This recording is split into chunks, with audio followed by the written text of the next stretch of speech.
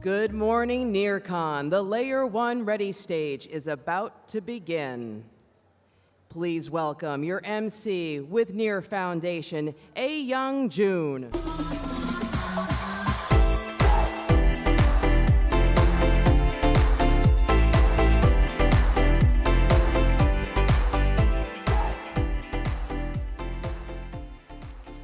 Good morning, everyone. Welcome to day 2 of NEARCON. Yeah! I hope everyone's having a great time. Day 1 was full of amazing talks, panels, and obviously interacting with our ecosystem booths. The hackathon is in high gear right now. We have another day full of amazing talks, another day full of amazing panels, and hopefully lots of amazing conversations for you all to have. We do have some really cool things happening at the moment and going on throughout the day. Like I said, the hackathon is going on right now. There's a lot of builders hacking away.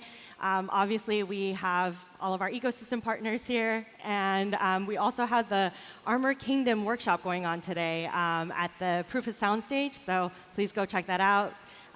We have just 2 more days.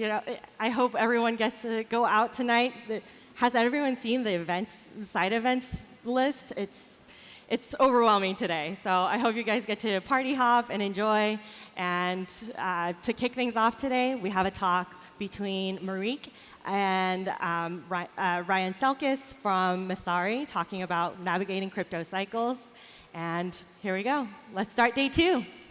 Hello, Ryan. Thank you so much for being here with us at NEARCON, albeit remotely, but thank you so much for taking the time. I know the NEARCONians that are here, or the Nearians as we call them, will be absolutely delighted to hear about your perspective on the market and what's going on, because many of us actually fan readers of Messari, but also what you write. So thank you so much for taking the time.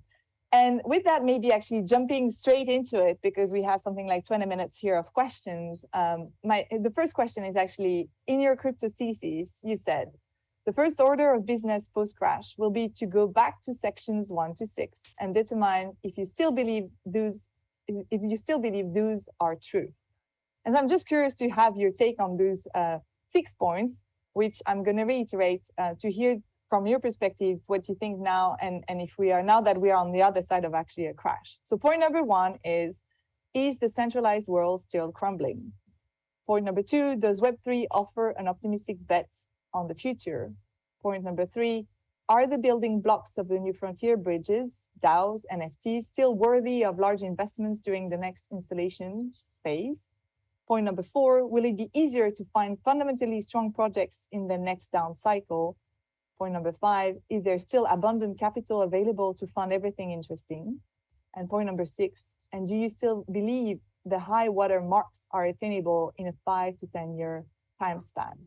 So where are we on that? Where do you think we are? Well, I think everything is played out pretty much to a T from what I wrote what I wrote last year. I certainly didn't predict the extent of the downturn or exactly how things would unravel. But having been through a couple of cycles, it's not necessarily surprising, right? And it's also not necessarily surprising that crypto was not as resistant to the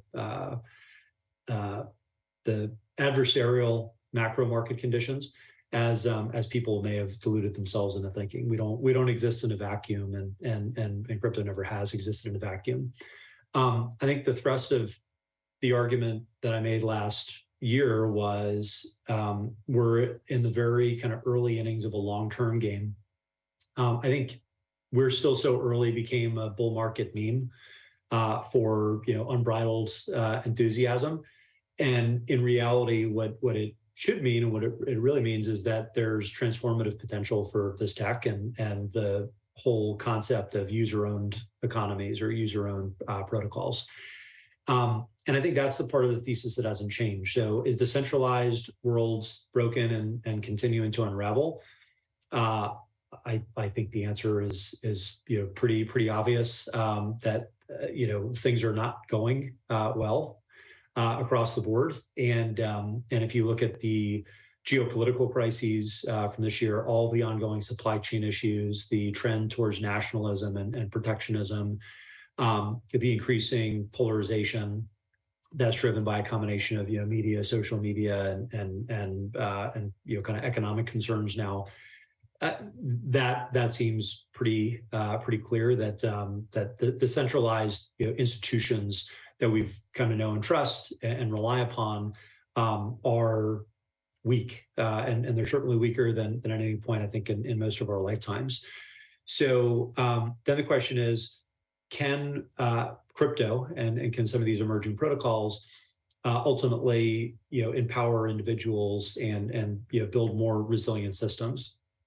And depending on your perspective, crypto critics will say, well, obviously not. Just look at Q2, and all the cascading liquidations and the downturn that all assets have seen, the amount of consumer harm, and then the kind of disappearance, I think, of a lot of the crypto audience as the errors come out of the balloon, right? So now the question is, who are the kind of true believers, and where are the areas of greatest potential for mainstream adoption of crypto? And I think that's a lot of pockets of innovation that had their MVP moment, their kind of very earliest glimmers of hope and promise in the last run.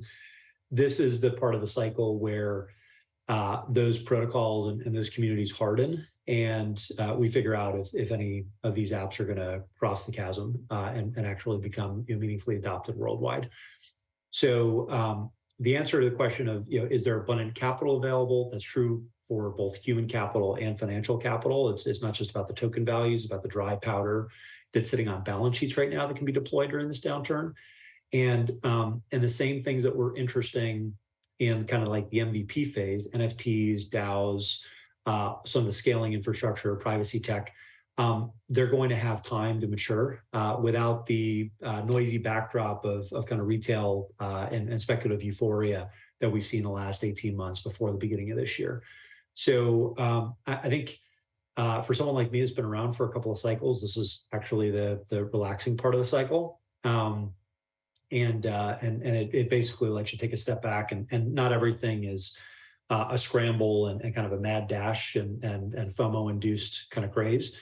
But you have time to think, kind of long-term, what are the problems that need to be solved, and what are going to be the solutions that really transform this industry and ultimately transform society.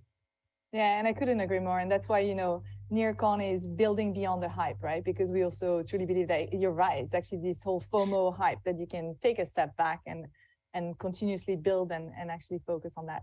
And actually, so Near is a layer one, and talking about layer ones and building beyond the hype. What's your view? What's the bull and the bear case for layer ones? What's your vision for? Is it a multi-chain future? What does it look like?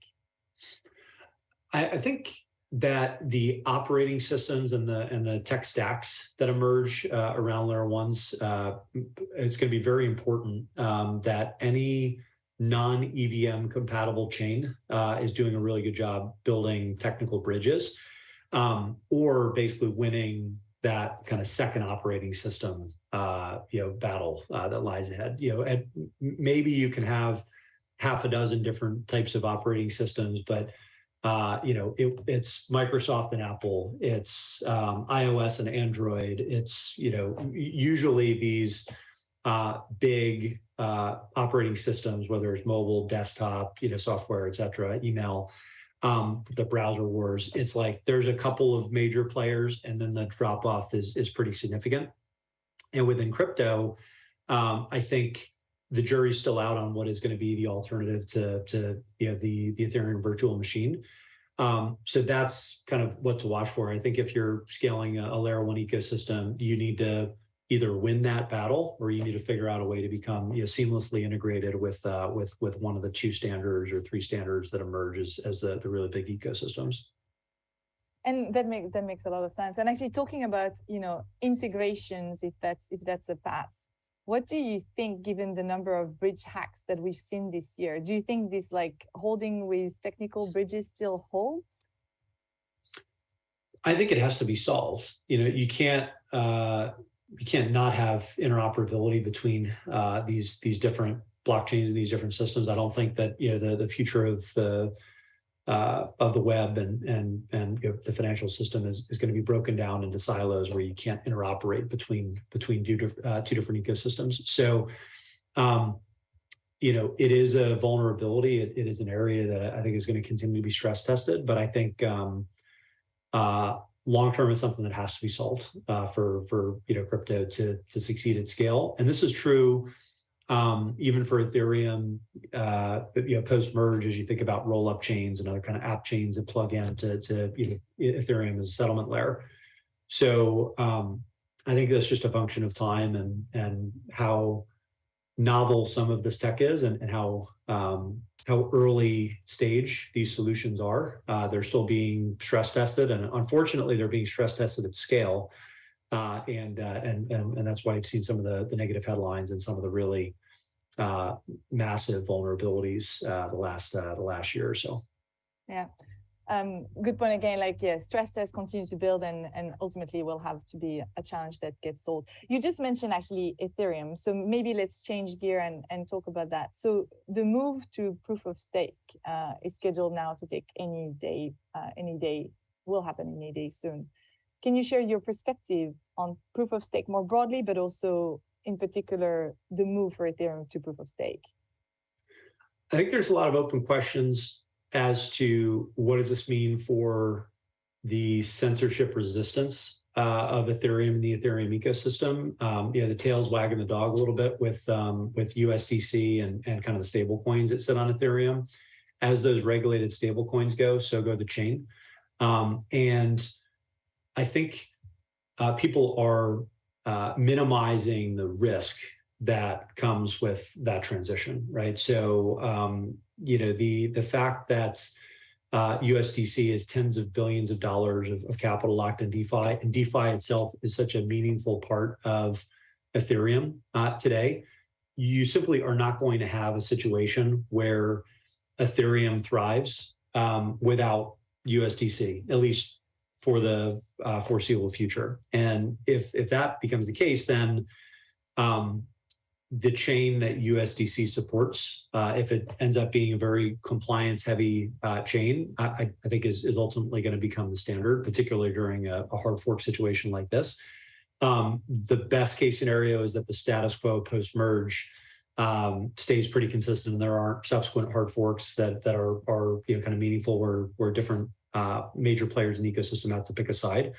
And that in and of itself is a little bit of a defense. So it's one thing to have a hard fork scheduled and have people pick a side. It's another to be forced into a hard fork. So it's one thing for compliance-focused teams to signal that they're going to be on the proof of stake side, and basically that's where all the stablecoin assets are going. So that's where all DeFi is going.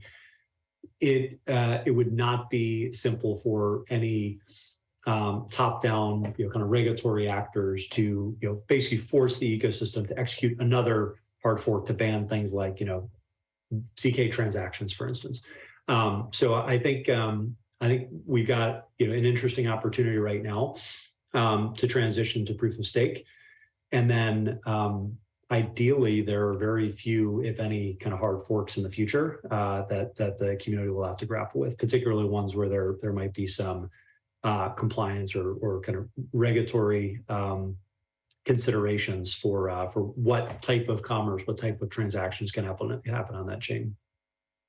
Yeah, and maybe let's actually double down on that, because you've been mentioning compliance regulation quite a lot, and where's the world of DeFi going? And you've been quite a loud voice actually on regulation and policy seen of late.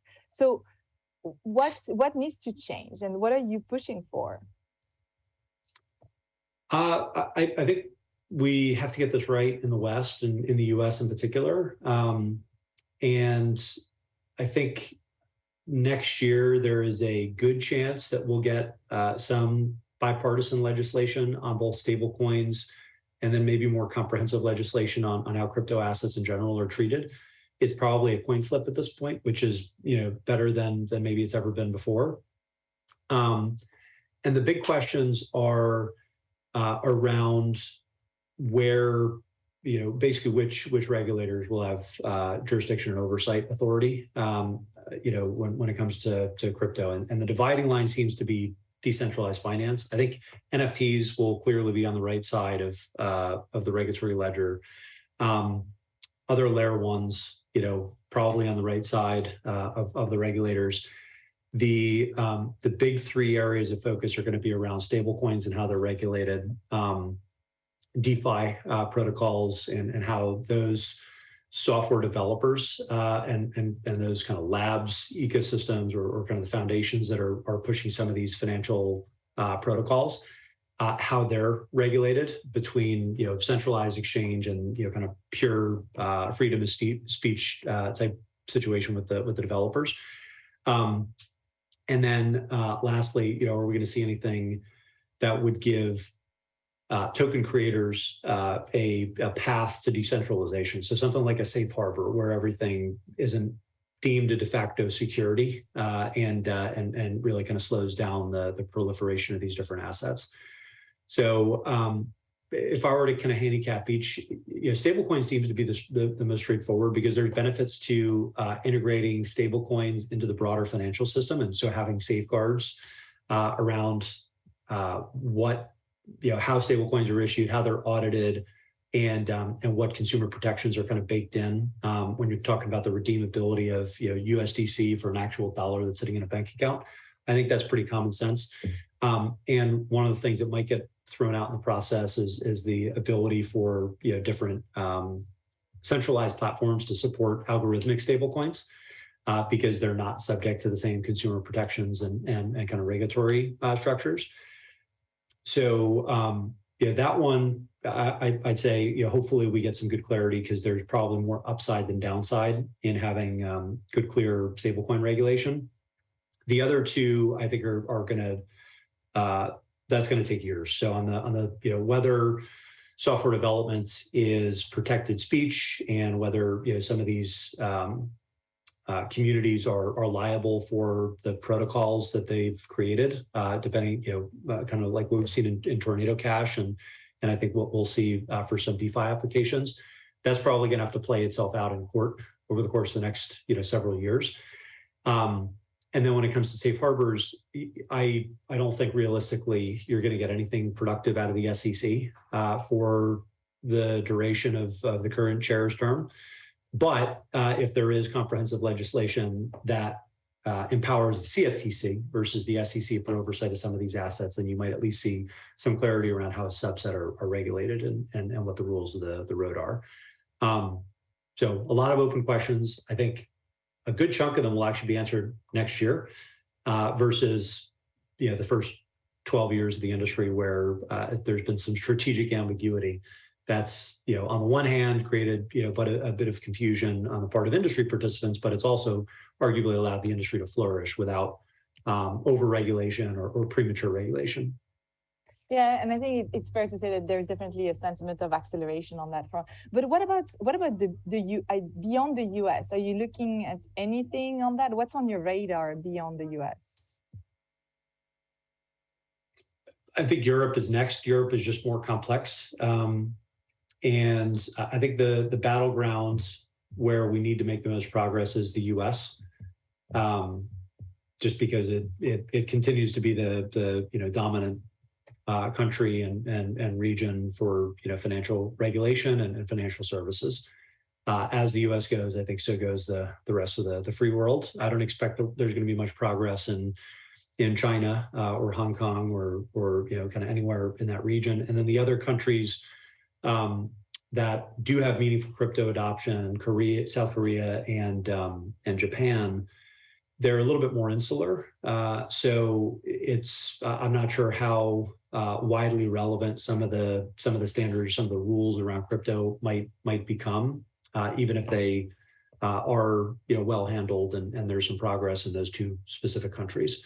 So I think it remains very U.S. centric. I know this is coming from someone that didn't even fly in for the conference, so maybe that would take that with a grain of salt. But the biggest opportunity right now And the biggest threat is in the US, because if it breaks the wrong way, I think it sets the global industry back pretty significantly. Yeah, and I agree. And I think that's a fair statement, right? There is all eyes on what's happening in the US, and then that will trigger actually movement in other regions. Maybe one last question, actually, and to close off. So most of your thesis, and as you've actually discussed in the introduction, is that institutional trust is in long-term decline, right? And that therefore Web3 replaces that. But how can we ensure that actually we create a more equitable, better institutions in Web3? What tips would you have as, people here at NEARCON building beyond their hype? They should have that in mind, right? So what does that look like? I think disclosures and kind of transparency and auditability of services is pretty critical.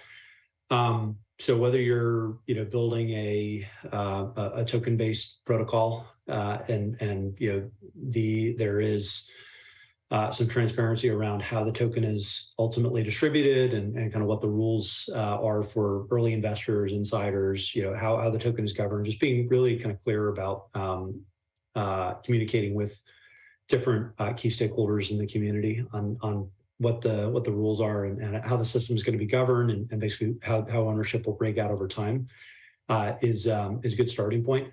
And I think the same thing is true for centralized services when it comes to reserves and being transparent with customers about risks of the financial products that they might support, or exactly what risk users are taking on versus the platforms that are taking either custody or facilitating certain consumer commercial activity. So it's not rocket science, but I think it's important that builders within the industry think about the spirit of existing regulations and consumer protection laws, and start building that into their processes and their products themselves. Because if they don't do that, it's going to be forced upon us. So there's not really much of a choice. Well, perfect way to end up. And Ryan, thank you so much for taking the time to be here, albeit remotely, but with us at NEARCON. I know you also have mainnet coming up, which looks absolutely fantastic. I'm looking forward to being there. So thank you so much for a thought-provoking conversation, which definitely was a great continuation from all the stuff we all read every day that you write. Thank you. Thank you.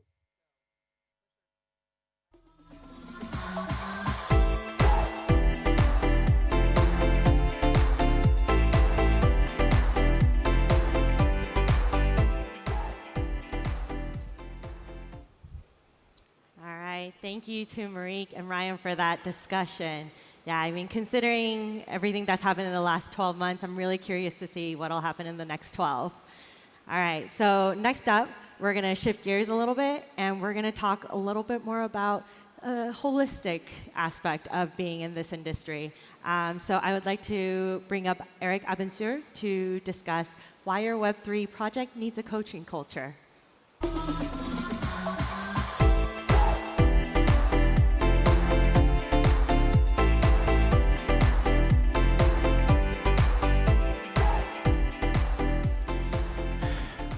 Thank you, Ayoung. And I would like to take the opportunity, first of all, to thank Ilya, Marieke, Jack, and Kem, and the rest of the NEAR Foundation to have invited me to speak on the stage. It's a privilege. And also because I wanted to make an announcement, very important announcement.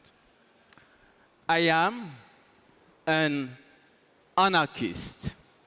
Yes, I am. That may surprise, and I see some people smiling, the people who know me. But if you read in Wikipedia the definition of anarchy, it says it's a society freely organized without governing bodies, without authorities. And I would love to live in a world fully decentralized, fully transparent, where everyone feels empowered and accountable, where the promises of the Web3 movement are delivered for a better world.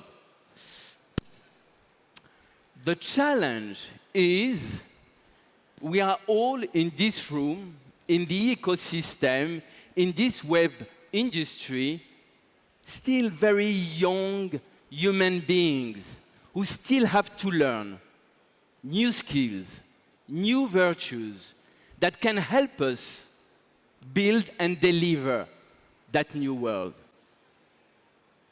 And they are very hard to learn. I'd like to share with you an insightful story. So, you have to imagine London, April 2003. It's raining, like here actually. And I've been CEO of a telecom business for 6 months.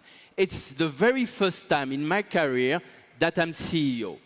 So I'm sitting in my office with my coach, and she's going to present me the result of a 360. So for the people who don't know what a 360 is, it's a set of interviews of people who work with you to assess your leadership style. So she said, okay, Eric, I'm going to give you the result of my investigation. But first of all, I have a question for you.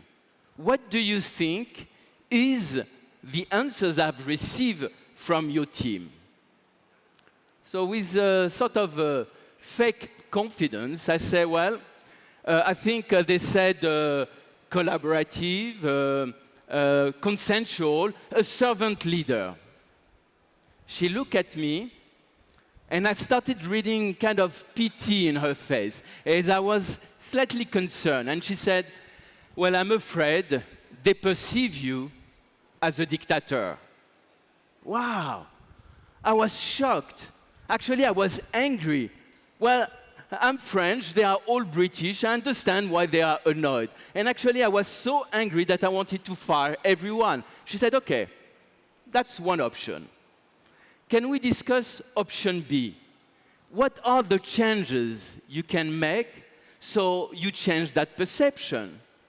So I asked someone to get involved in my team meetings and to observe me. And I had that tendency to give my opinion first, all the time, whatever the subject, that typical imposter syndrome.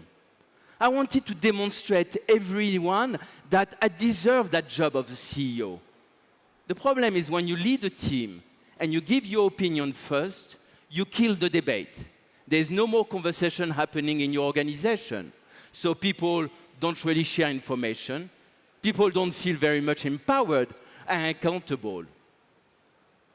Yes, I had the best intention of the world. I was asking them their view afterward, but that's too late. That's the thing is, we judge ourselves based on our intentions, but people judge us on our behaviors. And that gap is what we call a blind spot. And I was CEO of a telecom business, and internally, the culture and the way we were working didn't deliver the promises that we were making to our consumer. And if there is one message, a single message I want you to take away today, if you really want to deliver the promises of the Web3, you have to master some skills, and specifically 3 skills: self-awareness, active listening, how to give feedback, so you can develop within your organization a culture where everyone behaves as a coach, as a prerequisite to deliver internally the promise you're going to deliver on the world. And I will come back to that. I'm 58. So I've been walking around, looking at the speakers, and I realized, very sadly, that I'm probably one of the oldest attendee at that conference, if not the oldest. So after a short moment of depression, I tried to do my job as a coach, so I tried to shift from negative emotion to positive emotion. And I said, okay, I was there in the early 90s when the internet was born. And I remember the promises at that time, the transparency, everyone connected, the endless opportunities. We were talking also about decentralization, everyone empowered. But we ended up with few tech giants controlling our transactions, controlling our identities, influencing our behavior, sometimes for the good, often for the worse, and most of the time without our knowledge. So what happened? Well, the millions of organizations at the beginning of Web 1 and Web 2 didn't have internally the promises that they were delivering to the world. They were organized vertically, very centralized, a lot of hierarchy, a lot of managers' layers. If we really want to deliver the promises of the Web3, we cannot keep working like the way we've been working for the last 100 years. That's not going to work. And actually, even before Nakamoto published his paper in 2008 about Bitcoin, there was a number of organizations worldwide, web-related or not web-related, like Patagonia, for instance, who had enough of that type of organization. They were frustrated. So they started reviewing a number of aspects about their organization. So they review, for instance, the way they were making decisions significantly more collectively. And to achieve that, therefore, they had to share significantly more information across the organization. And then they started saying, OK, and maybe regarding the performance review, do we need to have the manager doing it? Can't we put in place a peer-to-peer performance review? And when we have a conflict, do we need to have every time the manager involved to resolve the conflict? So they're trying to find some different way to resolve conflict. And bit by bit, they're starting removing managers' tasks and responsibilities, reducing the layer of management in their organization, having an organization significantly more flat, more transparent, more decentralized, where people feel more empowered, more accountable. Yes, you recognize the promises of the Web3 movement. So the problem is to put in place those new governance processes, it's very difficult. It's very difficult for the reason I've just mentioned with my own personal story. We are human beings. We love to make up stories. We spend our time guessing people's intentions when actually we barely understand our own intentions. We make up stories, and in that remote work environment, we make up even more stories than usual. You know, we are coded, we are wired to be binary. It means when we meet someone for the very first time, we make a decision whether that person is a threat or safe to us. And safe to us is very important because it means we're going to be able to share power, to let it go, to be more transparent, to be more vulnerable. That decision we make is made in less than 200 milliseconds, a blink of an eye. So we make those decisions. We make up those stories, and they are based on what? Our personality traits, our education, our culture, our life experiences. So we have to understand how is our bias, what is our stories, what is our blind stories, if we really want to deliver that new way of working. We have to create a new culture, a culture where everyone is completely aware of the positive and negative impact they have on others and commit to address them. A culture where we feel heard. A culture where we can give and receive feedback respectively and effectively. A culture where we are capable to deliver on our commitment. We walk the talk. It's a coaching culture, a culture where we are safe to be who we are, safe to learn, safe to ask questions, safe to make mistakes, safe to contribute, safe to challenge.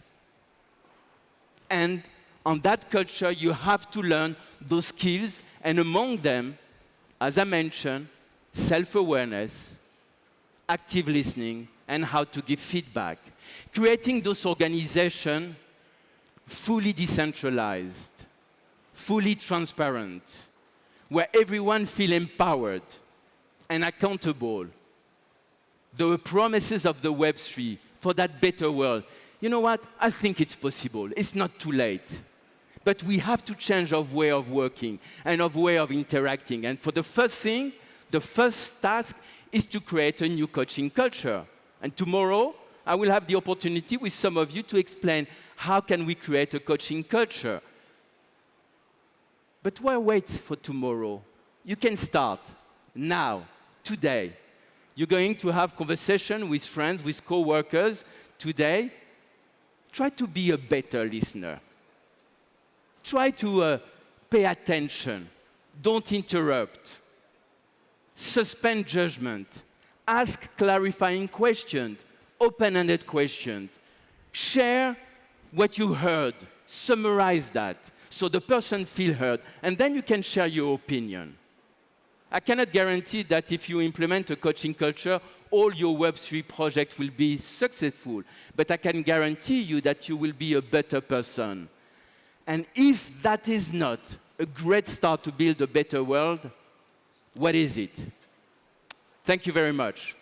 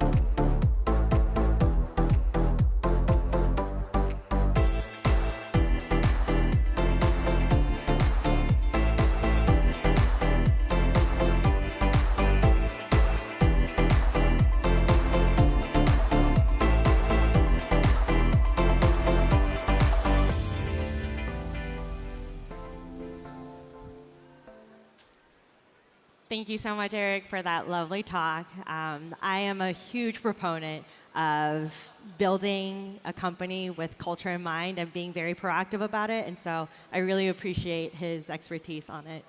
All right, cool. So I guess first off, I mean, I don't know if you all have claimed your PO app, but definitely scan the QR code. Make sure you can prove that, hey, you were here at NEARCON Beta, right? 2022. All right, so next up, we have an amazing panel that's going to discuss how we are going to get to onboarding the next billion users. All right, so I'd like to invite up to the stage Baek Kim from Hash, Maria Shen from Electric Capital, Richard Muirhead from Fabric, Xiao-Xiao from KKR, and Dani Osorio from MetaWeb Ventures.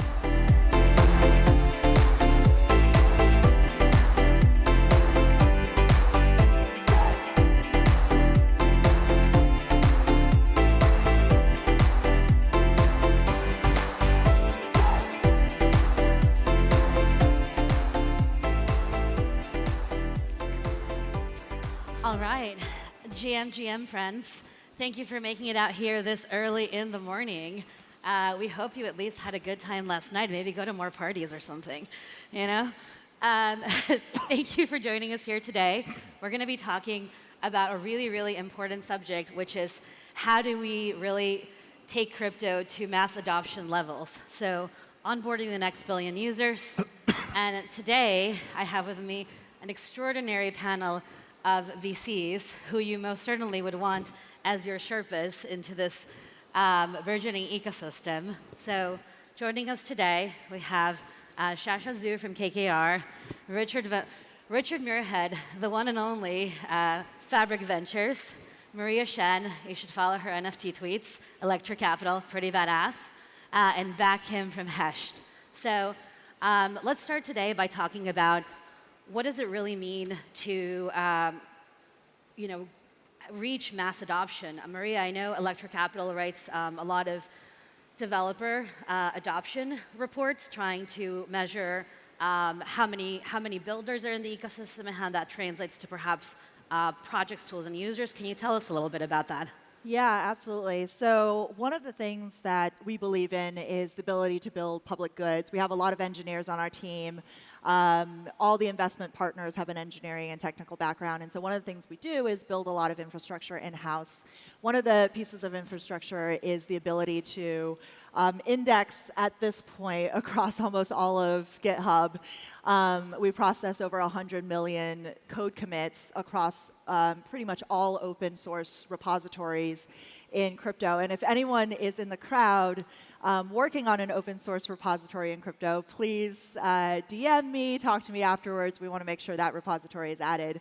But from the commit level, we actually roll that up into individual developers to understand what does developer growth look like across all of crypto. What about developer growth in DeFi? What about developer growth in NFTs, on Ethereum, on Near, on different layer 2s, across different individual projects?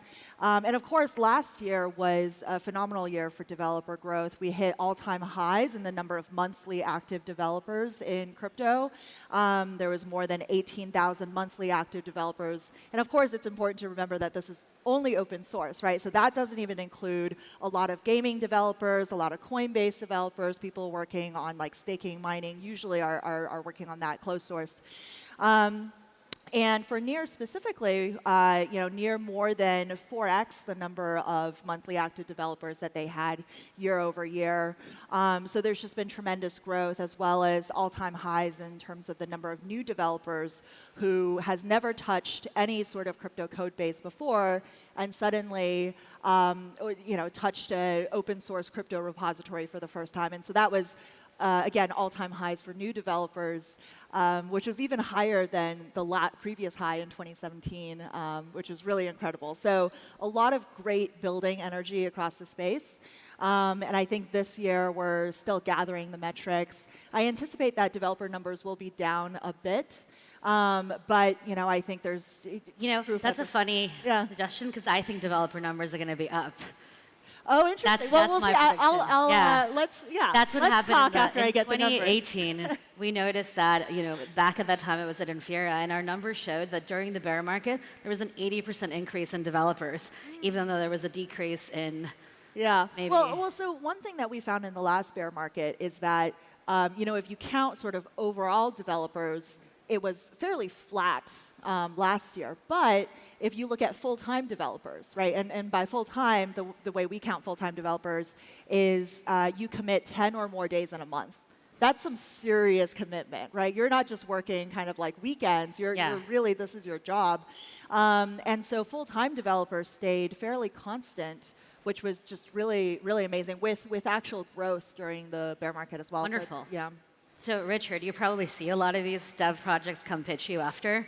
How does that translate into usage? Yeah, funnily enough, I was wondering exactly the same point, and was actually thinking we should sort of put it back to everybody here. But if you've got 80,000 developers active each month, and as you said, pretty seriously active, I don't know what your numbers are actually for the number of apps that that has resulted in. 18,000, but this is monthly active and only in open source. Sorry, right. Only in open source. Yeah. But then in terms of users, stepping back a little bit, I think that we need to sort of break it into three parts. So there's kind of like the apps that are out there that are sort of popular and why they're actually popular. Come back to the second one. Then there's the dev activity and what we can do to improve the developer experience. And then there's the user experience and what the frictions are that are involved. And I think related to this first point about what are we actually using Web3 for, I think if you speak to anybody in the mainstream press, especially someone in the Financial Times, for example, they're pretty skeptical that there is anything beyond, some things that are a big casino-type activity in DeFi or some pretty spurious use of NFTs.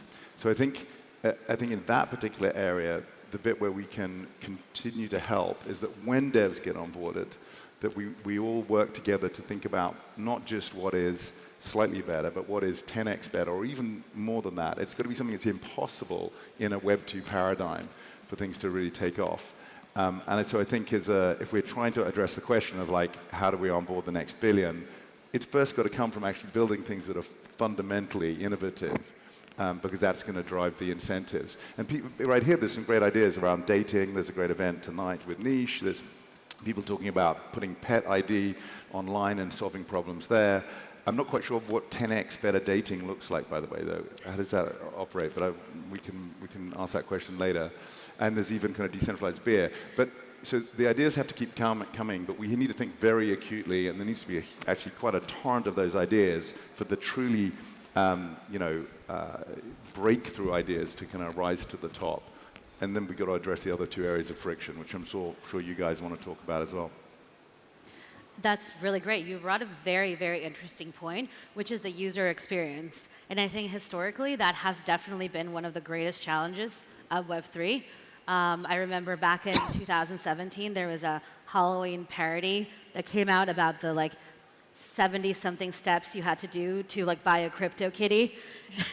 So I think that technology definitely has to adapt to people, because people are not going to adapt to this very, very convoluted technology. And I think we're finally in a stage in Web3 where we're seeing projects start to abstract away concepts like an easier onboarding, abstracting away gas fees because they're really for cars, being able to enable users to have usernames instead of long strings of text. But maybe, Baek, you can tell us a little bit about how you're seeing the user onboarding flow change and what you think still needs to be improved.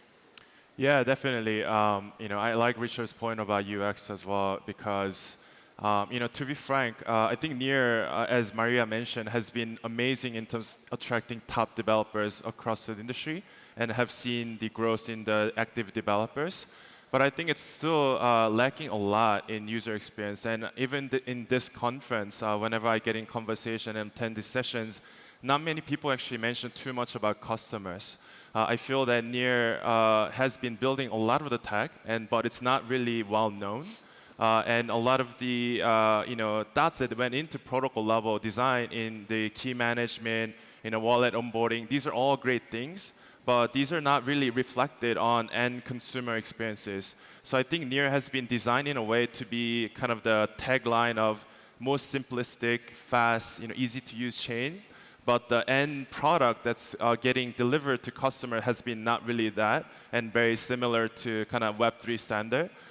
So with this topic of getting to next billions, I think as a Near community, we need to start really thinking about what customers really need and what they're going through. And I think Near is still one of the hardest token to get access to, and a lot of these ecosystem tokens are still hard to get to. Mm-hmm. And it's combined with a lot of the institutional on-ramps, but also with the UX and wallet support.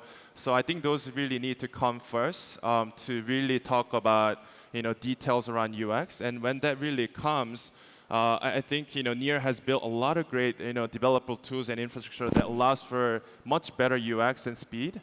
So I'm really looking forward to that to do so. And for our fund, we're interested in that we started with our own, we self-funded our fund, and we have our balance sheet to build our own studio. So now we have over 130 engineers in our studio called Unopen, where we build our own games, MMORPGs, and web apps, social apps. And we're trying to build more on Near, and we are noticing that the technology is by far ahead of a lot of the chains, but we didn't realize until we started building, even as an investor. So we're finding a lot of the good parts, and I'm pretty excited about some of the Near UX problems to solve on Near.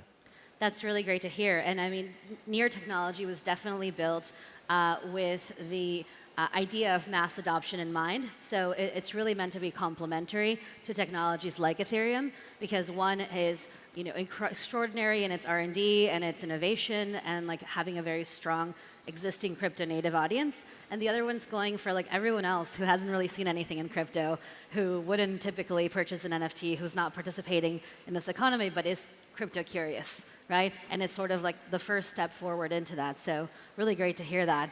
And you'll be happy to know that the long-awaited Coinbase integration apparently happened between Near last week. So hopefully a lot more people have access now to be able to engage with these platforms. That being said, Xiao-Xiao, you come from a pretty traditional space. I mean, KKR is like as institutional as things go. So like, why are you here? Why are you investing in Web3? Well, I think, look, if you think about the key friction points that are still maybe preventing the space to really full go, towards mass adoption and really mainstream. I mean, the categories, I mean, many of them were mentioned. There's obviously technical barriers around scalability, carbon footprint, security. You know, there's tremendous progress being made, including by NEAR and, Merge. But the other categories are, I think, equally important, right? Yeah. That there will be a timeline. But to Richard's point, like, are you seeing things that are like 10x better than what you would see in the traditional world, and that's making you come here, or are you? Not many yet, right? Okay. But the disruption. Where do you think those will be? Like, what are your projections? Look, I think on the sort of friction points, there's a lot of, also operational things. Regulation obviously is a big barrier, but we can't control that as investors and builders. So really the things I think that we can change is on the technical front or the operational front, which is, around, how helping founders, Web3 founders, to do their job simply better in an easier way, as well as then market, right? So user adoption, user experience is very important. But then also really thinking about those big gateways upon which, big swaths of users can actually onboard into this crypto or Web3 journey without even realizing necessarily that they are like having to sort of download a wallet or actually engaging in this new asset class. And I do think, a lot of the use cases we're currently seeing is around, entertainment, sports, music, film, etc. Okay, so yeah. that is sort of That's the category. Gamings, right? We're starting to see developers and founders that that are utilizing blockchain technology and Web3 technology, but don't actually put it on their headlines, right? Awesome. And that's sort of, I think this is probably the way to go. And I do believe there are like probably many other sectors where founders haven't even really spent a lot of time on. And I'll just give an example. Renewable energy, right? So what if we could sort of tokenize energy generation, right? That's really good to know. Richard. I'd love to build on that, because I think we should look for where there's already been a bit of a wedge made and there's some success kicking off, even while we look for those kind of super 10x impossible apps to build and things that are super worthy. And one example I'd like to point to is, it's in our portfolio. It's so rare, and it is absolutely a great example of how it's all taking off in sports, entertainment, and in culture. And you can own players with different levels of scarcity. You can participate twice a week in a game, so it's got utility, and there's definitely skill involved in it also. And I think that's not currently running on NEAR, but to loop it back to some great activity that is on NEAR, the SailGP stand is out there, and I'm sure most of you have seen it, and if you haven't, you should go and check it out. I mean, it's an incredible sport, but I know talking to the team there, they're really piling into this question of how do you come in and have a normal authentication that's Web 2 and have you have Web 3 authentication, and how you selectively share your information, how you make it obviously sort of seamless, and then tie it into everything from sailor or helmsman ownership through to team ownership, and obviously you can build games on top of that. And to Baek's point, if we're thinking about what's going to happen, how we're going to get the next billion on board, we're seeing now there's cycles of development of games, say 12, 24 months, could be in your studio, also in other studios. And when those games that have been built by kind of true, tried and tested, AAA, games developers come to light that are launched with the kind of UX we need, we're going to see a major, step up in usage. And I think that's the kind of thing you could build on SailGP. But famously, a few people have said this, so let's not ascribe it to one. You want to look for the things that begin toy-like, that become almost they start almost seemingly trivial. They are literally perhaps a game, and that's the clue as to where things are going to go. And if you think about the example of obfuscating some of your private data in the context of the SailGP game, where this can go, and it will help enormously, is into the whole realm of DeSci, or decentralized science and open health, as we like to call it, where still issues about privacy, preservation, are stopping us really tapping into the power of the data economy and what it can do for health. And we probably, none of us need that pitch to us, given what we've been through the last couple of years. Awesome. I think you bring up a really good point with gaming as a potential entryway to Web3. I think we hear a lot also about NFTs as sort of the first stop for a lot of consumer journeys. And so Maria, if you can tell us a little bit about how you see the category evolving. I know that 10,000 style PFPs were all the rage 2 years ago, but where are we headed next? What are you seeing on the front lines? Yeah, I'm very bullish NFTs. I think this is, and we've already seen this, right? This is no longer a thesis that NFTs are bringing mainstream people into the space, and it's bringing in people who would have never even considered crypto before. And in fact, bringing in people who don't really know how blockchain works or what it means, which is great. I think that's exactly what we need. I remember going to crypto meetups in 2018, 2019. It's a very different crowd than the types of people that you can meet now at a crypto meetup. And a lot of those new people are coming in because of NFTs, because of DAOs. And I think it really speaks to the utility and kind of the ability for people to form emotional bonds with some of these assets. These are things that because you own it and because it is unique to you, you can form an emotional bond. And I think that's actually very important. Like we're all just primitive monkeys at the end of the day, and I think these types of ownership paradigms, even though it seems trivial that we used to be able to own things in the physical world and now we can own things in the virtual world, and that seems like a small step, is actually quite revolutionary. Because if you think about the fact that we used to have newspapers and then we digitized information, that was a seemingly small difference, but was actually transformational, right? We used to have physical money, and now we've digitized money. That's a transformative difference. And so I think having physical assets and then having virtual assets is, in a similar way, completely transformative because of the fact that you can now program these assets. I think we're already in a space where I was looking at this today, where Tonic, a DEX on Near, just introduced a liquidity program, and you can participate if you own a greedy goblin, which is an NFT, and so and that's awesome. I think that's exactly the types of things where I can't think of, I own a car. My car doesn't get me access to special spaces. So you're bringing up the topic of really utility for NFTs. So the first type of utility is token gating everything, right? And it's sort of the first line going after the right-click save mode, which is, do you really own this if I can right-click save it, right? You're like, yes, because I can use it to do X, Y, Z, exactly, right? Exactly. And so what goes beyond token gating? Like, what's next?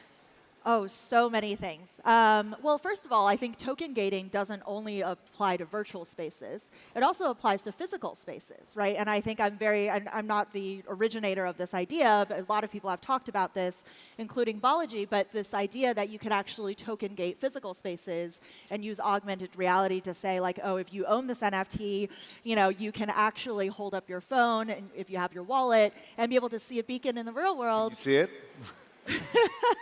I can. You can't. You must not have access to this. And I think the way that some of these things can fade into the background is really interesting. But the thing I'm truly excited about is, again, back to this programmability. It's not just transferring. It's not just owning these assets. It's now that you can write rules on top of these assets. What does that mean? And I think being able to write rules on top of assets to say, like, maybe it can trade itself. There are some protocols on Ethereum now called, like, for example, Verse protocol, which is the ability for NFTs to actually buy and sell itself, which is a wild concept. Like, you can't walk up to a house and buy it. Like that doesn't even make sense.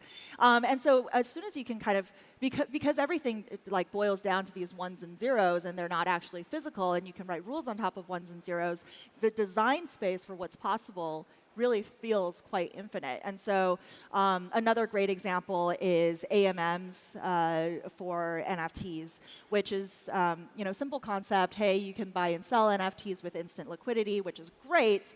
But with that primitive, you can then have collection-owned liquidity pools that can, so perhaps the collection can then use these trading fees to incentivize their own collection holders to perhaps stake their NFTs or to prove that they're long-term holders. There's kind of all these permutations you can do.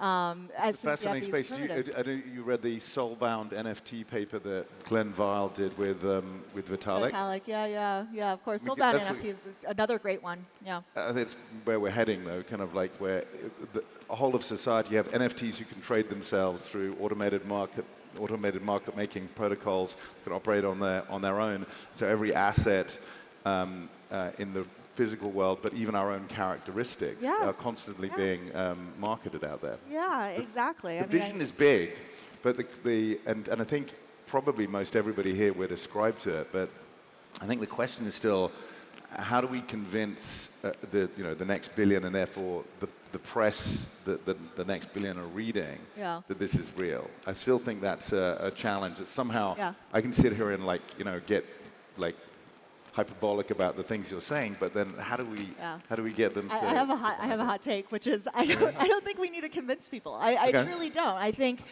think we start why is it that the UX for crypto is not great, right? Like I can't use anything in crypto the same way I use like a Robinhood or an Instagram or a TikTok. And I would argue that's okay, honestly, because I think the product market fit right now is a very niche group of people. And these are crypto native people. It's a small crew of people who, if you are a power user of DeFi protocols, you already know these design primitives. You don't need to have them explained to you. But there's not a billion crypto native people. There's not, but I think we need to start with a core, like any startup, right? If you but start is that with the problem? Core users, but do you think it's bad? I don't know exactly where you're headed. Like, do you think it's bad in the US because the user experience is bad, or it's just focused on a particular niche, or just because of the regulatory backdrop as well? That people are being protected from airdrops, or just not allowed to even use the service. as in the barrier is artificially high. Well, and that's because they're not the regulators are not convinced that this is actually something useful to society yet. I mean, maybe. I actually think the UX is not bad, right? Like UX serves a purpose. If the users you're trying to access can access your application, then your UX is not bad. And so I think the UX can certainly evolve, right, to hit a bigger and larger user base, but I think it's absolutely fine to iterate on your core users, which is a smaller, more niche, more specialized group of users first, prove out that there is product market fit, and then gradually evolve and expand. And I think it's a process. Okay, so I think what kind of comes next, at least for me, is really identifying like a new market, right? So there's product market fit with like a small category of people, and then it's like, how do we find product market fit with like a category that has billions of users, right? Something that can break out. You made a really good point about gaming being something that a lot of people are experimenting with, it being a toy. I definitely see that a lot. I actually saw something like there was a company called Blackdrop Market that was experimenting with creating primitives on composability with Near, which is like the NFT owns NFTs that owns NFTs. And then they move as like a collective and you trade them like together. So I thought that was an interesting concept. How do you govern that? I know, right? And I was actually wondering, Baek, if you see a lot of gaming projects coming your way, are they good games, or are people still stuck in the creation of tokenomics around games? And what do you see that being in the future? I think to your last part, we did definitely see like tens of pitch decks that mimic XC token model and try to raise, but I think we're kind of beyond that point. And going back a little bit to kind of you guys' point on NFT and adoption and UX problems, I think it's really hard for a certain chain or blockchain ecosystem to incubate NFT ecosystem from the ground up, because the actual creators of NFTs are not necessarily deciding those destinations based on tech. It's usually the environment around it that creates marketing, distribution, and something that really makes their artwork or assets appreciate in that market. Basically looking for kind of the environment with attention span of people. And not many, I think, layer ones are providing that environment for NFT creators or even games. Okay. So that's been kind of challenging.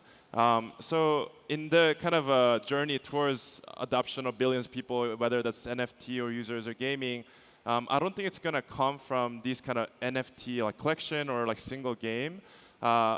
It's really going to be iteration of multiple of apps like Stepin, Sweat, where maybe those are not like the most sustainable tries and token economics, but I think they've done good for overall industry or the chain that they're part of by allowing people to use that app and realize that chain is a near or a certain chain and create a wallet and experience trading and experience what it works to, what it means to get incentive through token. And now at this point in the market, we've built a lot of these infrastructure already that it's easier to launch these kind of mobile web apps like Stepin now, relatively to last year or 2 years ago. So I think until maybe next cycle bull run in this bear market, we're going to see a lot of attempts of these kind of social, virality apps to try to see what really, works with certain market. And I think for Near has been trying to build a lot of regional hubs around the globe, right? And I personally think, many of their KPIs should be, discovering or building, 1 million MAU, DAU plus apps in each hub. Rather than doing a lot of like community events or like meetups. It really needs to be around what kind of adoption user-based apps are you creating in each of those hubs so that it doesn't matter if it's game, it doesn't matter if it's DeFi or NFT, but how many people actually try that experience on Near. So that's something that we're kind of looking for going forward. That's great. So I want to know when the next bull run starts.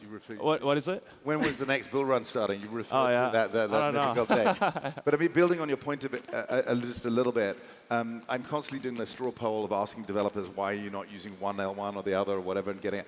And like it or not, at the end of the day, and everybody's familiar with the whole VHS Betamax story, if people, including developers, however rational they are, get attracted to the momentum of a space. And look, there's great momentum here since last year, 5, 6, whatever, 7x up on last year, in the down market.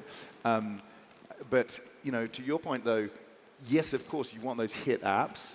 And I can put, at least from my vantage point from the Near Foundation Council, of course, everybody's thinking about it furiously. But it's like, okay, but we need to build community to attract the developers, who then one of them will build the app that's killer. Yeah. And so unfortunately, you can't necessarily go direct. But if anyone knows a surefire, million a day app, then just let us know. It's great. Yeah. I mean, everything is connected, but I think in each of a phase of a ecosystem, there needs to be a certain focus. And I think it's about time to really try many different kinds of UX and apps for people to try. I think one important also angle of like really onboarding a billion, it's not just let's try only build new things from scratch. But for example, KKR, we own over 200 portfolio companies that are market leaders, usually in the markets that they operate in. I think some parts of those companies, they will be disrupted, right, by Web3 technologies. And so it's also represented an opportunity, right? And so just to give you an example, we own one of the biggest independent music IP catalogs in the world, right? Billions of songs, we simply own them. And there, I'm just talking with the CEO really about like, what can we do, right? This disintermediation of IP ownership is coming through NFT. So how can we capitalize that before someone else does, right? We also own some of the biggest film production companies in the world, right? And for that as well. I do believe those represent new distribution and monetization channels. So I think also for a lot of the Web3 builders in this room, thinking about how we can work with like those existing also institutions is very important because they don't have the knowledge, they don't have the technical expertise, but what they do have is distribution, they have marketing, they have access to millions, tens of millions, sometimes billions of users, right? And I think ultimately the onboarding of Web3, it will be a combination of very smart new applications as well as a partial sort of onboarding of Web 2 and Web 1 companies. I think a lot of projects in Web 3 are trying to break and hack the systems that from Web 2. So there's definitely going to be a lot more use cases that are novel as opposed to maybe repeating or upgrading some of those technologies. But thank you for all the hot takes. Maria, last hot take of the night, or the morning, I guess. Billion users. What does it take? I'm not worried. I think they're going to come. I think it's a matter of time. Richard. Oh, you look like you want to say something. No, I mean, I can just comment on this point. I agree that there's the fundamental philosophical tussle between Web 2 and Web 3, especially in media. You know, nobody wants to be zucked for their entire kind of lives. But I also agree that you know, these media institutions are now really waking up to the threat/opportunity and doing something about it. And we thought that it might be the financial institutions, the herd, that as you know, Novo likes to refer to it, that is going to come and everything's going to take off. But it might well be the media institutions where it really kicks off first. And I've certainly seen, without kind of getting ahead of announcements, you know, great platforms in the Web3 space, you know, getting into bed together, so to speak, with, you know, great Web 2 platforms. And I think there's going to be exciting stuff happen, and that could be 1 billion users right there. Sort of like decentralized music, et cetera, et cetera. Yeah. Wonderful. Thank you, everyone. Thank you. Thank you.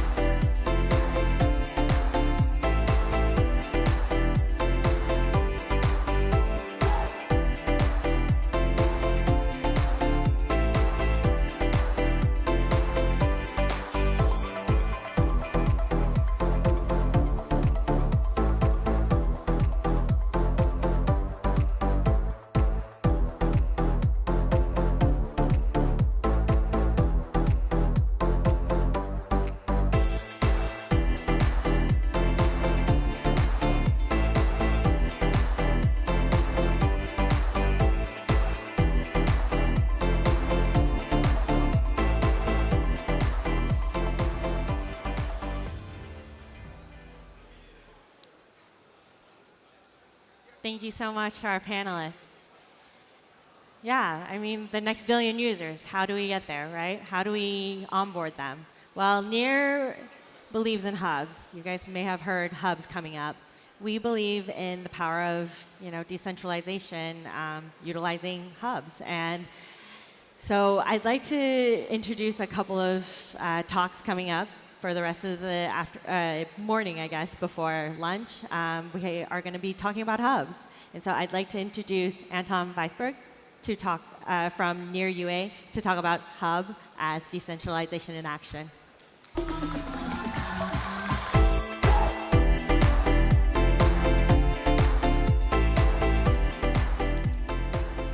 Hello. Good to see that many people are recovered from yesterday's parties. Looking forward for today's and for many speeches which are coming. I wanted to talk a little bit about hubs, about decentralization, what it means. Few words about myself. I'm leading NEAR UA or NEAR Ukraine. Except previously, I founded the company named Detrix, and that's how I started the journey with NEAR.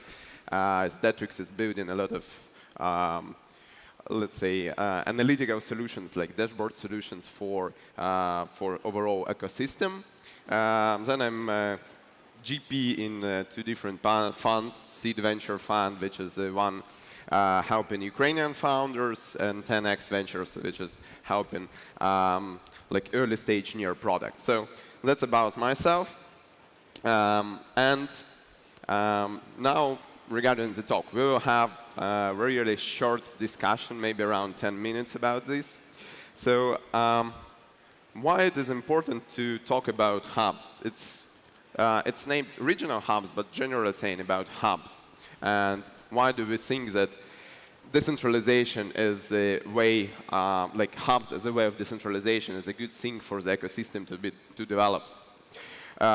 First of all, like what we are seeing is that technology is pretty unified. We are writing in JavaScript here, in Ukraine, in Lisbon, in States, and the technology itself is pretty similar. So when we are talking about user experience, it's pretty different in each country or in each language. And for example, we are used to using different mobile apps. We're using different mobile banking solutions, different maps, and so on. And in this way, the way to build without limits and the way to reach 1 billion users is a way to do it differently for each of these solutions. And that's why we are thinking about localization. That's why like the true decentralization is about building like different user experience, maybe based on the same technology. And in this way, like this is two different localizations for two different things, maybe for developers separately, for users and use cases separately. But that's why we think that it's super important to have like localized hubs, maybe not only separated by geography, regions, but more about having their own expertise and area of responsibilities. That's why I'm going to talk. I can talk about what I know, so I'm going to talk about our hub and how we've built it, and what do we have. We have around like 50 people here in Lisbon. It is built on 3 pillars, basically. When we are talking about the hub, we have, first of all, product lab. We are building the products by ourselves, and the majority of these products are coming from our own experience, and that's why, like I've mentioned, like Datrix. Then we do have a few other products I will mention. Then it is like a fund. Naturally, we have a lot of people coming to us for expertise, and the majority of the teams we are seeing as a first touch with the ecosystem. So it makes perfect sense to have like venture arm. And third part is events, marketing, building the community, building the understanding of building like brand awareness, and gathering the people who are interested in the same values and the same technology. That's what we are doing. So the most common question I have is like, OK, you are near Ukraine hub. Where are you? We are in Lisbon. We are based physically in Lisbon. Some of our teams and some of our people for sure work from Ukraine and all over the world. And because of the war started in Ukraine, when Russia attacked Ukraine, we moved the majority of our teams and now building more like European hub rather than Ukrainian, but physically they're established here. And that's why we are doing a couple of things, like some initiatives like AVFI from Ukraine and a few other stuff. Few more words about, like in detail, what are we doing. Product lab. Maybe product lab is the largest and the most important part of what we are doing, and it's how it started. We are starting the products from our own experience. First of all, like we are having this Datrix in Bombay about analytics, about how to bring on-chain, off-chain data. We have like central bank digital currency or CBDC projects. We have the projects which are coming from our own needs, such as GigPay, when we understand that it's hard to pay to the contractors, especially like in Ukraine, because of some limitations. And that's why we are creating the products for ourselves and like building it as a like venture model. And we really think that it is important for us as an ecosystem to make the projects or products like either profitable, and that's why we have this product lab model or like venture builder model. Because when we are talking about the adoption, in the end of the day, like the measure of how the market appreciates you is like is actually a financial one. So that's why we are building it as a profitable product lab company when we finance our teams from the very beginning, but then they're raising their money by themselves. By the way, for the majority of the products mentioned, you can just stop by our booth, either NearUA or the Infinity, GeekPay, Datrix booths over the conference. Second thing we are thinking is super important is understanding of what's going on for developers. And we are doing these hackathons. We've started in Kyiv. We are doing it here in Lisbon. And this is what we're going to do more and more. And it's important to be consistent in this way. And right now, it is a hackathon going on. So, this is major part of what we're doing is related to events and marketing as well. This was, for example, the example of the conference we've done in Paris. We've created Near Space in Paris, and I can see from the people who are here that some of us were here as well. The third pillar, as I mentioned, is a venture arm. We have a target funding of 20 million. We're investing into the early stage products who are starting building on Near or who will actually contribute a lot in a Near ecosystem. So come stop by our booth and talk to us if you are looking for financing. And we really have a really good pipeline, not only for Ukrainian founders, but generally saying. So one more important thing to mention, when we are building something and when we are thinking about decentralization, it's not only about doing something by ourselves, which is also true, but about building a good partnership. So we wanted to have a good events department. We wanted to do it in a different way, much better than we do. And so we, for example, partnered with the guys from Philosophia who joined our forces together, and now we can do the events on the next level. So partnerships are kind of the thing we are treating as a way to move forward and to decentralize it even more. And maybe the last thing I want to mention to finish this talk is still partnerships are good, but if we cannot find the solution either in the ecosystem or overall, we think that this is a good thing to build it by yourself. And just a funny story is that we were lacking a number of developers at some point of time because we started 4 projects simultaneously. So eventually we've created the Near Hire, which is the kind of recruitment agency, internal one recruitment unit for ourselves. So this is it from my end. What I wanted to say is we are super happy to exchange the thoughts. How do you think about the decentralization? What do you feel about this? But this is the way how we look at this. So thanks for having me.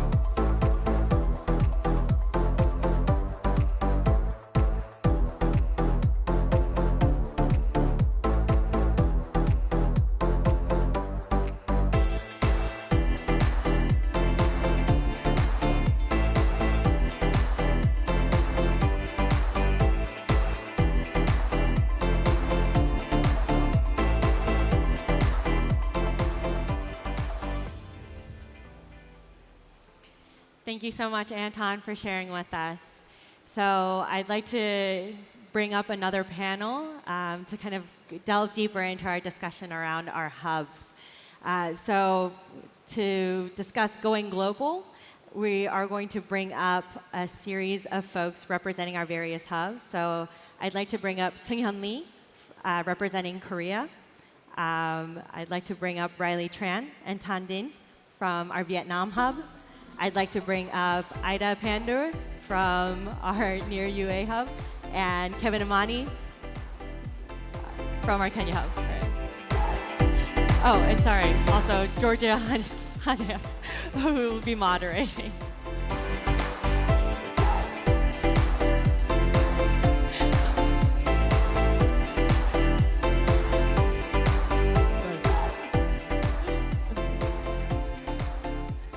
Wow. Thank you so much for everyone who decided to stay. I have to say I'm very disappointed that this isn't a packed audience. Because for us at NEAR, this is probably the most interesting conversation you're going to experience in the next 30 minutes. And the reason why we're saying that is because for us at NEAR, it's all about scaling globally. And for us to scale globally, we've got to start building locally. And the regional hubs is very integral to our mission. And I'm so excited about this panel because we're going to hear firsthand what is happening on the ground, the most exciting hubs around the world. And I think it's very important because the big problem is Western media, you can't rely on them telling you what's happening in the Web3 space, or quite frankly, in any space. There's a huge gap of knowledge. And we're going to try and fill that void today, at least in a Web3 capacity, hearing the stories from those that are on the ground, the regional hubs. I want to start with Korea. We're going to start in Asia because obviously the majority of the world lives there. We've got, what, 4.7 billion people. And Korea is probably one of the more established areas for technology and innovation. Yeah. Now, what's interesting about you is that you helped to set up a very, very successful crypto hub. Yeah. You know, the CoinEasy hub. You already have about 30,000 people that are part of that network. You're an influencer, you're an innovator yourself. So why did you decide, having already been established, to set up the Korea NEAR Protocol DAO? Yeah. So last year, I went to NEARCON, and then entering with NFT and Barn, so those kind of sensational technology really fascinated by it, and so we decided to start NEAR Protocol, and since April, it has been an amazing journey, and we think that community is the most important part. So it should be a foundation for the DAO or hub. So we started as a DAO, and CoinEasy and other 4 KOLs have huge community members. So it was easy to gather onboarding users and also developers, and making a lot of educational contents because it's only like English. So we need to translate and then deliver the news to the users so they are on the same page. Right. Yeah, so it was really important to do those jobs as a NEAR Protocol Korea. And we did the event with Korea during the Korea Blockchain Week, collaborate with them and had a meetup, and then meet all the community, and then hear from them their opinions about NEAR Protocol, and then discuss NEAR Protocol's future with them, and also meeting all the developers in person. So it was really nice to meet them at the meetup, and also we had a partnership with the Nuri Lounge and bring all the Web2 influencers on Web3. So it's really easy to make contents through the influencers. So yeah, I think it's really we did the foundation part. Yeah, so we are really happy to continue extending NEAR Protocol in Korea. I just have one more question as well. So what do they like about NEAR, the developers? Because they've been using so many other different protocols. Yeah, they said it's really easy to deploy on smart contract on Near. Yeah, and so like really developer friendly. Like currently, they Near protocol announced that JavaScript SDK. So it's, they aim 20 million developers, and Korea population is 50 million. Right. So it's half of the developers can onboard. So they really love the idea that Near protocol really embrace developers. Yeah, absolutely. We're developer first. Obviously, being able to code using Java has been very transformational for Near. So it's very exciting that it's been embraced in Korea. And hopefully next year we'll have an official hub as well. Over to Vietnam now. Again, Vietnam never fails to amaze me. First of all, how can you get 97 million people in Vietnam? Yeah. And second of all, how has it emerged to become such a crypto hotbed? Again, we don't hear that much about Vietnam in the mainstream press, very underreported in the crypto press, but just doing a little bit of digging, and it seems that Web3 is really taking off. You even have one Web3 unicorn as well that's come out of Vietnam. Riley, if you can tell us a bit about why Web3 is so popular in Vietnam. And again, why is Near so popular? You guys have a massive fan base. I can't keep up with your Telegram messages. You have like, what, 14,000 people already like on your hub? Yeah, okay, so before talking, like, hello everyone, I'm Riley from the Near Vietnam hub. And yeah, the question why is the Web3 so popular in Vietnam? Like, if we have like the comparison between Vietnam to other countries, Vietnam is not how much the competitive advantage to the other countries. But in the blockchains, in the Web3, I feel that everything is really fair opportunities for all of the countries. That's the reason why in Vietnam we catch that opportunities to build something, to make something real, and like to we will use the blockchain to leverage Vietnam to become one of the big countries in the world. And to talk more about Vietnamese landscape, about crypto and also developer, I want to, Mr. Thanh is the CTO. He will have more view about the developer Vietnamese landscape to share to everyone. Okay, fantastic. Yes. Yeah. So tell us about that and also how you've been able to bring all of these Web3 developers into the community and really make it grow so quickly. Yes. So additional number to your statistic. So around over 30%, over 70% of Vietnamese are young people, under 35. Wow. We have a dream. In my case, I'm a researcher and I have a dream. We want to be a leader in one kind of technologies, and blockchain is one of the new technology that bring the fair condition for our country. And for me, I'm working as a professor at a university in the traditional 5G and 6G technology. But however, we move to the blockchain because we want to develop, we want the Vietnam market go inside into deeply about the technology. And so that we work together at GRS, together on the developer and how to bring all the developers together through education. So education is the key. Right. And we provide the education for not only the investor, but also the developer. So currently, we collaborate with the top university in Vietnam and also working with the government to have some education program for developer.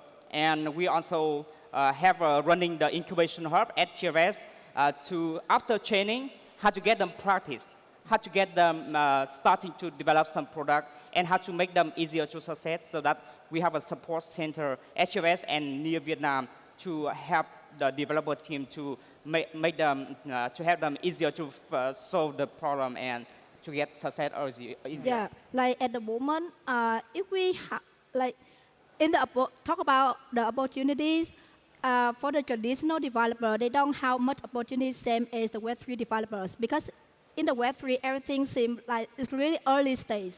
Right. So we still have a lot of opportunities here. That's the reason why a lot of traditional developers want to transfer to the Web3. Right. And in here, in the Near Vietnam Hub and also GFS, we provide them the Blockchain Academy to teaching them about the technologies and help them to learn more about the blockchain technologies. And as Thanh said, that education is the main fundamental to establish everything. And like your question, why NEAR community is so popular and so active in Vietnam, and how we did it.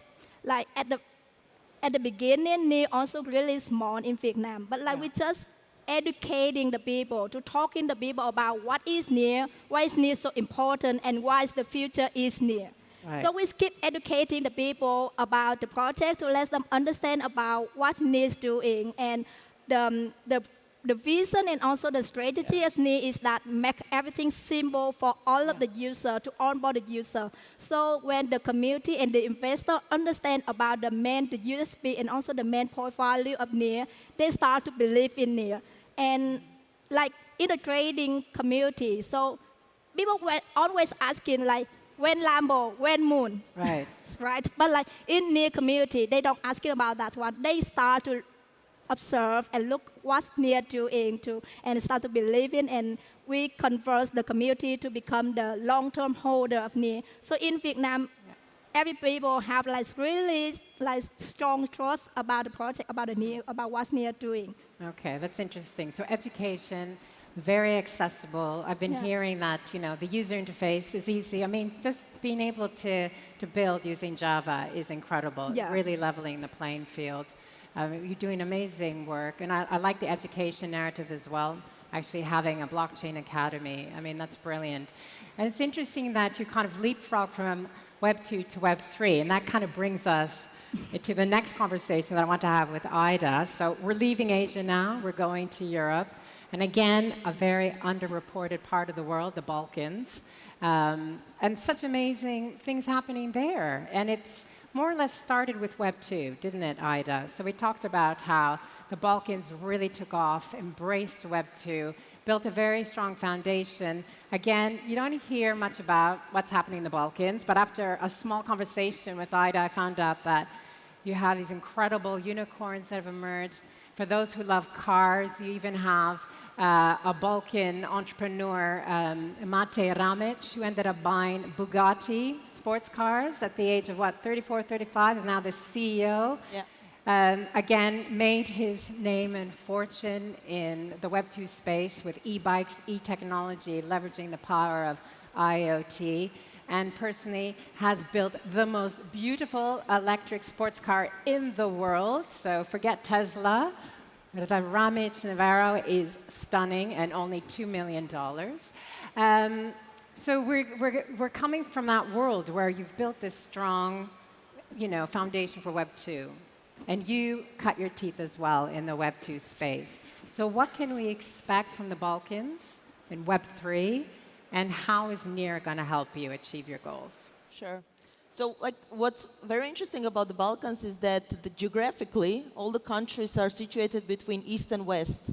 Mm-hmm. So we understand in the same way the Eastern philosophy and the way of living like we do the West one. Yeah. This is what helped us to navigate and accelerate the Web 2. And what we see now, Web 3 is the same opportunity. And we are always a little bit like the little sister of the Western Europe, so a little bit of the underdog. Yeah. And this is kind of also the situation that we like to be at, because when somebody underestimates you, then you have the ability to build without too much, pompous and skylight and everything. You just build, ship, and grow. Mm-hmm. So we see Web 3 as the same opportunity. The Web 2 has developed in the matter of 10 years. We see Web 3 like something that we personally, within the NEAR Balkans team, want to use as a tool to accelerate all the countries from the Balkans to play major role, make major impact on a global scale from our region. We are covering currently 7 countries, and there is many, many more that we can very fast accelerate. That's amazing. So give me an idea of some of the exciting Web3 projects you're working on at the moment. Right. So it's numerous kind of verticals that are being focused on. So one of the verticals, obviously, it's the gaming, the metaverse component, so entertainment industry, as a very strong factor of how you open up the Web3 to the mainstream audience. We see this as a really great opportunity. The second one is the infrastructure, basis of where everything else will be built upon, because if you build a platform, then you really can empower people to come and build on the platform. The third thing is obviously the DeFi. So, financial literacy we see as something that is a really huge opportunity to kind of kind of accelerate not just the Balkans, but also like multiple different countries. So fintech is obviously very developed in those countries. Yeah. It's far ahead as well. So DeFi is just being like a natural, the next level that we see going forward. And I think you do have an advantage in the Balkans as well when it comes to talent. A lot of amazing software developers. And I had to remark as well that you have a lot of female talent in your hub as well. I think quite a few of them are here as well at the event. So we always love to see that because diversity inclusion is very important to us. Yeah. If I can touch upon that also, it's a lot about developer talent, but it's also a lot about non-developer talent because you can develop the projects in the Web3, but if you don't have somebody to design it in a nice user experience way or be able to market it, sell it, make an internships, partnerships, it really matters as well. So we are putting as much as effort into the developers community, but also to the non-developer community because we see a great synergy between both of them. That's amazing. And we have to leave Europe now because we have to talk about Africa. I mean, incredible. 1.2 billion, maybe more, living in Africa. Last year, Kevin, you were on this stage and you were talking about how blockchain can unlock the potential of the economic power of Africa. And you talked about, the importance of NEAR and how it can really transform lives and, really build bring incredible ideas to life, and also to leverage the immense talent that is there locally. So fast forward a year now, you're here on stage, you have launched one of the most successful NEAR hubs ever. You've done that in such a short period of time. What I'd like to ask you is, what is the secret ingredient to building a successful hub? How did you achieve it? And talk to us a bit about the talent platform that you have built, because I think that's very, very important. Because what's going to set us apart, really, is having the developers, the talent, helping us to grow and build NEAR. No, thank you. Thank you so much, Georgia. I do have a sore throat, so apologies for that. You know why? It's because your booth is so popular. You're talking to everyone, so. I am. So to answer the first question, it's pretty simple. I would say it's the team. I cannot do anything without my team. My team has been definitely the drivers of blockchain innovation across Kenya. And it's important to know that. So that's pretty much my secret so far. But also I think to add a little bit on that is the right time and space as well. Because last year was the middle of a pandemic. Literally everything was shut down. There was no events going on. In fact, people were asking hey, is there any meetups in Nairobi, for, I don't know, to meet similar developers or people who have interest. And then we came and then started doing this tour outside of the capital. Because a lot of times protocols, and then also just general people who are interested, they go to the capital and they fish into the same pool for developers, for talents, for builders. But Kenya has close to 55 million people, and Nairobi is only about 5.4. Right. There's a whole lot of people outside of the capital. So we thought let's just go outside of the capital and go and seek and bring blockchain there. That's what we did. So that really allowed us to scale rapidly in a very short time.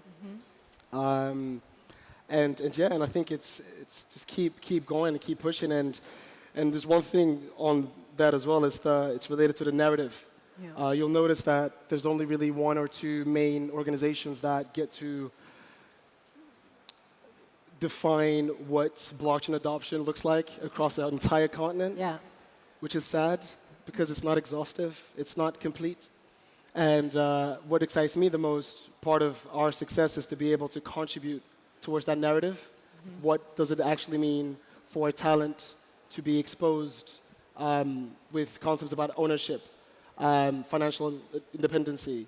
And so, that's really what I think puts us a few steps ahead with our hub and, of course, with the amazing leaders that we have here as well. Yeah.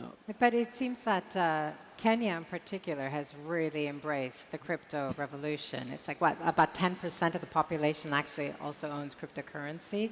So you don't need that much convincing to get people on board. However, we have a lot of competition, in the protocol space, and we're all about beyond the hype. So we don't market ourselves. We don't hustle the way, let's say, other blockchains do, like Solana or Polkadot or the others. Yeah. So what is it about NEAR that has brought your team? I know you say, it's about the team, but it's also about the product, right? I know you're very dynamic and people will want to work with you, but ultimately, it's the tools. Why do you think NEAR is the right fit to help you grow and advance the economies of Africa? That's a great question. I think I can answer in two ways. One, it's about the fact that it really pushes or is open to push sort of an aggressive implementation of talent acquisition, sourcing, and really investing into that, because we can't do anything without builders. And there's these cultural or historical narratives about blockchain technology or even fintech, is that most of people are going to Africa, they look for consumers. Mm-hmm. It makes sense. Yeah. There's a very young demographic as well. And it's very easy to onboard a lot of audiences. And that's really good for market, in terms of like scaling.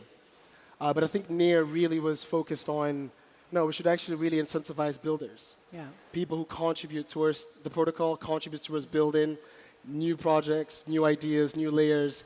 And that message lands to people because they feel like they can be a part of something as opposed to just consuming. Because we're used to that. We're used to consuming everything from the West. But now we actually now can contribute and build.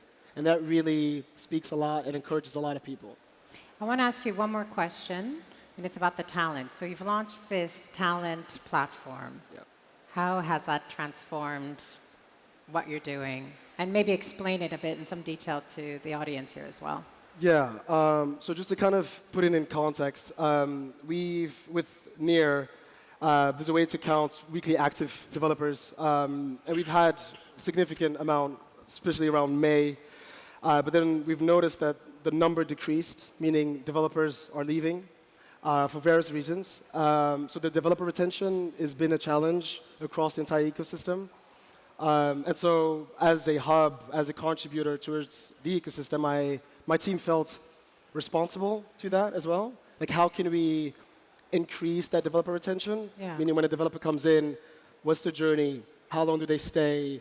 Even if they do a hackathon, do they still, significantly contribute 3 months later in deploying smart contracts, et cetera? And I always tell people that if you go to the hotspots like Nigeria, South Africa, Kenya, even outside Tunisia, Egypt, if you look for Web3 developers, really good ones, first thing, they're not that many. And second thing, they don't really need us because they're already secured, they have a job, they get paid really well. Yeah. So really what you want to focus on is Web2, and the really good Web2 developers. And you can do different metrics, right? You can look at, the highest, the best universities where they have the highest percentage in, computer science graduates and whatnot. And it's really, there's actually really one reason why a developer, a really good one, would come and join the ecosystem. Yeah. It's because of a job. If they don't have a job, they're not going to come. And we've been doing a lot of certification programs, a lot of training, education. But then again, if there's no job, it doesn't make sense for them to join anything. So basically, we've developed a very simple dev shop, which is technically saying, anyone here who has a project and you're looking to scale, build, and you're looking specifically for talent, I want you to say to come and hire them in Kenya. Because we have developer capacity. And I think it's an opportunity to also open up a new market of very broad developers who can build and contribute. And so the dev shop is exactly that. Imagine Upwork, where you literally would have to just come and hire a developer, right? It's a talent. You see the GitHub link, what they've worked on. Doesn't matter which town they come in from or which village, if it's a girl or a man. It doesn't really matter. It's purely based on skills, and they can work remotely. And that's our answer towards developer retention, or at least our solution to that. Exciting. We have time for one more question, each of you. And we're going to have to go pretty quick. But let's talk a bit about talent as well in Korea. So how are you attracting people to come and join you on your mission to build this near blockchain? Because hopefully next year you'll be in the same position as Kevin, and you'll be talking about how you've successfully launched the blockchain. So how do you plan on attracting talent to your mission, which is really our mission? Yeah, we think that community is the most important part. So we keep educate them, also meeting people, having meetup and workshop, and also we have partnership with the Web2 influencers, so they can make Web2 friendly contents for Web2 users. So it's really will be easy to attract them. Like looks cool and not intimidating network. So it'll be challenging, but I think it'll be really fun to try new things for the Web2 users. And also, we think that even the good projects need strong communities. So we built game, Metaverse World is on Telegram game. So you can play the game on Telegram. So it will be on testnet soon. So we can aim 700 million user infrastructure ready. So it will be easy to attract more users on near ecosystem. Okay. Yeah. Excellent. And one more question for the Vietnam. I don't know which of you two want to answer this, but I know you guys are insanely ambitious. So when we spoke earlier, you talked about building Web3 applications, but not just for Vietnam. You want to be a springboard for the rest of Asia, or at least for the rest of Southeast Asia. What makes you think that Vietnam is in a better position to do that than, let's say, other more advanced economies in the region?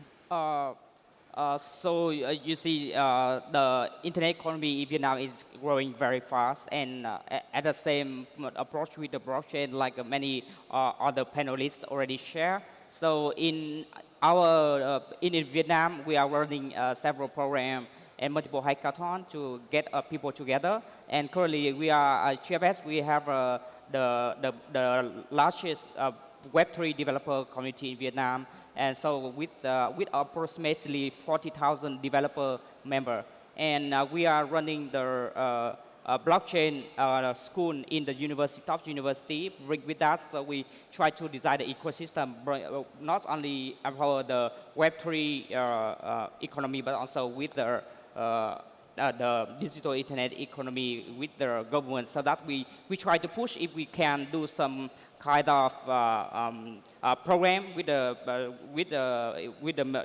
government. So how to bring it some kind of Web3 which is really useful for user, which is really useful for customers, so that we can have some sandbox program to bring a Web3 application to more mainstream for user, not just our crypto itself. So. Yeah. And I want to share, talk about the crypto in the Southeast Asia. If we can see, Vietnam is the most active countries in the Southeast Asia, and because of the population and also because the average age is really young. So we want to have the model in Vietnam, like we provide the full ecosystem for the project for the startup in Vietnam. After they finish the course in here, not just only they receive the certificate, but we also keep going supporting for the incubation for them to deploy the project on the mainnet, continue to build the project, and then support them on marketing, fundraising, everything like how the food ecosystem should support for the project like this.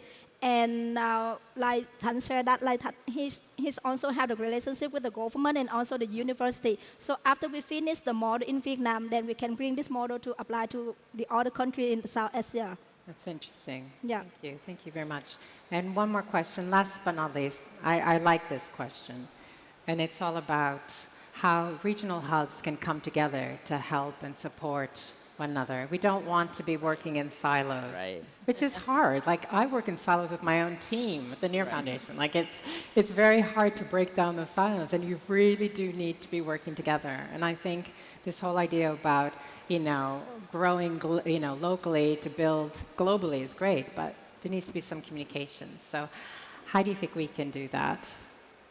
Yeah, I think this is a great start, like, you know what I say, like far away from the eyes, far away from the heart. So it's very difficult, like if you only have the contact through the video calls. This is a great start. We are all sitting here together.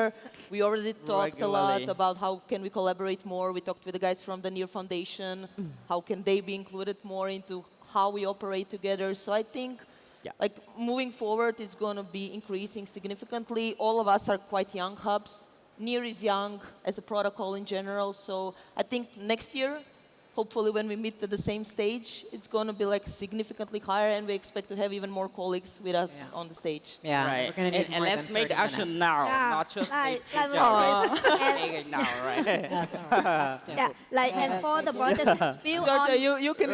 I can do it. I'm Canadian, everything. And for the next econ, we will connect all the world together. All of the world together. Like in the NEAR, we have localized strategy and also the localized one. So we go to each country, each region to support for the local people. Thank you, thank you. Thank you so much for those who stayed. Again, this has been an amazing conversation for me. Having worked as a journalist as well and cut my teeth in Asia, a lot of stories that I wanted to tell were canned by the editor. And it's important that we have you here to share your stories so that the world knows the amazing things you're doing for Web3 and for NEAR. So thank you very much for your time. Thank you, everyone. Yeah. Thank you very much.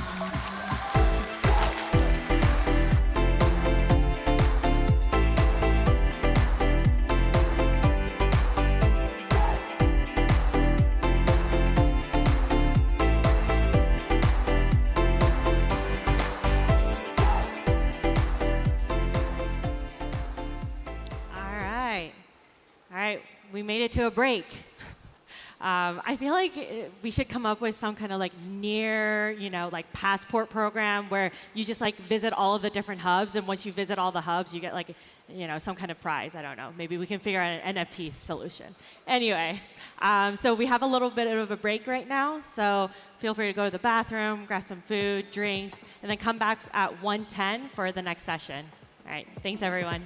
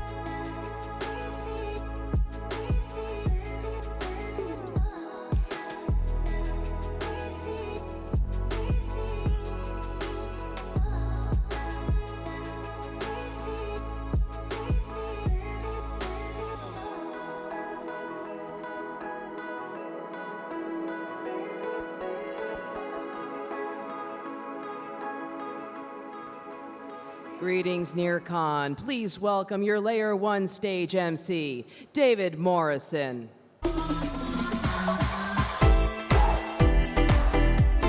Hello, everybody. How you doing? You're hungover, and that's okay, because so am I. We've got a wonderful panel for you up next. If you haven't yet, please don't rush and get some food, although it's all brilliant. Give them the time of day, because you're going to have an excellent discussion about building the foundations of a crypto-native world. I'm going to pass it over to Matt Lockyer, our moderator, to introduce the guests and introduce the panel. Woo, yeah! Woo!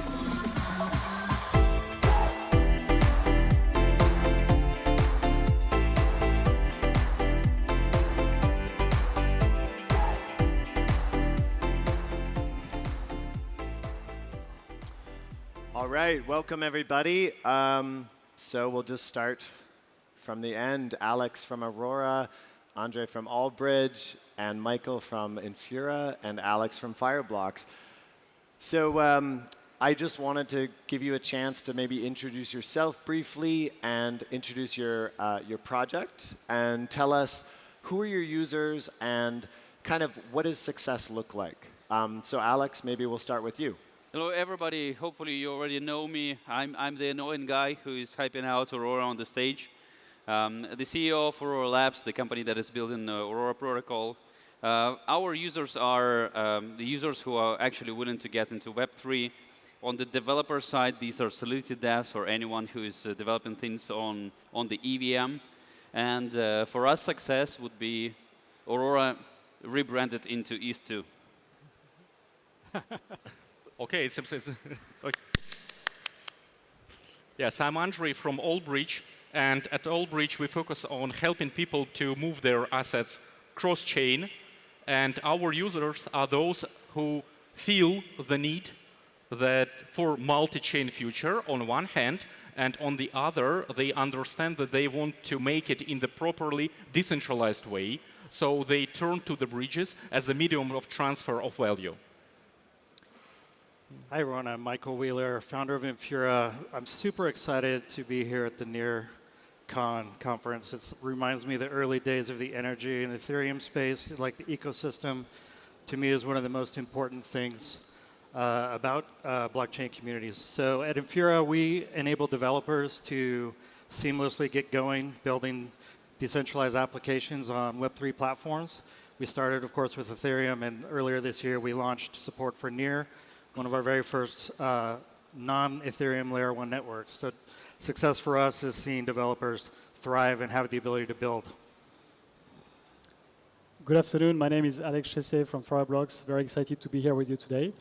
So at Fireblocks, we provide a software for our customers to self-custody digital assets, but also secure all of their interactions with the blockchain with regards to DeFi, tokenization, transfers, settlement, and trading.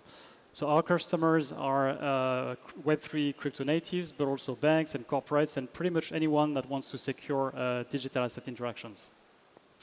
Amazing. Thank you, everyone. So let's get into crypto adoption here. And specifically, I'd like to talk about self-custody and sort of the sovereignty of digital assets for users. This is a North Star for many in crypto, and maybe you agree with this, or maybe you don't, or you have kind of a different take on it. How do your projects make contributions towards self-custody? How do you approach self-custody with your users? And if you do something different, why or why not? Alex, would you like to go ahead? The thing that I can say is that self-custody of the keys is a very complicated topic in Web3. Users are usually not get into this thing. It is very complicated for them. It is even hard for them to understand what the thing is happening. So I do believe that the Near's approach, when there is an ability to have recovery methods through email or through some kind of more Web 2 type of things, is really great approach. Inside of Aurora, we are using all of the existing wallets. They are able to connect through Web3 protocol to Aurora. So from that point of view, we're not innovating too much. However, the upcoming features for Aurora Plus, our solution for the user dashboard, are going to include new ways of interacting with Aurora and making sure that the user experience is much better. Yes, I would like to continue on this topic and say that the understanding that you need to be in control of your own funds, it is exactly the reason why bridges exist in this space. Because otherwise, if you want to jump from one chain to another, you can always go to centralized exchange, deposit your funds there on one chain, withdraw them on the other, right? In that case, you don't need the bridge. But here is the tricky part. At some point, you will need to trust the centralized exchange with your private keys, and there is this limited window when your assets are not really your assets, they're exchanges' assets, and we, as a bridge, we solve exactly this issue. We help users to transfer the funds in non-custodial, decentralized way, and actually, before that, I forgot to answer the last part of your question about the success. And success for me is educating people. You know, helping them to understand why they need to be in control of their funds and how they should operate with them. And the more people know about that, I think the better world it is. Are we just going down again? Sure. Answering the questions. Let's go, Michael. Yeah, I mean, from the sense of like custody, I mean, Infura operates at like the more basis of layer. But if I get into custody, I think of that's a wallet. That's a function of a wallet. MetaMask and Infura came up together. Like we're kind of like the yin and the yang of each other. MetaMask wasn't able to grow like it did because it had an infrastructure provider like us behind it, and we grew into the reputation we have because of that. And I think what we are seeing is like adoption has gone for MetaMask in the last 1 to 2 years from just the very crypto early adopter type people to millions and millions of daily active users. Really driven by the fact that it's starting to become more familiar. People are starting to become more comfortable with the learning patterns, and MetaMask develops a lot of time into the UI, UX experience. So I think adoption will continue to come as familiarity comes. I look at kind of like my father can't really interact with MetaMask, but my college-age son can. So the younger people are going to bring it in with us. And Alex, your users are a little different, but kind of what does that look like? Maybe not full-on self-sovereignty, but... well, basically, at Fireblocks, we offer self-custody, right? So we believe in self-custody, and we enable our customers to basically securely run and build their digital assets. What's interesting is that we've seen a real shift from sub-custody to self-custody. And when cryptos are becoming more and more adopted by the institutions. So they initially believed that going through sub-custodian will be easier and plug and play, but in reality, we're seeing a real shift. And those customers come to Fireblocks because they are able to basically build their digital asset business on self-custody. So the self-custody is very much a starting point. And from here, they get to build tokenization, DeFi, transfers, trading, with a model that is basically giving them access to their keys through our model. So let's kind of expand on that, and we'll go the other way around.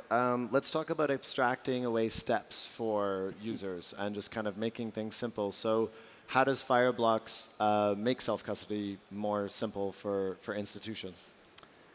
It's a good question. So it basically starts with a relatively well-structured onboarding. To date, we have onboarded more than 1,500 institutional customers. So there's a real process to help them securely create their workspace, access to their assets. And this is really the foundation of what they will build through Fireblocks. So we operate a model whereby there are multiple layers of security.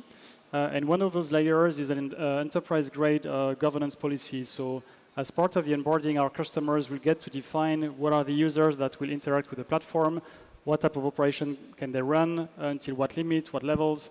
And all of this is being run completely off-chain in a secured confidential computing environment. And from here, they can design the flows of transaction that will run through Fireblocks, whether it's for DeFi or tokenization or any kind of trading or transfers activity through the platform. Awesome. And Michael, how Infura's kind of customers are developers, and like how is Infura helping to make things more simple and kind of abstracting away a lot of the complications of dealing with the chain. Yeah, exactly. So that was actually why we formed Infura a little over 6 years ago. It was when, in the early days of Consensus, there were projects just getting started. MetaMask, of course, you know, but many others experimenting with working with the blockchain. And one of the hardest parts about that from a developer standpoint was, well, I have to run this node infrastructure to connect. So that was kind of our genesis, is abstracting that away and saying, we're just going to create some APIs that mimic kind of the spec, the JSON RPC spec of the client. So developers can really focus on building their applications. We've continued in this standard-based approach. We really don't want developers to lock in. I was just talking to Alex earlier about that. There's lots of limitations in that, in the way that the spec's written today, and I think we'll continue to evolve, but it's really all about removing barriers so developers who are already familiar using things like JavaScript can pick up Solidity, for example, on the EVM or other programming languages and get started and just connect instantly to the blockchain. Amazing. And Andre and Alex, obviously your projects are targeting end users and kind of moving around their assets. How are your projects kind of innovating? Is it with transactions? Is it paying for gas? What are your projects kind of doing in this space? Okay, I will go. Now, we've been working on Allbridge for roughly 1.5 years now. And while I think that the bridge technology, it is super cool in terms of the decentralization and brings, usually it is terrible in terms of user experience. So that is what we noticed. And realistically speaking, if we are targeting mass audience, if we are looking for mass adoption, we cannot expect people to understand the whole sophisticated process of bridging. And that is exactly why, and I have not ever yet announced it anywhere, so it is like exclusively here. Yesterday, while I've been running around the conference, speaking with people, our team, we have been deploying the new contracts for the next gen of bridge, where people can do the bridging from one chain to another in one click. So you don't need to worry about the gas on destination chain. You don't need to think about the rep tokens. It is just as simple as that. You press one button, you sign one transaction, and we do all the magic for you. And I believe that this is our ultimate mission in making bridging as simple as possible for the end users. And I will add into this that in case the user is able to click one button and not sign a transaction, so not thinking about the crypto that is in this chain where he signs this transaction, then it will be even better. So in Aurora in general, and the direction that we are going towards to is making sure that the usage of the blockchain is as seamless as using the internet. You're not paying right now for the kilobytes of internet every second when you're consuming it. The thing that nowadays people the business model of the providers of the internet is absolutely different. You buy a subscription for a month for an unlimited size of the internet, or maybe 5 gigs of the internet through your mobile provider, and you get it. Just one transaction per month. This is something that should be a target for the blockchains, and we need to really change the way how users are interacting with the blockchain as a protocol. I'd like to come back to Alex and talk specifically about how the partners that you work with are basically using your tools to get out to end users, if you want to kind of expand on that. Yeah, of course. So it's mostly about operations management, right? So we're a B2B business, so we work with institutions. And what we offer here is something which is, I think, is quite unique. So you're talking about user experience. What we have created as part of our network of counterparties is settlement network. And what it means is that if you're operating on Fireblocks, you're able, in a couple of clicks, literally, to actually connect to another participant on the Fireblocks network to actually initiate a transaction. So it basically extracts completely the idea of having to copy-paste wallet addresses and think about like operational burdens like whitelisting and test transfers. So essentially, what we offer through this experience to our customers is ease of operations, and that's then get reflected into the products that our customers are building on top of Fireblocks. So we support customers like Revolut or WireX or eToro, and basically they use Fireblocks mostly to securely scale their digital asset operations, and that enables them to create products for the end users. So from our perspective, the experience on their side is mostly around management of the crypto operations that are running through Fireblocks. Amazing. Michael, you know, your end users are developers, and how are they innovating, you know, in crypto adoption? Like maybe you have some concrete examples, or you've seen some really amazing things being done with Infura. I think most of the, I mean, obviously there's innovation that's been happening in the Ethereum space because of kind of the longevity of that kind of ecosystem. Things like decentralized exchanges, NFTs, of course, we all know. I think the biggest innovation, though, that I'm seeing is just in the UX space. Teams investing in not just engineering talent, but in design talent, design and research talent. And that's huge because you know, the biggest challenge, and I think it's come up before, it comes up over and over in the space, is just the complexities of the technology and interacting with the technology. So I think UX innovation will continue to kind of help us in that space, and it's really cool to see investment in that. Andre, Alex, do you have developers using your project, like using Allbridge, using Aurora, but like kind of embedding and doing other interesting things? Please, go ahead. I will probably be again the first one. Now, the general concept here, I will try to make it like simple, answering your question, is that if you are here in Lisbon, crossing from one side of the river to the other, using the bridge, then you're interested in getting from point A to point B. You're not really interested in the bridge itself and how it operates. You know, maybe you want to make a nice photo of the bridge, but that's about it. So it is the same in DeFi. It is the same in our multi-chain future we are building. I'm totally happy when users are coming to the bridge interface, see it, and we try to make it as cool as possible. But at the same time, I understand that the real adoption, it is where other projects are utilizing the bridge infrastructure under the hood, using the SDKs, the APIs that we provide. And users, they ultimately want to solve their needs. They want to do like cross-chain swaps or cross-chain lending. They don't necessarily need to think about the bridge itself. They need to solve the problems they're facing, and this is what we are trying to do here. We are trying to give them a tool which could be potentially hidden, but still it would be simple to use and useful. With regard to Aurora, obviously there are lots of people who are actually using Aurora. Aurora accounts for around 80% of the transaction volume on the Near protocol, which is kind of cool. So on Aurora ecosystem, we have more than 185 applications right now that are launched already.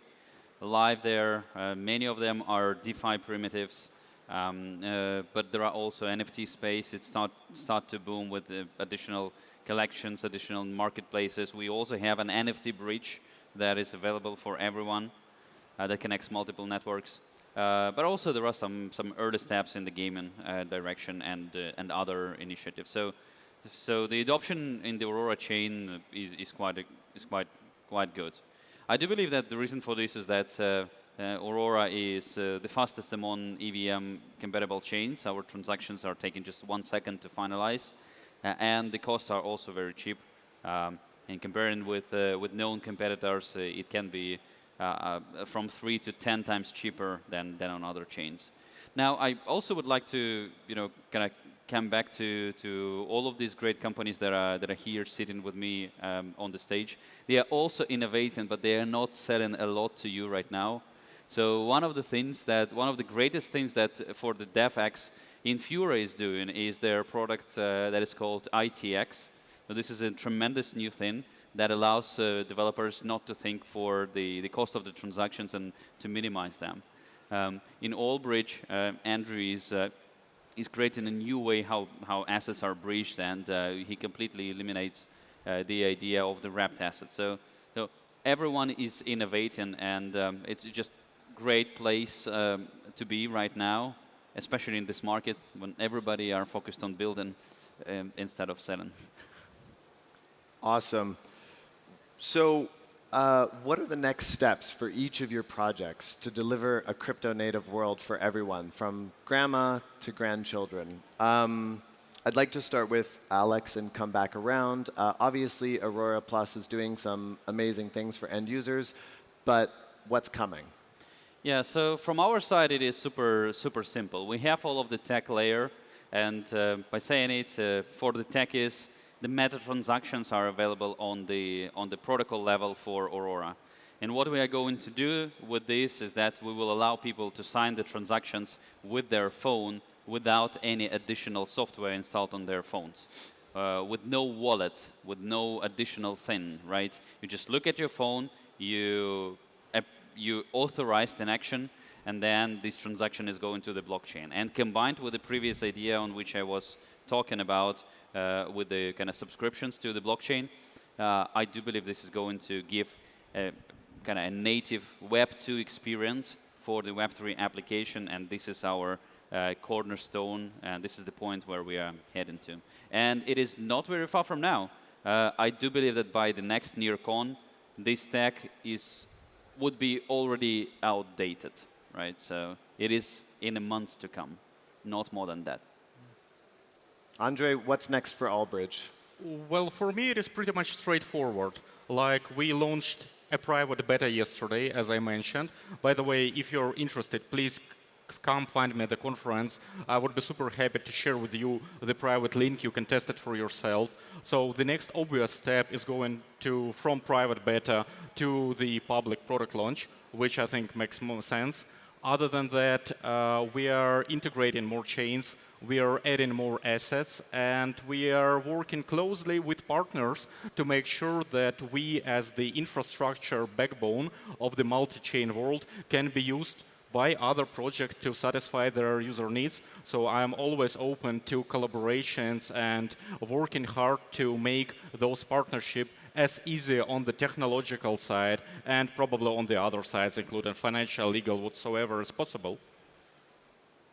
Michael, does Infura have something big brewing? Super exciting stuff always at Infura. So, I mean, we started initially for years, we were an Ethereum and IPFS shop, and that really wasn't born out of like any sort of Ethereum maximalism at all. It was really about weighing the cost benefit of like where do we allocate our resources. But I mean, I think we've turned the corner a little bit on that. We always felt like a multi-chain world was where this was heading, and we've, starting about a year ago, started to really adopt that. We started support for some of the Ethereum layer 2s, and again, as I mentioned, Near and Aurora, our first non-EVM layer 1 earlier this year, is open. And I think one of the more exciting and bigger things that we have talked about forever, and we will continue to iterate on, and news is going to be coming on, is how we plan to decentralize, because that's kind of the biggest thing, is how do we get back to being a decentralized infrastructure provider when we started as a decentralized network enabler. So lots of stuff like that to come. It's a big week for the Ethereum ecosystem. Most of our team is in Berlin, but we really wanted to show up here at NEAR as well and represent, because we're excited about this community as well. Alex, anything exciting on the roadmap for Fireblocks? Yeah, of course. I mean, you're talking about foundations, right? So foundations, you think about security, you think about scalability and interoperability. At the end of the day, we're mostly customer-driven, right? So we follow what our customers want from us. And that can be across the support of multiple blockchains, the support of product features. I think we announced yesterday that we now support DeFi on NEAR. Some of the exciting features we're working on are around security. And the idea for our customers to be able to operate delivery versus payments through our settlement network. So there are a lot of exciting news happening there that will continue to develop our product to continue providing security and scalability and interoperability through the platform. Awesome. I also myself have a little side project called KeyPalm. It's pretty cool. We'll be on the Doomslug stage at the end of the day, so you can come check us out. It's about adoption. Very briefly, gentlemen, let's wrap up. Where can developers, partners, end users find out more about your projects? Just tell us where they can go. Let's go, Alex. Just come to aurora.dev and you will find all of the information there. Aurora.dev. And obviously follow me on Twitter, Alex Aurora.dev. Super simple. Okay. Well, for us, you can always come to our website, allbridge.io, which probably is the easiest way to find us. Or you can always find me on Twitter. It is Andrei V, like Andrei Veliki, first letter of my surname in the end. And I am always trying to answer all the questions that may be personally. Yep, you can find Infura at our website, infura.io, on Twitter as well. And myself personally on Twitter, it's @Wheeler. My last name's a little hard to spell, but look me up in the program. It's just @Wheeler. I would send you to our website where we can basically show real use case examples of customers, how they're using Fireblocks, and how they can basically how we can basically help those customers to secure their digital asset interaction. So the website would be a good starting point. All right, let's have a round of hand for our panel. Thank you so much. Thanks, Matt.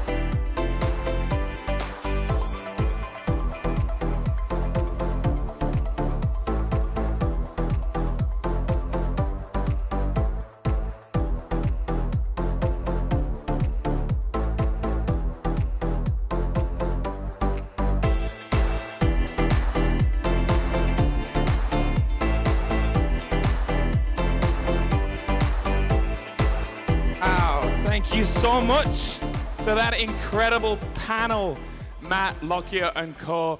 So you're probably wondering why I'm dressed like this, because this event is a big event for one of the most incredible projects building on Near right now, and that is Sweatcoin and the sweat economy. So I'm wearing a shirt, and I think everybody in here needs to be wearing a shirt. I'm going to try and throw them as far as I can, but I can't throw very well. Perhaps I need to start walking a bit more. So let me introduce to you the CEO of Sweat Economy, Oleg Fomenko, to talk about the birth of the movement economy.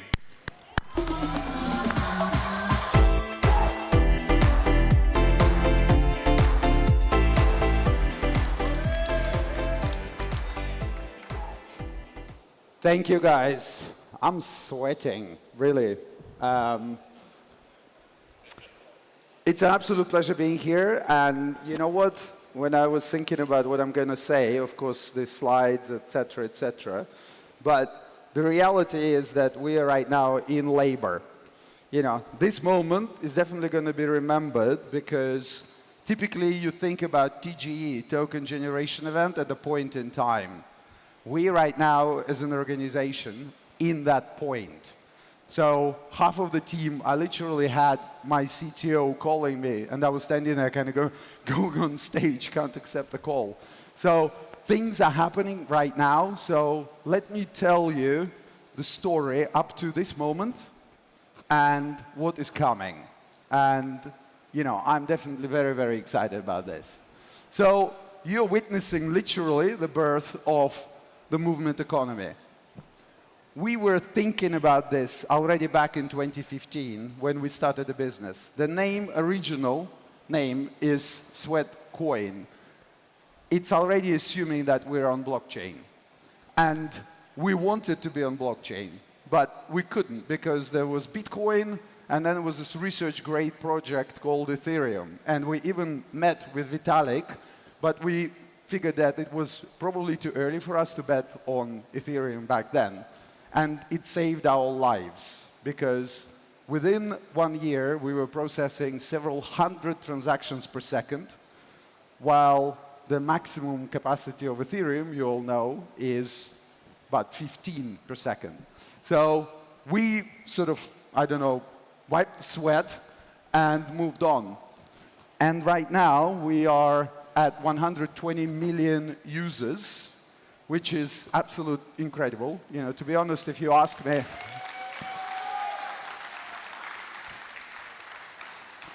if you asked me back in 2015, I would just awkwardly laugh and kind of go, I wish.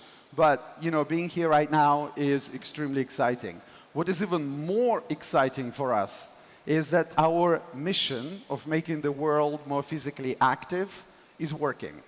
We know, and we have medical-grade research to prove that people who install Sweatcoin app are 20% more active after installing our application. So we do change people's lives. And I think that, you know, kind of having the mission, having a purpose, and actually creating value for all of this, you know, 120 million people is the reason why we roll out of bed every day. It is pretty incredible. We are number one, or we were, or are number one in 66 countries. You know, it's pretty incredible. I'm a little bit disappointed about this, you know, kind of this part of the world, but we in large just simply not available in there. And a lot of people come and approach me and they ask a question, so why did you decide to do token? What, you know, kind of what's the story? You know, kind of why? And the answers are actually quite simple. Users always wanted us to be a crypto token, cryptocurrency. From day one, this is their expectation. There is absolutely no day passes that somebody either on Discord or on Telegram or on Twitter would not sort of ask me, when token? You know, kind of when are you finally going to move on to blockchain? And you know what? We were delaying and delaying and delaying for one very simple reason, that there was no blockchain fast enough, robust enough for us to be able to build on. The other one is, of course, our original vision, because, you know, we called ourselves Sweatcoin. We always wanted to be there. We actually put, you know, kind of our original vision was the currency backed by physical activity. And, you know, we couldn't deliver it. We had a token that was centralized, that was only operational within our own application, and it is also hyperinflationary.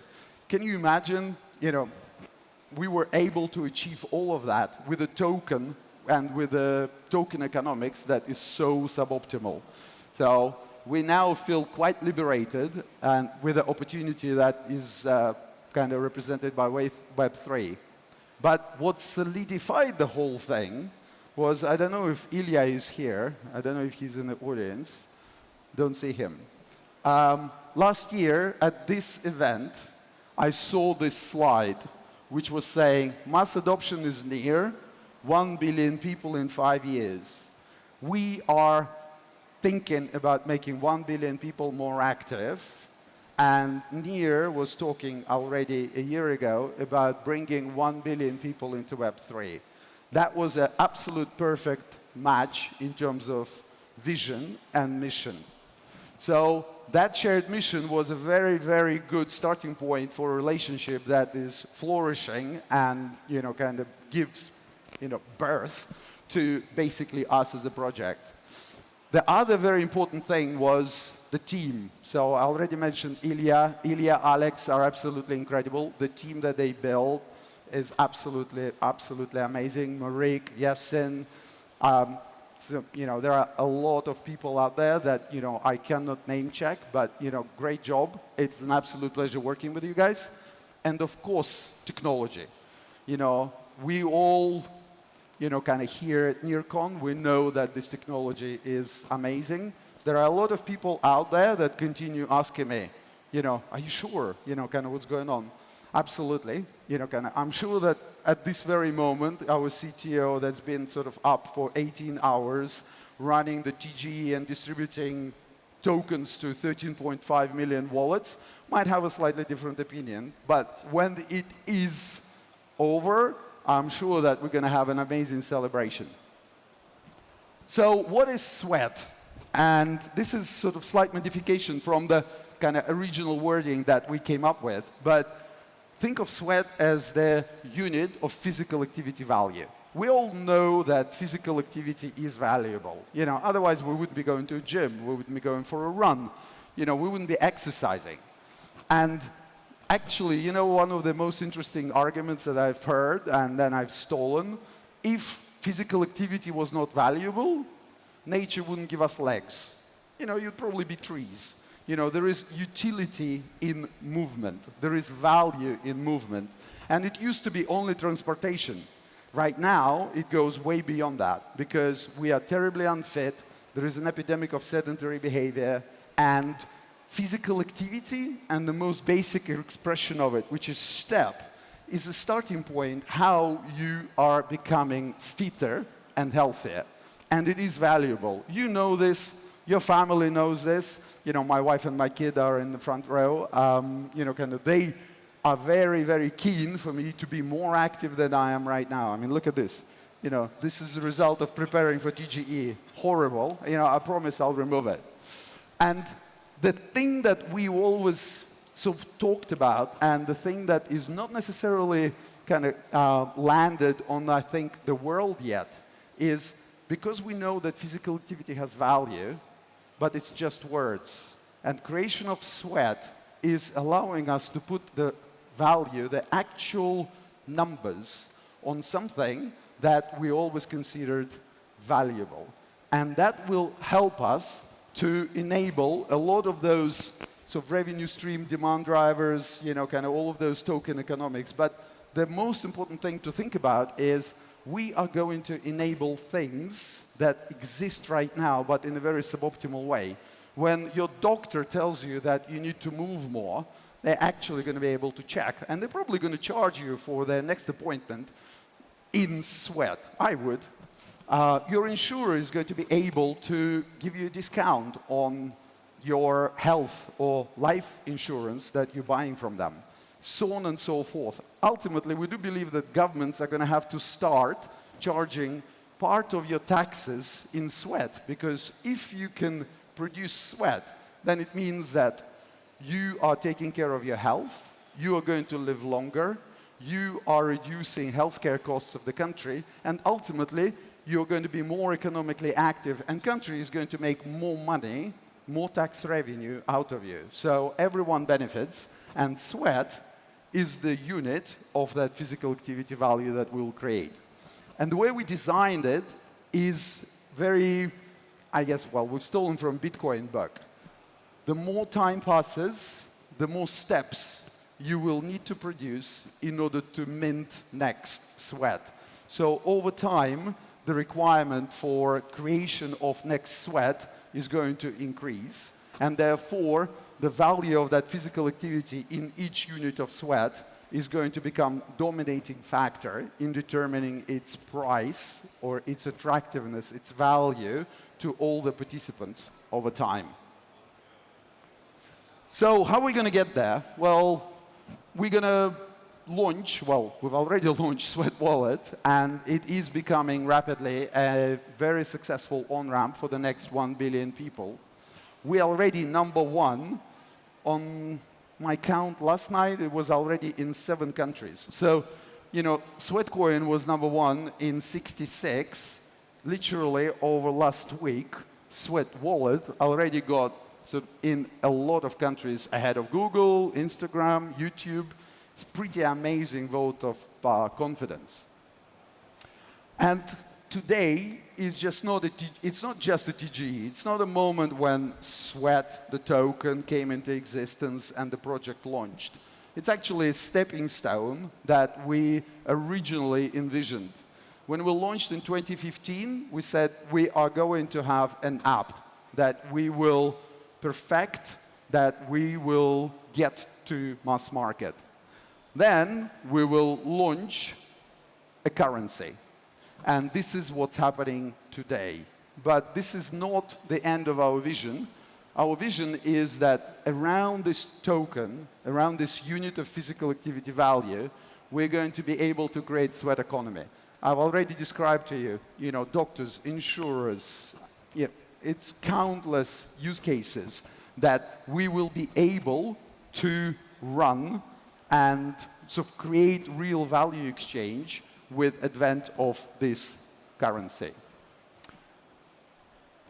I don't know if you've seen this, but we're really, really excited. It turns out that our launch is really not just but is a serious event. We already have 6, actually 7 centralized exchanges that listed us today. There are pools on decentralized exchanges, and actually I was talking a little bit earlier today with Ref Finance guys, and they asked me to mention here that the biggest ever liquidity mining program that happened on NEAR up until now is about to be launched today. So Proximity, us, as well as Ref Finance, are pulling together resources to basically incentivize you to bring a NEAR or sweat to Ref Finance, which, as you probably know, is the largest DEX on NEAR at this point. So if you don't know what to do with your sweat, if you came in with a T-shirt and you got your 100 sweat, but you don't know what to spend it on, take it to Ref Finance. I'm sure those guys are going to be very happy. So how to get involved? Knock yourselves out on the bouncy castle. I've tried it yesterday. It's really sweaty work. I strongly recommend. And we also checked, if you are not doing jumps too high, you also will earn sweat from it. I see some people wearing T-shirts. 4 of them were thrown away. Put them on. Go to our stand. Claim your 100 sweat. Those that are wearing our logo and our colors, and especially if you're wearing wig, I'll probably personally pay about 100 sweat for just wearing of the wig. Come in, say hello, introduce yourself to the team. We'd be very, very happy to see you. And in conclusion, well, sweat, mass adoption is near. Let's bring hundreds of millions of people into Web3 and make them physically active. And I think at this moment in time, we can also say that mass adoption is here. It's not just in, kind of in the next step.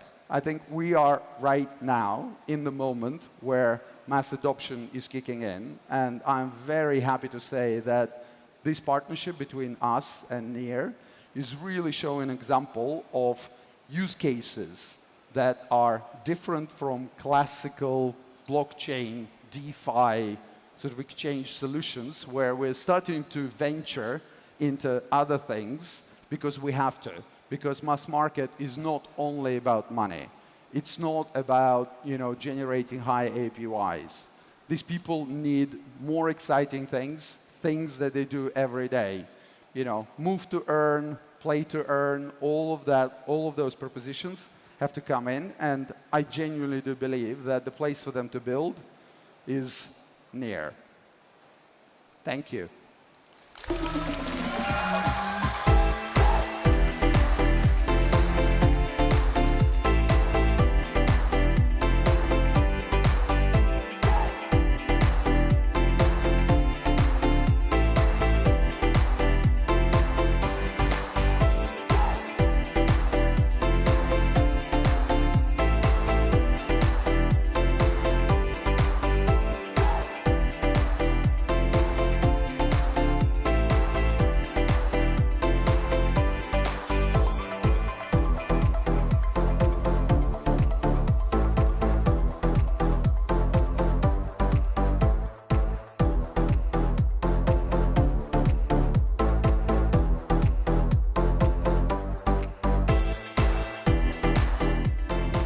Look, I know that when you do these type of things, you're supposed to stand still. But after that talk, I'm doing everything I can to get as much sweat coin as possible. Woo! Yeah, sweat coin. All right. Look, I know we've had some inclement weather here this week. I'm sure we'll have more. But there is perhaps no better team to be so well equipped to handle it than some of the guests that we have on next. We have Russell Coutts and Warren Jones from SailGP, joined by the wonderful Marieke Flament from the NEAR Foundation and Michael Casey from CoinDesk to discuss how NEAR and SailGP are revolutionizing professional sport.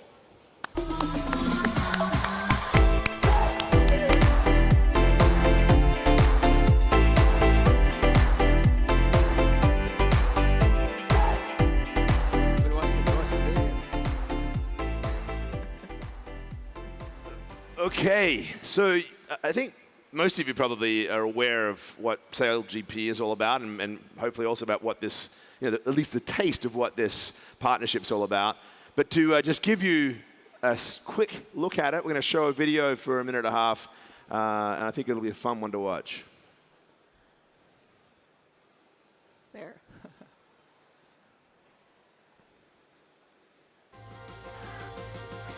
What is SailGP?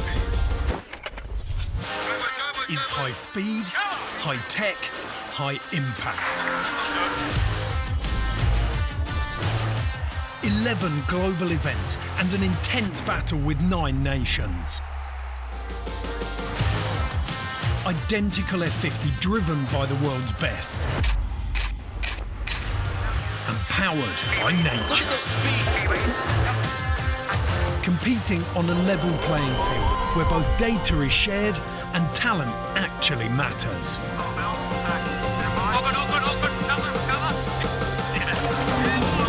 It's close to shore racing in front of sellout crowds. And now, SailGP has partnered with NEAR to revolutionise the future of our sport. By re-engineering the SailGP web stack with Web3, we are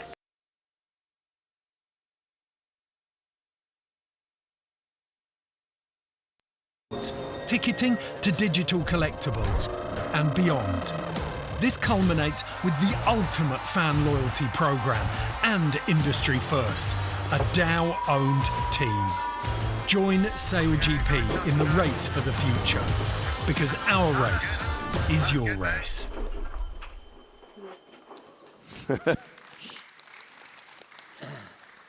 All right. Look, I'm going to go to Russell first. I just have to warn you guys, there's a long sort of sporting rivalry between our two countries. I'm an Aussie, he's a Kiwi. And I'm very pleased to hear that the Australian team is actually in the lead of the league at the moment, and New Zealand is second. So by 1 point. By 1 point. This is getting pretty close. But anyway, Russell, like, why? Why are you doing this, right? Sailing and blockchain, come on. What was the genesis of this idea, and where are you going with it? Well, I think what surprises people, SailGP's become the most exciting race on water. And, when you look at the images, it's quite different to what people would perceive as sailing before. A lot of people would have described sailing as white triangles on a blue background, maybe a gin and tonic in your hand, enjoying, a nice day on the water in the sunshine. And SailGP's about as far away from that as you could imagine. It's really racing. And when people come along to our events, they get really turned on by that racing. And I think, as well as that, sort of on top of that, we are powered by nature. So there's this really interesting mix where we're this super high adrenaline-fueled sporting property, but we're also inherently connected by nature. We're powered by nature, and that's in it, part of our DNA.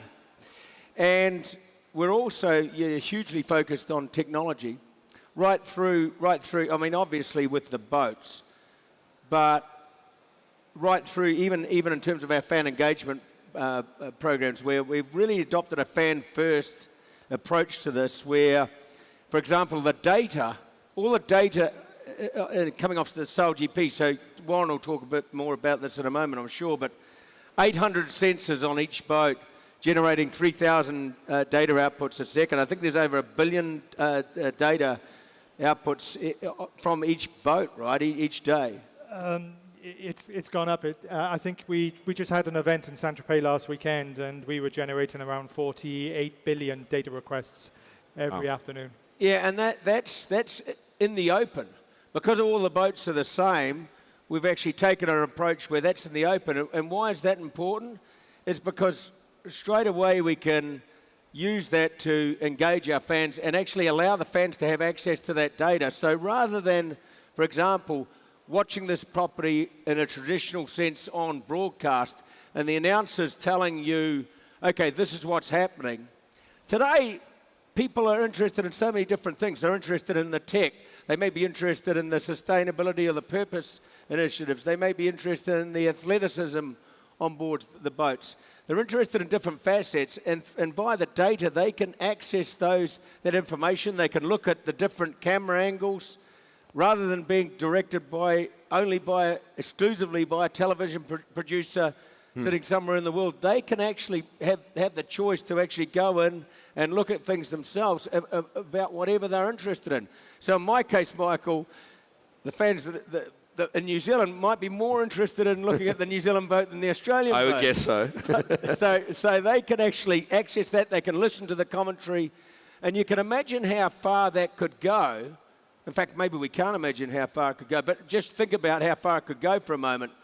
You can imagine that even in between our races, as we sort of move into this or adopt this really Web3 approach, rather than, as I said, the commentator interviewing the athlete in between races, I can imagine the most loyal fans being able to connect directly with the athlete and be able to talk to them directly on a two-way conversation. Yeah. So that's the future, and I think that's the exciting part about this. So Marieke, listening to this, it's data, it's both, and it's this sort of iterative thing, right? So there's it's constantly improving because of that data, but there's this extra piece, which is kind of like the power of the crowd, right? It's not just the team that's iterating on that data, it's getting input from all of these fans, which sounds a lot like open source software and open source communities, right? So where do you see the parallels there for NEAR, and why is this relationship important for you? Yeah, well, I think when we were first approached actually by CellGP, it was essential to see if it was really aligned in terms of philosophy, right? And a lot of what Russell just mentioned is exactly that. You need to have a community which is actually open source. Is the data going to be accessible so that anyone can actually build on it and then deliver to the promises of Web3? So that we definitely see day in, day out. It's almost, and Warren mentioned that, but the number of data points we have, what can we imagine doing with that, and how can we actually reinvent fandom and the future of sports with it? So definitely being aligned on the vision for data was really important. More than that, it was also being aligned on values of what is a partnership. To us, a partnership is way beyond just putting a logo on a T-shirt. I mean, great logo on the T-shirt, but it goes beyond that, right? It goes into what products can you create together that are helping move an entire industry forward. And I think that's what we are really managing to do in bringing the best of sports together with the best of tech. And that was key to us too when we were looking for a partner to partner with in this space, because obviously, if you look at our founder, Larry Ellison, we are founded on tech, but we also had to be aligned on purpose, and obviously what NEAR's achieving in that space, where they have similar ambitions to us in terms of achieving, first of all, carbon neutrality, and then going beyond that, creating a positive footprint. Then that was really important to us, but also, as Marieke said, partnering with a company that was going to really help us develop in this space, because we need to learn a lot from them, and the ideas are being driven from them, and because we're a new sporting property, and because in some ways we're a challenger brand where we're always looking to sort of push the boundaries with innovation and technology, we're not constrained by a whole lot of rules and regulations that have been developed over the last 100 years. We can actually take their ideas and look at ways to implement them. For example, they came to us and they said, "What about a DAO team?" Right. And we said, "What about a DAO team?" And we ended up changing our participation agreement to allow that possibility. So I know that there's a lot of sports out there that would love to be able to do that, but are constrained by their processes and so forth, and they just can't do it. And so we really wanted a partner that would come in with that sort of mentality and say, "What about this? What about that? Can we do this? How can we work together to help you do this? Okay, this isn't working. Let's move over to here now." Yeah, it's that sort of approach. You're like, yeah, you're a startup. I mean, you've got this pivotability, if you like, right, in a way that a big entity doesn't, and that both of you have got that nimbleness, which I think is really interesting. So, Warren, what do you talk about this data, right? And you're the CTO. What do you think you can do now that you've got Near as a partner and this community of developers coming into this space? Well, we can talk about the DAO after that, but let's just talk a little about the data, the opportunities you see there. Let's go back. We're 3 years old as an organization. So when we started out, we had blank pieces of paper. We had no contracts, no workflows. So we started off fresh. What were we going to do for the next 5, 10, 15 years?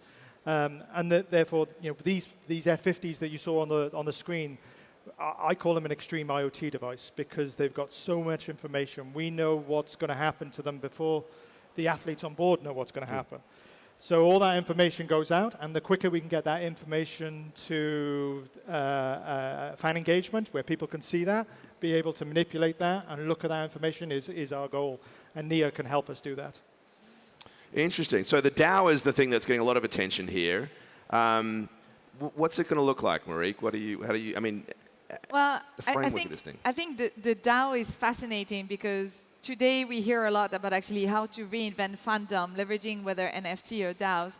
But I think when you have actually a sporting property like CellGP, which is a full-on, professional sporting property, taking on saying, yes, we are open to that, and actually we're open to even change the books and open that so that teams know how to participate, that's a very big step forward.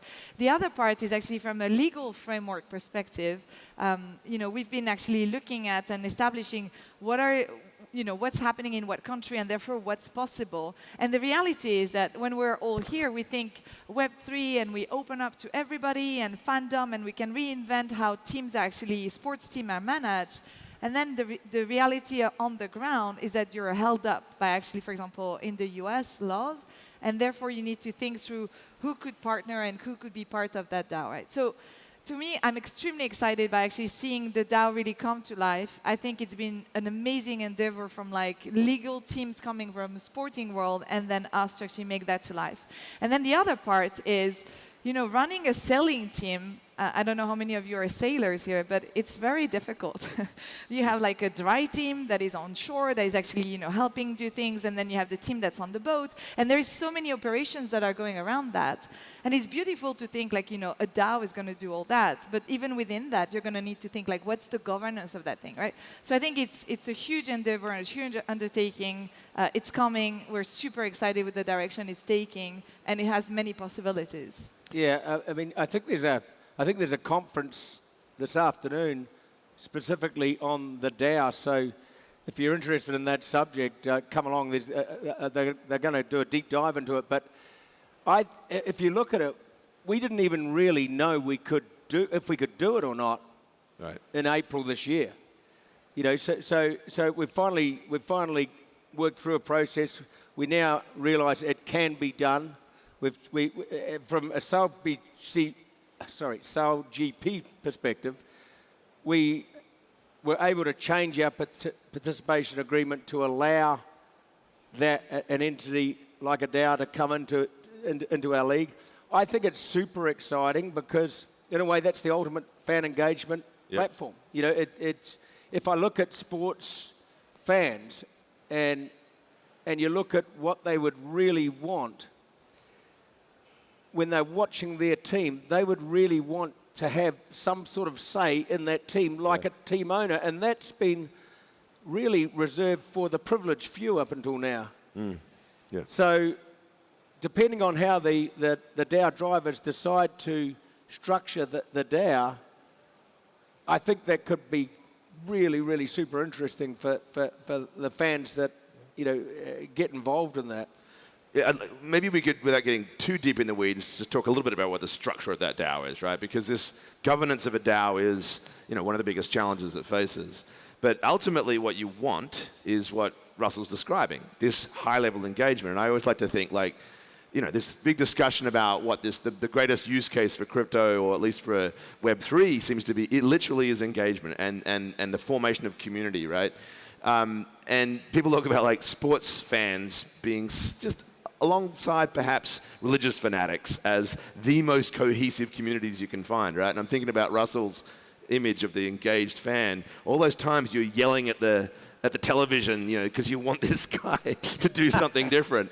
You know, now here's a chance to actually engage. But that being the case, what other features of this DAO that will allow, like how much input would a DAO owner, a little guy or woman, you know, have in this process? Well, as I said, there's a conference on this afterwards, but essentially the DAO will operate like a team owner.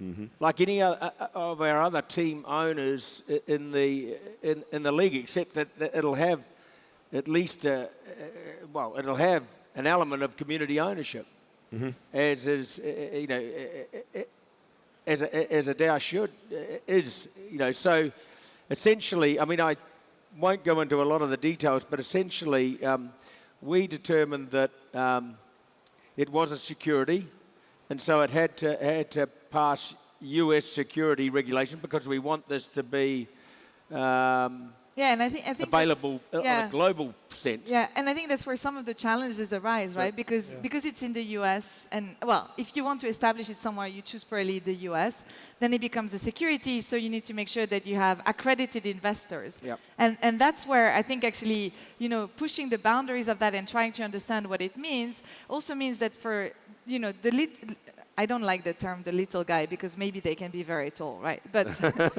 but you know, anyone to participate, then you need to think, how do you structure that so that they still have? And you think you can do that? Because I mean, the worry of going just for accredited investors is you end up back with the same old story of the privileged having access. Correct. Yeah. Well, the structure is there are 2,000 holders, and of the 2,000, 1,500 have to be accredited investors, and 500 can be non-accredited investors. Okay. So that's passed the legal structure. test. If you're all comfortable, your lawyers are comfortable with that, and you're off to the races. So it's a Reg D offering. Is that what we're talking about here, or what sort of a? Good question. I'm not sure. I'm not sure yet. Okay. Anyway, but it's all been. Lawyers are behind it. They're getting a nodding from a lawyer down there, perhaps. But yeah, again, okay, that's the structure. We've got 2,000 of these owners. You know, Warren, how are they going, within that structure, how do they then engage with the team? Like, what capacity is for them to, I mean, the DAO as a governance thing is actually, in some respects, the machinery by which the decisions get passed down. So at the moment we're building. So we with the current CLGP tech stack. So we're working with NEAR and NEAR developers on building that out. So an area where CLGP fans can go in and they can use the chain assets on chain, NFTs, all these assets on the chain that they can use. So we're building that at the moment, and hopefully we'll get it out in the next couple of months. But ultimately, you know, how the fans will engage with the DAO will be up to the DAO. Up to them, yeah. You know, I mean, just like, as I said, any other ownership entity, they will be able to decide. And I think it's wide open. Yeah. There are almost unlimited possibilities about how those fans could engage with a DAO. They could, you know, we've been just talking about it for literally weeks and coming up with ideas, and no doubt if they want our thoughts on it, you know, they may well it's up to them. Particularly on, for example, athlete selection or whatever. We could give our opinion, but ultimately it will be their decision as to who manages that team, how it's run, how they engage with fans, what special rewards or privileges they give to certain token holders. You know, what colour scheme of the boat? As I said, as I was referencing before, if they want to allow certain token holders to have direct communications with some of the athletes at certain times, they'll have the capability of doing that. Right. So I think it's really cool, and obviously they will be probably leading or at the forefront of this whole Web3 development. So I think, you know, that's the exciting part. They will probably drive a lot of innovation that we haven't thought of. Right, the wisdom of the crowd experience, perhaps, right? You never know. I mean, maybe every one of them is eventually going to become a DAO because it's the only way to compete. You've got this sort of this power of the crowd, perhaps. You know, Marieke, I was just thinking as well, though, like, I mean, how many cities, Russell, how many different places around the world do you hold your events? We currently go to 11. We are about to announce season 4, which will be more than 11. Okay. So it's a sort of big, roving, experience, and, NEAR's now going to be associated with that. Nice sort of marketing opportunity, perhaps, but also perhaps to engage with not just these fans and these people interested in sailing, but a lot of companies, right? There's a bunch of sponsors, traditional Web 2, blue chip companies that have got their logos emblazoned all over the sails. Do you see this as an opportunity to get NEAR and Web3 concepts in front of those guys? Absolutely. And look, and I think also that's the part that's probably less seen and understood from the community of NEAR perspective. But actually, SailGP in itself is also a major networking event that happens around each and every of those different cities.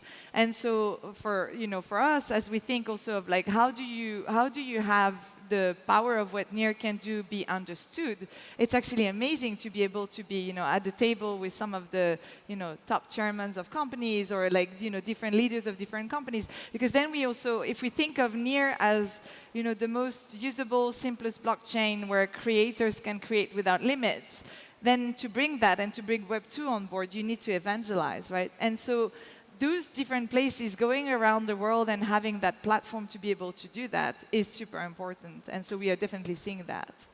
And Warren, how did you, I imagine you might have been the point person here. Are you the blockchain expert within SailGP? Or how did you get all these old sailors to suddenly get their head around something as complex as this? Well, it happened in, I think it was January we met. I remember that. I had just started and I was like, what's going on?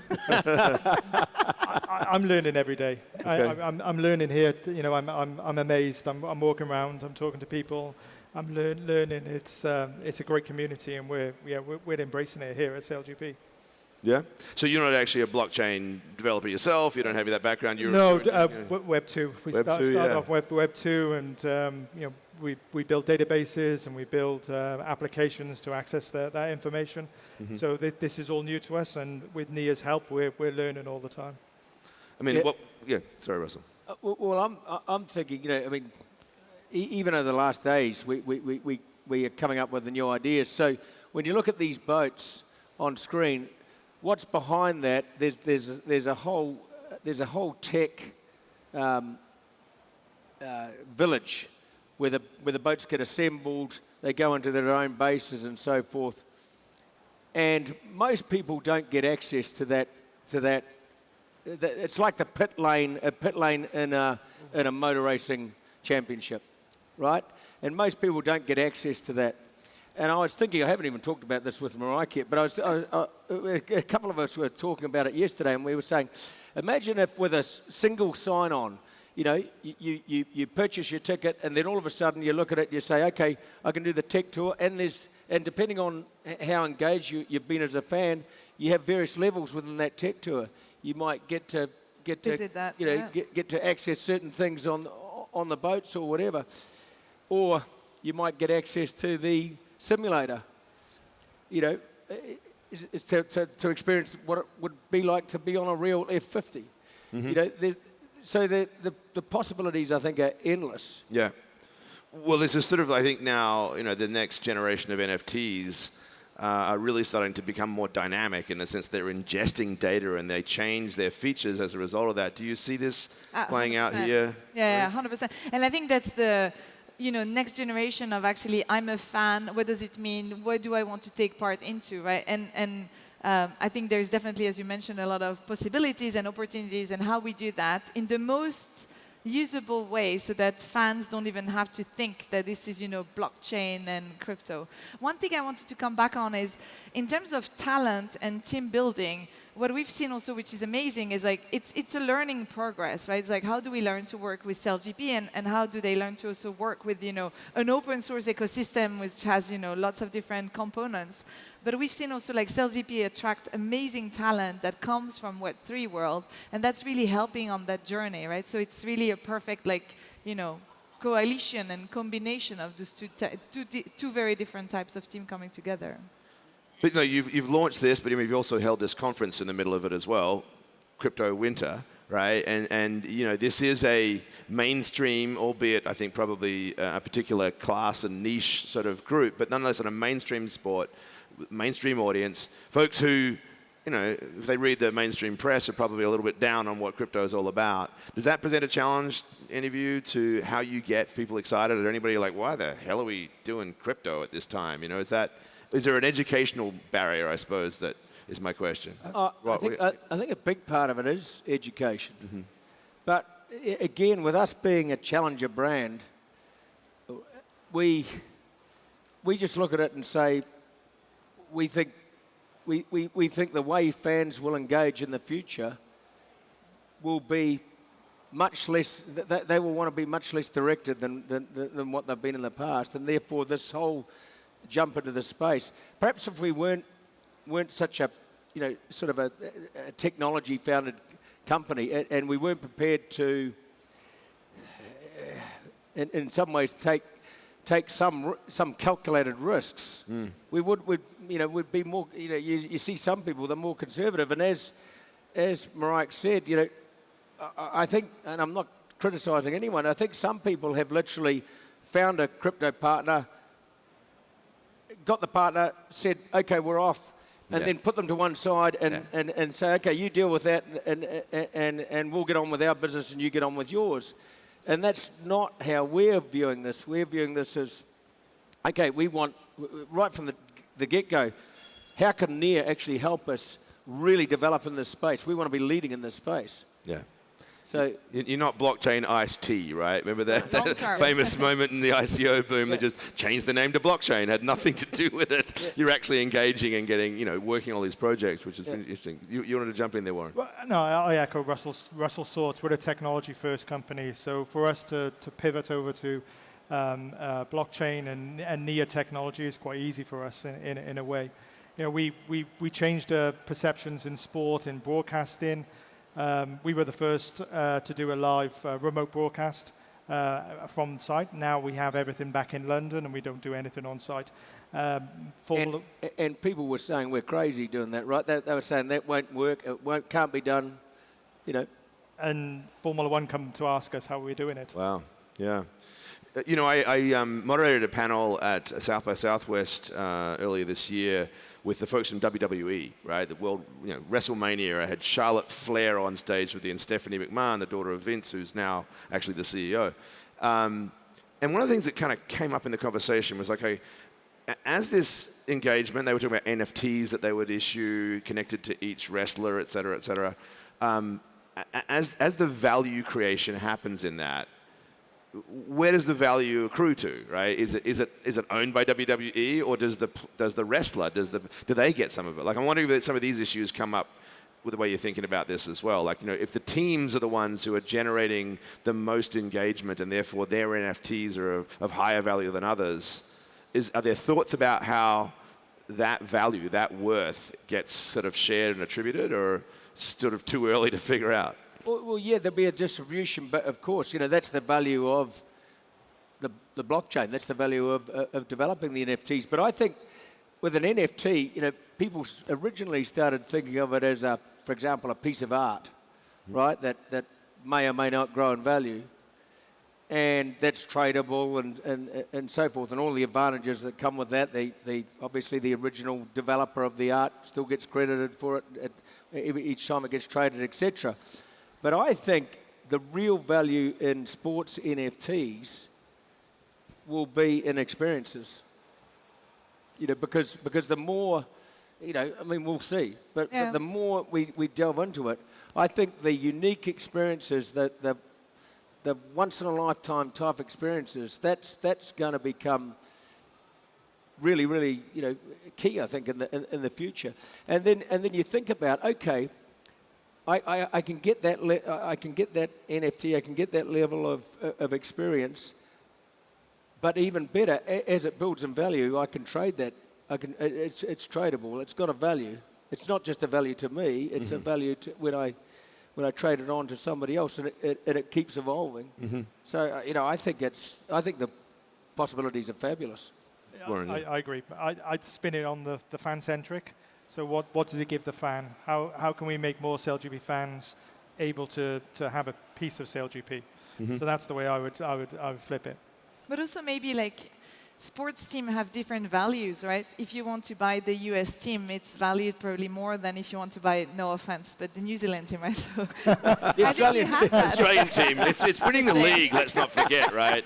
Let's just leave on that note, right? Australia is leading the league. I just want to just close on that, because unfortunately, we have run out of time. But this is, look, get involved. You're here. They've got the DAO conversation happening this afternoon. So where do they go for that? Right now in the Nightshade. Right now in the west, sorry? Is it Nightshade? Nightshade.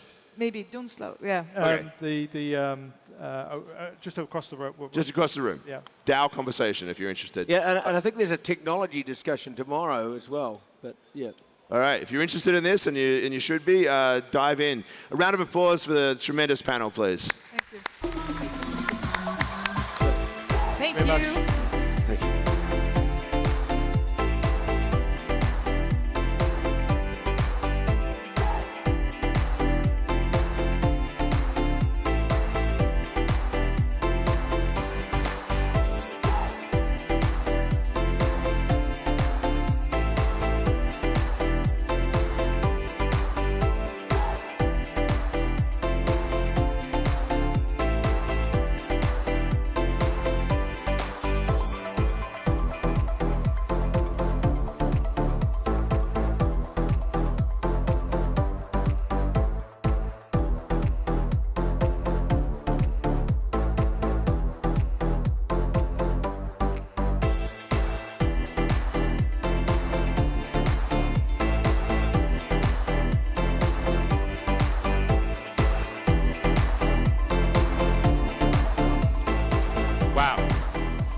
If you are so inclined, the SailGP DAO conversation is continuing over on the Nightshade stage, but I'm sure you'll have an even more incredible time here.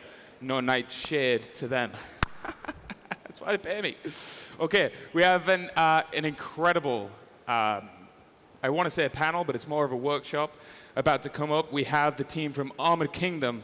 We have Hugh and Lisa Sterbikov, Brian Turner, one of the co-writers, and Lindsay McClerney from Armored Kingdom as well. So I would love for everybody to really get involved. It's going to be interactive. And give them a big round of applause for Lo and Behold, How to Build Story Arcs.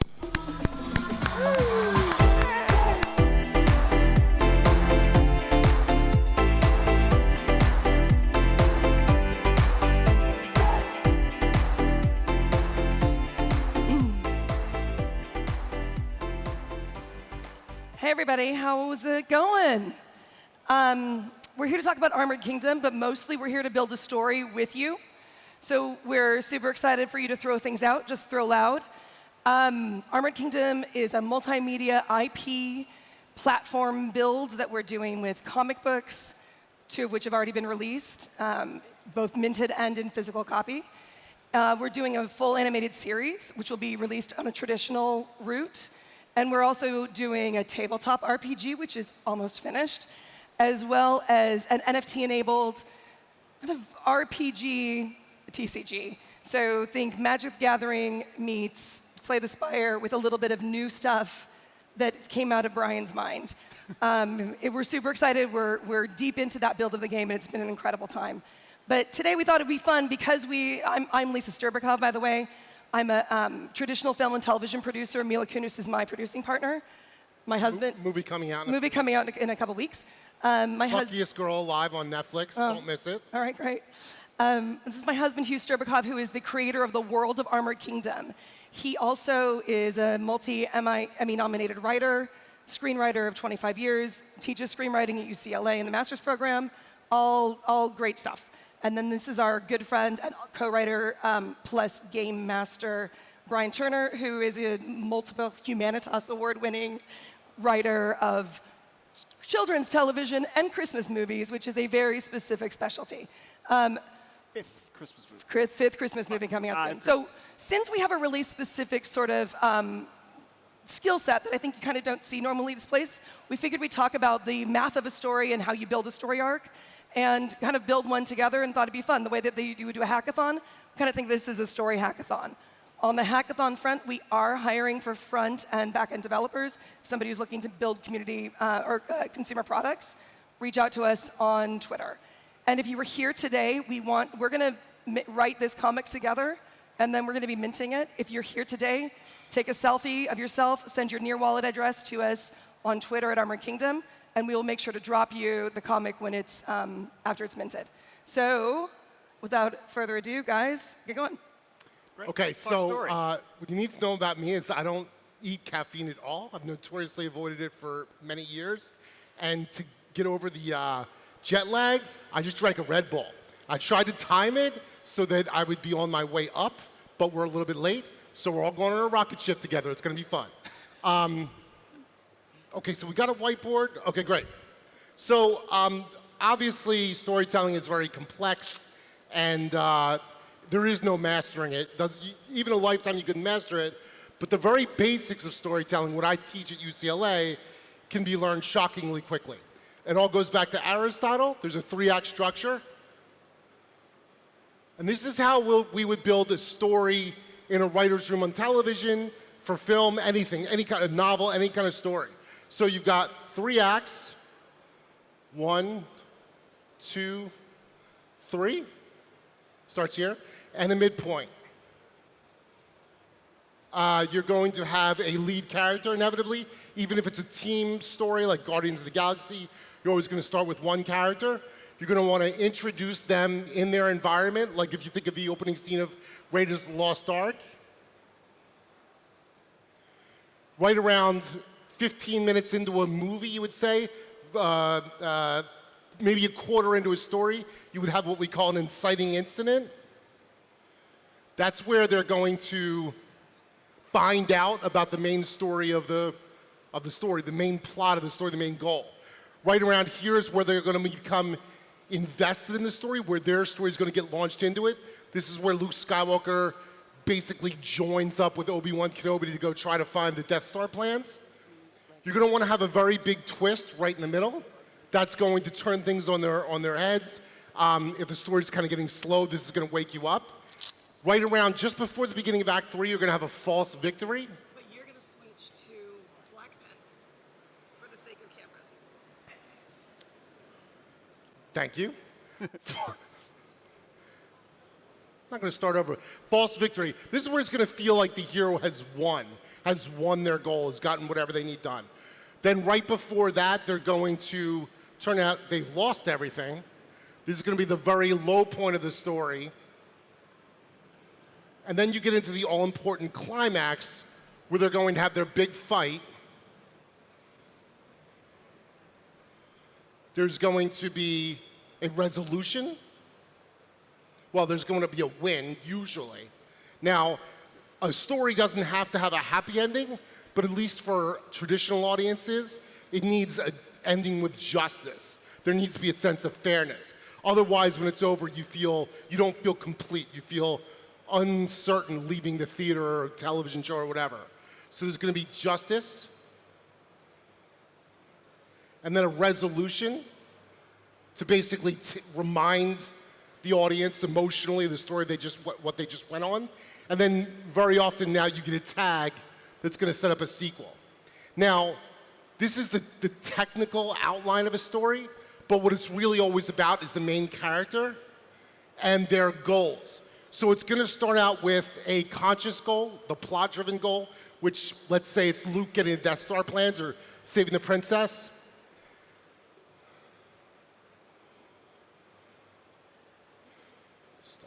Sorry, the Red Bull's taking over. Conscious goal. Oh my God. That's going to accelerate up here. You always want to have rising tension. And then there's going to be a subconscious goal, which is going to be personal. And Hugh, this works for any genre, right? Every genre, and we'll talk about that in a second. Now, at some point, we're going to need the subconscious goal, the emotional goal, to intertie with and even supersede the conscious goal. And that's called transference. If there was a movie with perfect structure, I would say it's Raiders of the Lost Ark. And it's a great example of that because Indiana Jones starts out trying to get the Lost Ark of the Covenant. He brings Marion along with him. At some point, right in the middle, he actually sacrifices Marion, leaves her with the bad guy in order to try and continue to go get the Ark. But at the low point, he trades the Ark for her life. And that's the transference of he just wants the fortune and glory. He just wants the MacGuffin, which we'll talk about in a second. But then he realizes his real conscious goal is that he loves this woman, and he kind of transfers to that. So he literally says, I don't care about the Ark, all I want is the girl. Right. It's right on the nose. Right. Now, all stories, whether it's romantic comedy, genre horror, they revolve around a MacGuffin, which is a phrase coined by Alfred Hitchcock. The MacGuffin, what it is, isn't necessarily important, but it's important to our characters because it's what they're all chasing. This can be love, personal redemption, or an object.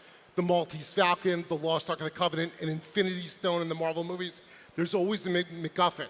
Death Star plans. So usually you'll find out about the MacGuffin here, you'll get the important instructions, you'll launch to get the MacGuffin, there'll be a fight, you might achieve, you might find out the MacGuffin isn't exactly what you thought it was at the midpoint twists.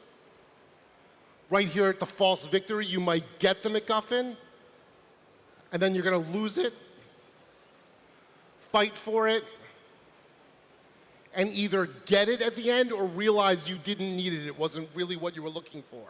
Right. So going back to Raiders again, I'm assuming everyone has seen Raiders of the Lost Ark. The false victory point is when Indy has literally gotten the Ark of the Covenant, and they take it up out of the Well of Souls, and then Balak throws the girl in and locks them in and says, maybe in 1,000 years you'll be worth something. Right. So normally what I'm doing here, I do in about 90 minutes, and we've got less than half of that. So what I would love to do is I'll talk you guys through building a story based on these fundamental points. Do you guys want to, is anybody interested in throwing out some ideas to try to build a story together?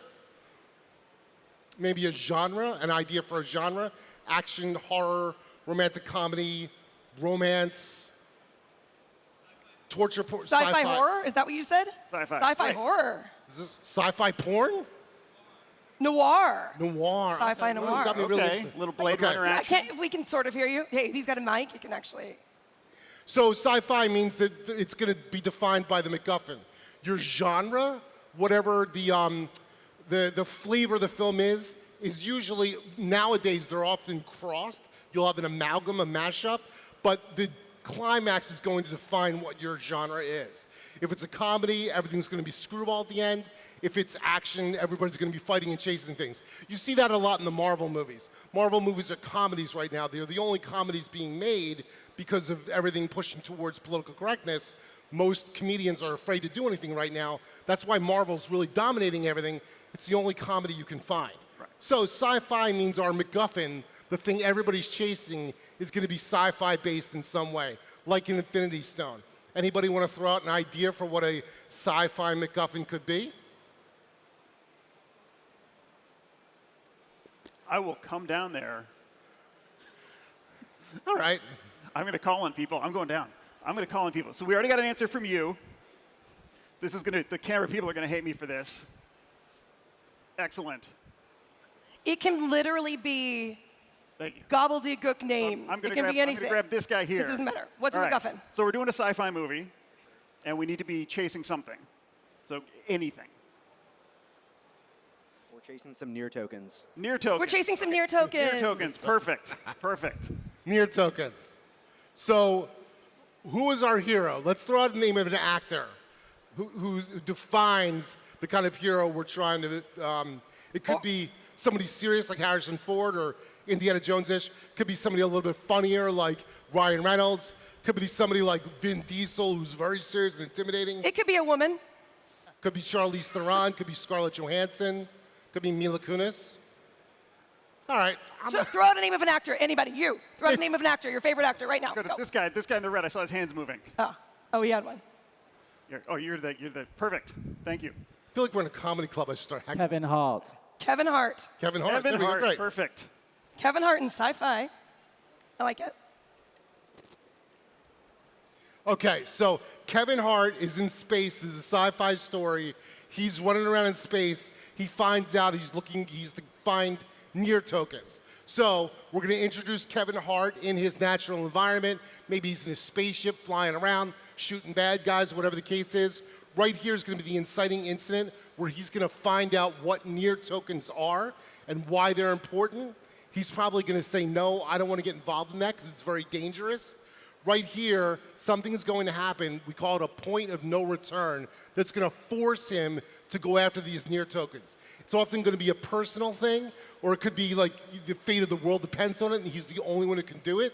But he's going to want to not do it, and he's going to have to do it. So let's talk about a subconscious goal. Let's give him some sort of a romance, either a woman or a man, or a concept, a planet, something he needs to protect personally. Who does Kevin Hart love? How about he needs to protect his brother, Ilya Polasukin. What was the last part? Ilya. He needs to protect his brother, Ilya. Ilya. Okay, brother. That's perfect, because it creates a backstory for them and a bond that necessarily can't be broken. He can't just decide, screw his brother. Maybe his parents always wanted him to take care of his brother. He's got some personal debt, something very deep within him that says, I can't let go of my brother. But to start out, we need conflict. Every story is driven intensely by conflict. Not only story, every scene. In a movie, virtually every sentence should be driven by conflict, or people are going to lose interest. They're going to lose focus. They're going to start looking at their clocks. So he hates his brother, but he feels like he has to protect his brother because of his mother. Either she's still alive, she's on a deathbed, maybe she's dead, and the last thing she ever said to him, take care of your brother. So we want this story to be tightly knit. The brother is the person who has the NEAR tokens. So the brother is on the run. He's committed some sort of atrocity. All the space police are chasing this guy. He's got the NEAR tokens. Somebody comes to Kevin Hart and says to Kevin Hart, you're the only one who can find him. That's super important for a story. Our hero should be the only one who can do this.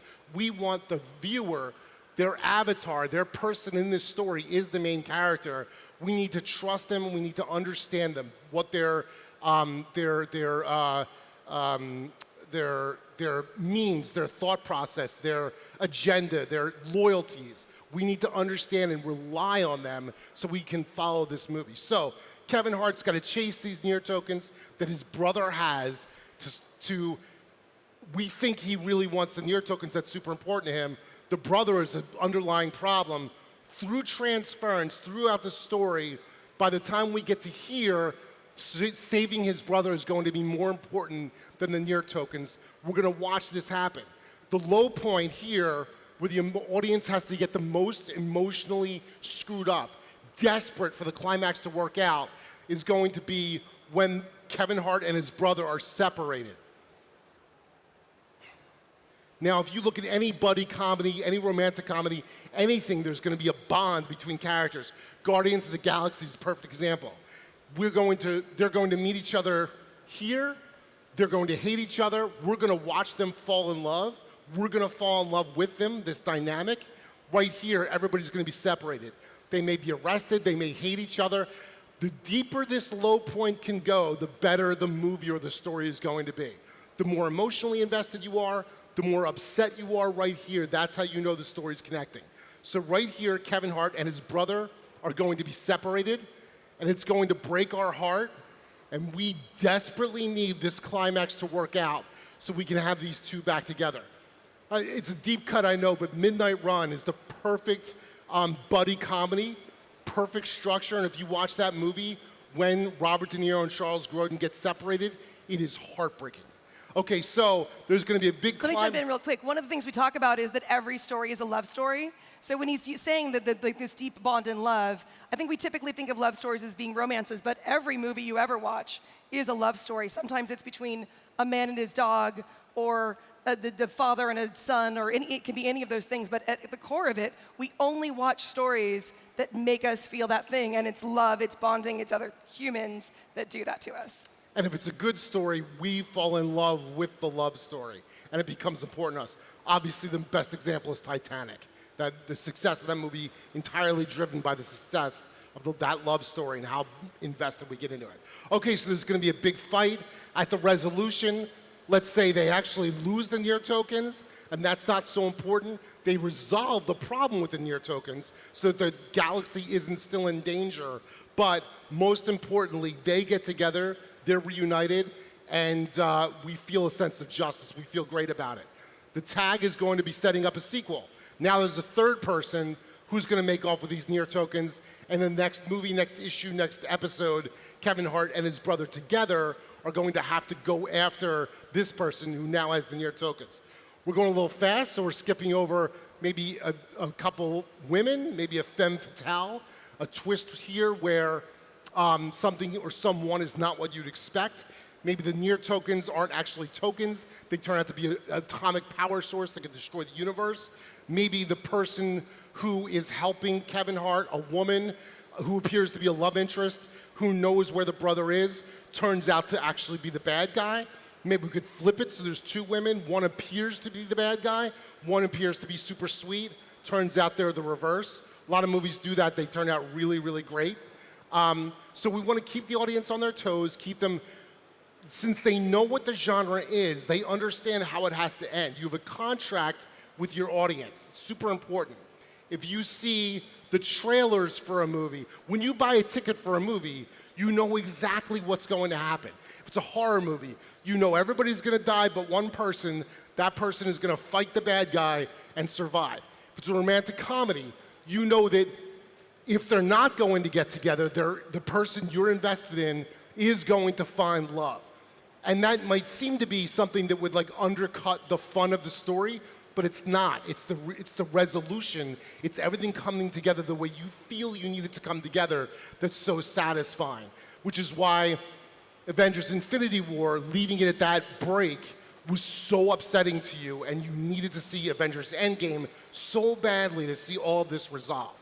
The structure I'm talking about, the 3 parts, that's actually each of the 3 acts has 3-act structure.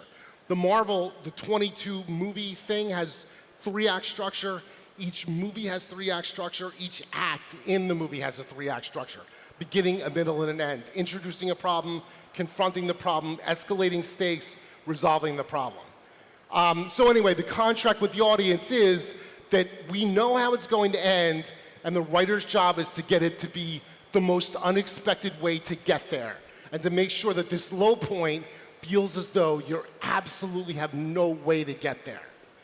Right. So that's basic story structure. I mean, I've taught it to you right now. Mastering it could take a lifetime. Doing it really well is the difference between a really crappy movie and a really great movie. And when we're building movies, and we're building television, we're building any kind of story, we start with that kind of outline.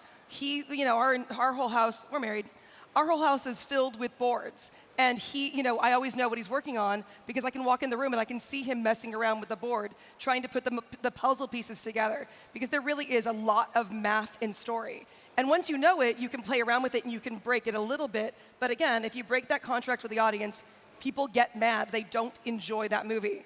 A lot of times, we try to make a movie where we break that contract, and then we go to testing, and then we unbreak that contract, and we give people what they want, which is the ending that feels satisfying. Yeah. And it may seem like something like this will result in formulaic stories, but it's not really. It's an impossible structure to break.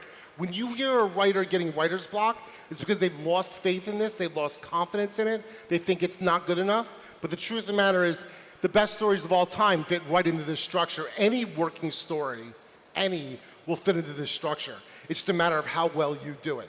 So we're going to talk a little bit about Armored Kingdom. I'm going to talk about this for just a second. Yeah, go ahead. I just want to say, some of you may not be writers. You may, we're talking about how to write a story, but this same information is good for you to process a TV show or a movie that you watched and figure out, why did I love this movie so much and why do I not love that movie? So that when you're talking to your friends, you can explain, oh, this is why this worked for me, or this is why this didn't work for me.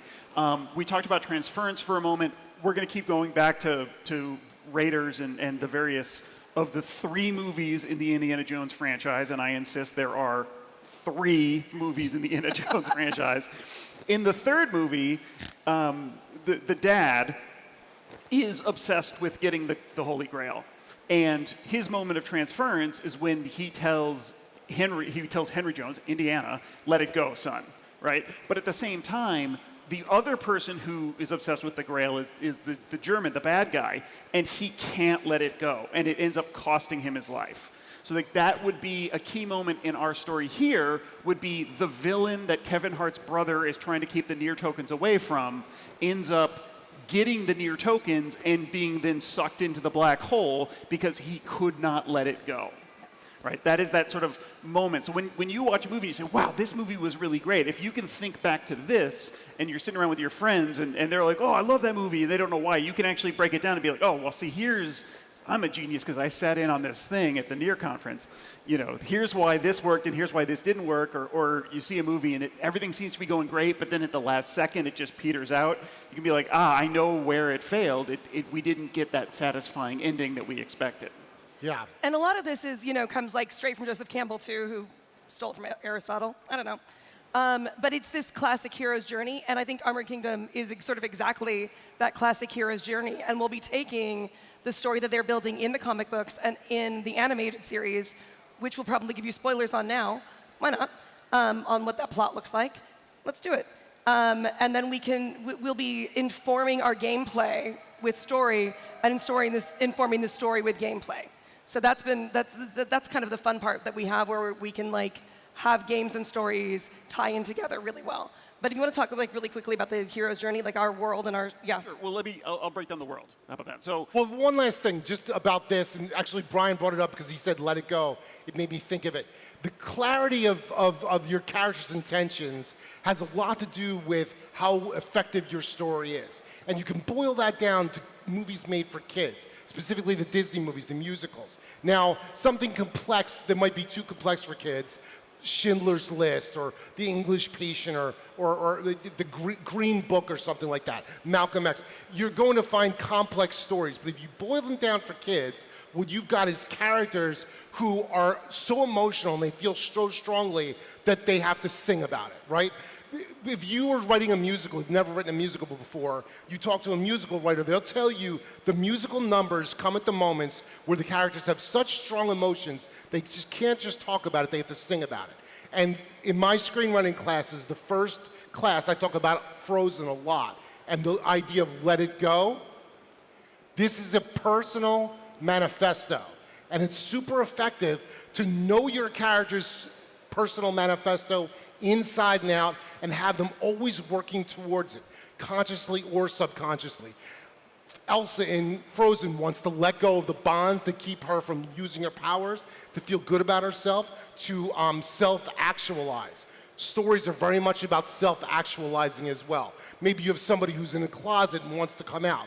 That's self-actualization. So if you go home and watch a Disney musical, one of the better ones, notice where and when the characters sing and how it illustrates their intentions and how that guides you through the story. So the writer is taking you by the hand, leading you through the ideas they want you to understand and where they want your emotions to go.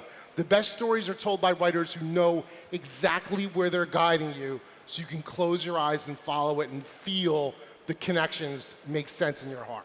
Okay, so let's talk about Armored Kingdom. So in Armored Kingdom, right now we have a question. Yes. I'm gonna come closer. Oh no, Lindsay's gonna bring you a microphone. Yes. Do you have tips on how to use this for marketing storytelling? Sure.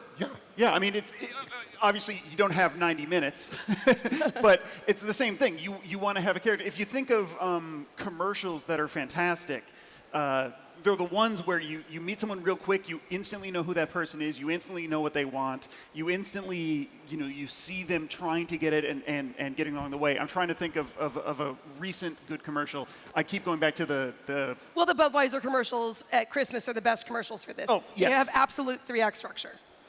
Yeah, you know what? A commercial for Christmas toy, right?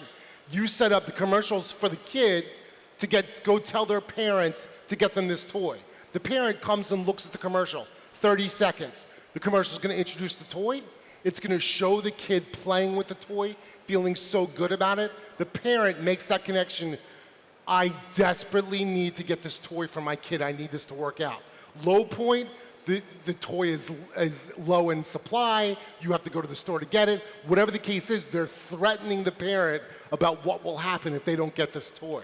At the end of the 30-second commercial, they leave you with a cliffhanger. At the low point, you don't have this toy, you got to get your ass to the toy store to get this toy for your kid.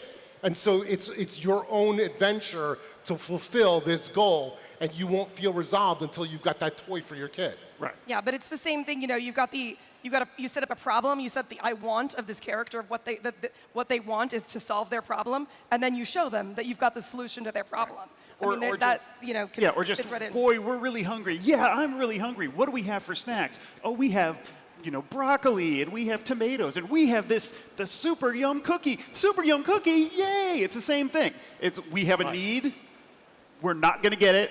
We are going to get it. Hallelujah. But also on a more complex level, the structure I just gave you is also the structure of an Apple keynote speech. It's here's the introduction, here's your life as it is, it's normal, it's boring.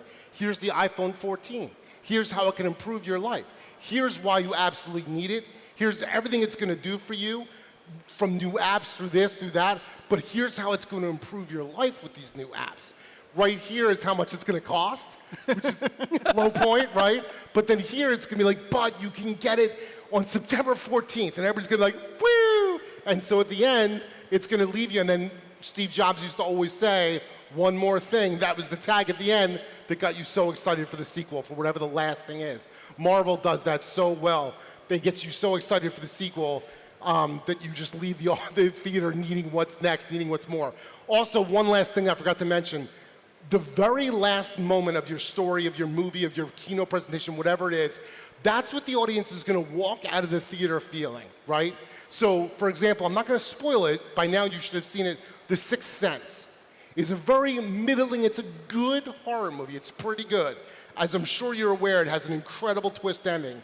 You walk out of the theater so invigorated by it. That movie was nominated for an Oscar for its screenplay, for a movie that was 95% a fine, somewhat actually boring horror movie. The twist ending, you leave the theater so excited, Oscar nomination. Yeah. So yeah, if you're doing a marketing presentation, the last thing you say to your people, your audience, before you walk off the stage should be the most exciting, invigorating thought. Leave them with that. Leave them thinking about that while you're walking off the stage. Now watch me say something really dumb and self-deprecating before I walk off the stage. Right. But anyway, let's talk about Armored Kingdom because we're short on time. So Armored Kingdom is it's our playground. Yeah. Right. This is a world that Hugh created. It's based on sort of 4 kingdoms that are sort of engaged in this sort of endless war. Right. We have the humans. We have the Kingdom of the Horn, which are sort of anthropomorphized animals. You can see one of them here. This is a gorilla car. It's a gorilla with 4 arms.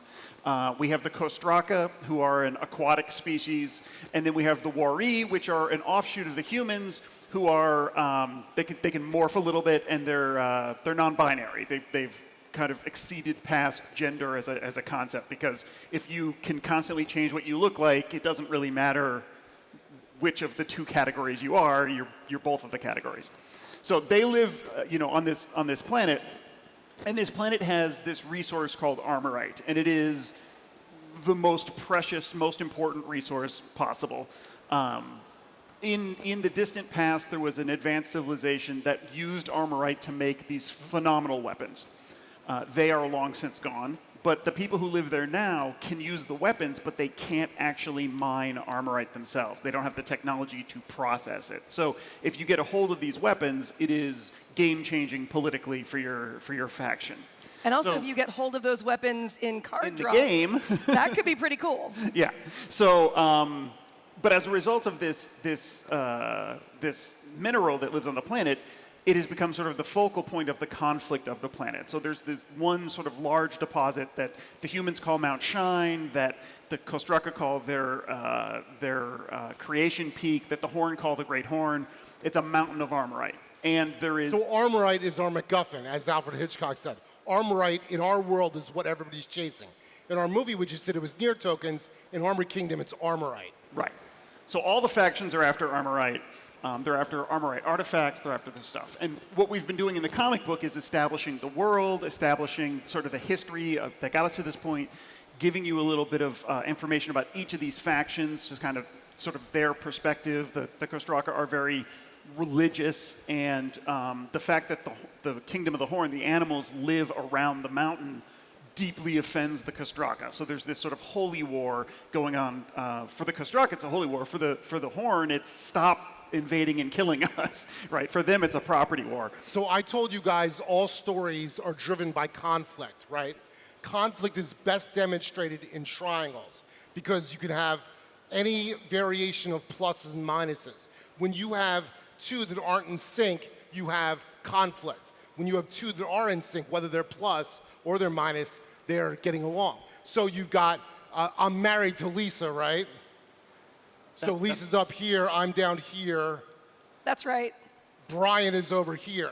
So in the best of all worlds, we're all getting along. But that's very boring. So let's say I say something very stupid to piss off my wife. Now you get minus here. So we're not getting along. Lisa and I are both trying to convince Brian that we're right. So we're both trying to get along with Brian. Now you've got conflict. So more familiarly, you put Han, Luke, and Leia, and you've got the classic triumvirate that everybody understands. And throughout the Star Wars trilogy, these pluses and minuses are constantly shifting.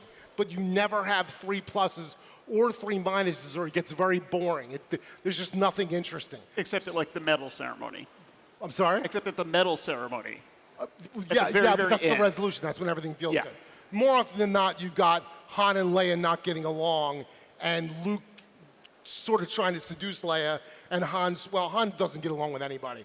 So, but anyway, point being, so in our world, we've got 3 factions that we have set upon each other in a conflict that cannot be resolved because there's religious undertones. Nobody's going to give up on it. So that's when I designed this world, I'm thinking in terms of triangles of conflict. Go ahead. Right. And so the humans have the other problem of the fact that the Kostraka and the Horn are both massively more powerful than the human nation. So the humans can't afford to go to war with either of them, so they kind of want to keep the 2 of them fighting each other. But then there's this one human king who is saying, no, this is the wrong thing. We should have peace. But no one will listen to him. Right? And his advisors are saying, this is ridiculous, this is stupid. If we have peace, we'll be at 3 pluses, there won't be conflict, at which point something's going to shift and one of these 2 groups is going to come for us. Additionally, if the Kostraka kill the Horn, the Kostraka can then afford to go kill the humans. Or if the Horn kill the Kostraka, the Horn can go kill the humans. The humans need to keep everything sort of in balance. Well, everything builds to a head. So there's just massive wars about to happen. And this is sort of the ending point of our first comic book, where the human king has begged them not to have this massive war. He has failed. The armies are charging towards each other. And right at that moment, pop, up in the sky, a spaceship comes in. Now, the kingdoms of this planet are medieval, right? They don't know planes. They don't know spaceships from anything. All they know is this is a thing that they've never seen before, and it's a potential danger to all of them. So for the first time, we have peace between these factions because we've added a different part to this triangle. It's a 3-dimensional triangle where we now have this other faction, the aliens. You can always add more. So you put C-3PO in here. And it could be an intangible idea, Death Star plans. Whatever you could do, you can add on to these triangles. You just need 3 components to create conflict. Even if you've got a romantic comedy, you've got Harry and Sally, and the third part is the idea of men and women just being friends. Right. So all this is to talk about the comic books. The comic books are there to set up what will then launch us into the animated series. And the animated series, we're not going to, do we spoil the start of the animated series? I think you can talk about what the start of it is. I think so. Sure, I mean, it's the last like the high-level logline part. The key sort of ending point of the comic book is that king who brokered peace is assassinated, thus potentially thrusting the planet back into war. And his daughter, who is the hero of our series, is framed for the assassination. So in the animated series, we're following her and her best friends, who are members of these different factions, as they're going to try and prove her innocence. They need to seek out information to prove her innocence. And that's our animated series. Now that all lays the groundwork for the game where you as players, depending on which part of the game you're playing, if you're playing PvP, you're just a member of these factions and you're fighting against each other. If you're playing the adventure, you're playing as one of the heroes of our comic book and you're battling through sort of the events that you'll see in the animated series, but then also little side adventures along the way so that people don't have to run out what they're doing. So that's how we're tying the whole thing together. So let's say you're someone who loves video games, but you couldn't care less about an animated series. You can read the comic, you can play the video game. Let's say you're someone who loves animation and loves video games, but doesn't care about comic books. It's all still there for you. That's the whole point of Armored Kingdom as far as the Nier platform is as much engagement as you want to put into it, you can find a home there through Web3, through Nier, through the game. And you know, because obviously the Web3 experience community is so important, we're actually building our tabletop RPG just for community fun. So, you know, you want to play your kind of Dungeons and Dragons-like campaign in our world, we can come in and do that, and we can do that together. We're going to be doing those events on Twitch. We'll be doing them with, you know, kind of the creative team as well as with members of the community who can come in and play with us. So we'll be doing really fun campaigns all together in the Armored Kingdom universe, so you can actually start creating your own character within our universe, which we think is incredibly fun. And if you've played a ton of role-playing games, you can read the manual. I mean, I just wrote the manual, right? So you can read the manual. It makes perfect sense to you. If you've never played role-playing games in your life, you can read the manual. It makes perfect sense to you. I've taken what I love about Dungeons and Dragons and simplified it down to the point where you can sit down with your cousin, your niece, your nephew, someone who's never played before, and get them up to speed in 15 minutes. Everything's fine. Okay, well, we've got about 20 seconds left, and we're going to make sure that Hugh doesn't say something bad now and leave you guys with the Well, why don't you take us out then? Yeah, why don't we take... No, you take us out. Well, you know, so you've seen how we build stories, the idea behind it. You know, if you're playing a video game, Legend of Zelda, Horizon Zero Dawn, I'm a big gamer. The storylines, each little quest will have this 3-act structure. The overall thing, even the overall franchise, like Legend of Zelda, as it keeps going, 3-act structure. So what we've done with Armored Kingdom is try to create a fertile world, like the Star Wars world, where they keep telling stories within it. They've moved away from the Skywalker stories. Now they're telling the Mandalorian, Andor, whatever you got. We've created a world with a triangle conflict that can be broken out into any genre, any smaller story, any bigger story. We're launching comic books. We're taking in all these directions. And then what we're exploring is how can we use the blockchain in this fertile world to tell a story in a way that nobody else has. It's always going to be this fundamental classic story, but how can we tell it in a new and exciting way? And so that's what we're exploring. We hope you guys will join us for the ride, maybe even get involved in the way that Lisa mentioned earlier, which I've already forgotten. And yeah, we're super excited about it. We hope you guys are. We hope we can get you excited about it. Join our Discord. People here, people at home, join our Discord. You know, we're having these contests where the community is actively creating things which are going into the world, right? We've had different new factions, new monsters that were created by the community, which have now worked their way into the role-playing game. So, you know, we want input from the community because this is not just our world, this is everybody's world. Yeah, for example, we just ran a contest in Discord where people can create a creature, and the winner got a signed copy of our first comic. I'm getting literally yanked off the stage, so I guess it's time to go. Right. Great to meet everybody. I'm going to run. Come join us. Thank you.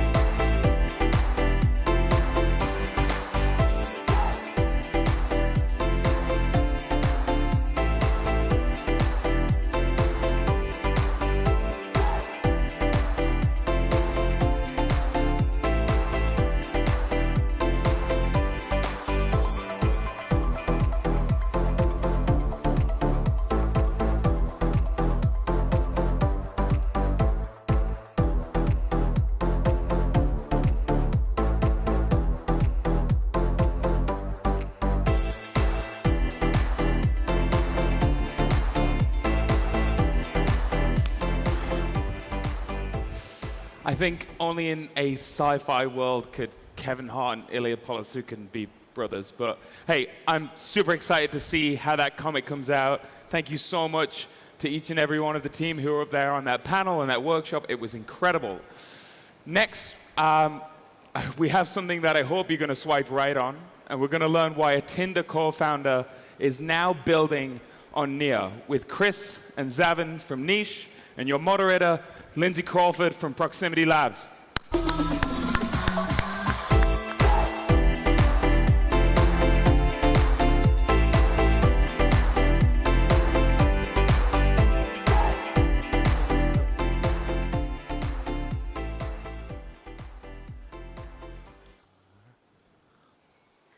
Hi, everyone. Thanks for coming on board and hearing and learning about the creator economy as it has to do with social platforms.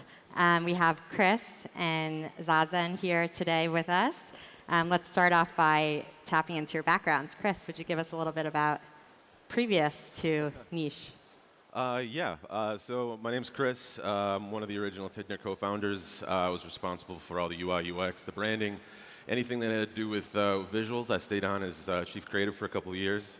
After that, I started my own company for music discovery. I did that for about a year, and then I got a call from Whitney Wolf to come out to London. It was one of the co-creators of Bumble.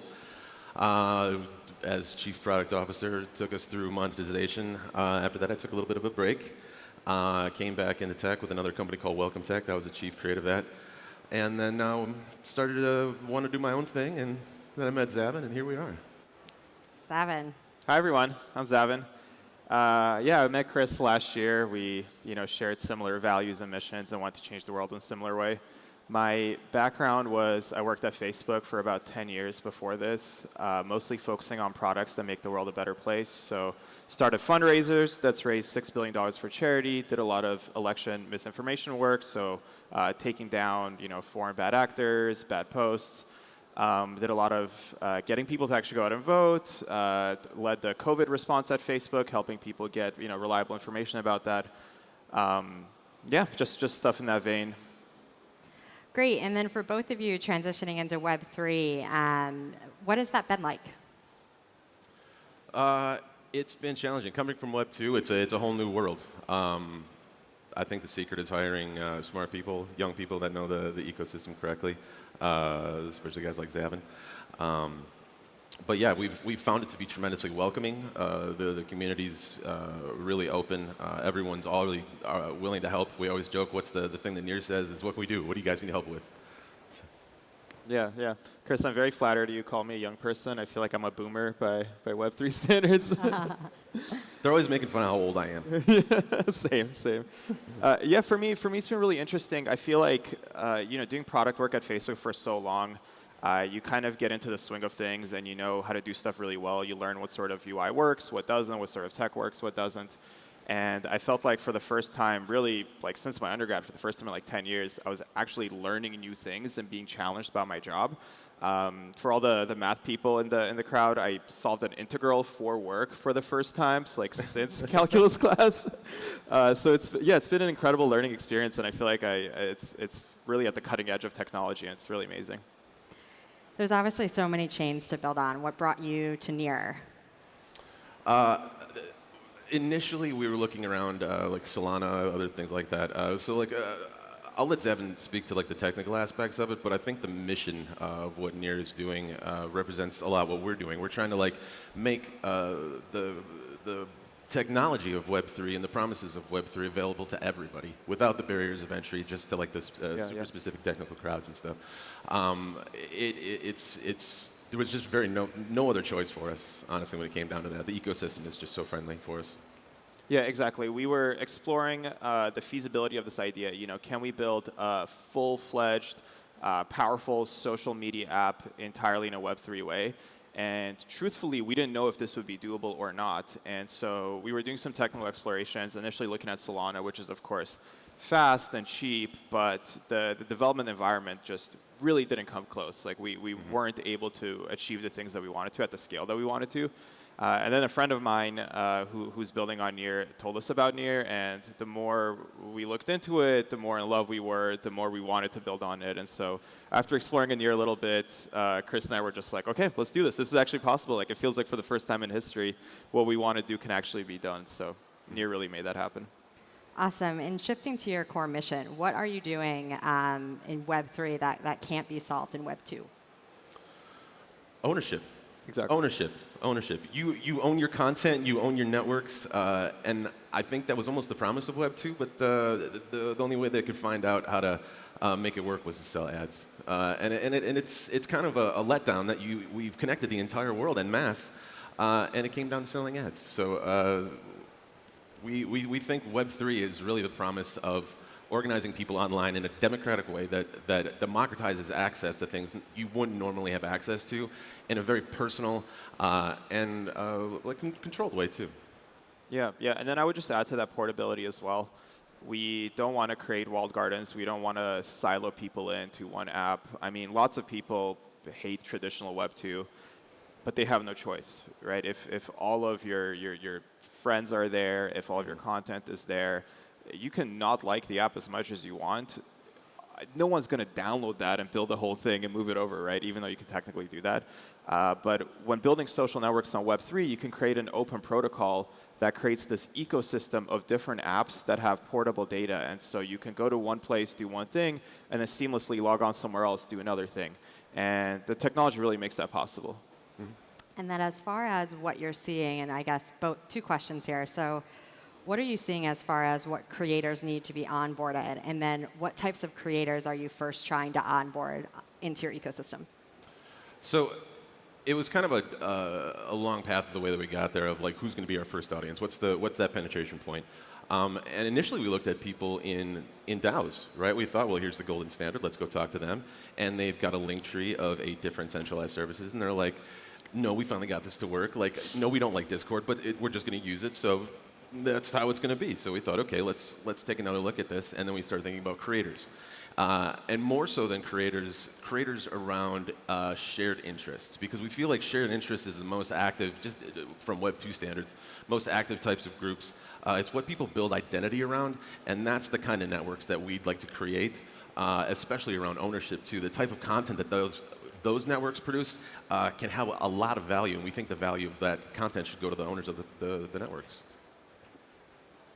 And then as far as hurdles for what your creators are running into, what does that look like as far as bringing them on board? Is there hesitancy, and if there is, in what areas?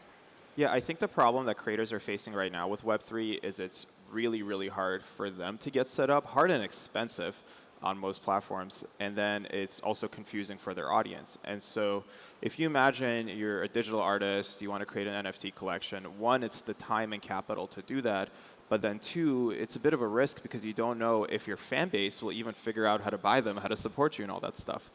And what we're trying to do is make that really, really seamless.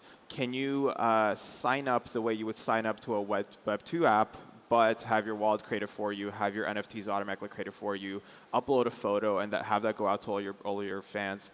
And what we need to sell to people is the promise of that we actually have, the means, the product, the technology to make that super, super easy, because I think a lot of people are scared by this, right? They think of NFTs and they think of, very expensive things or scams or whatever.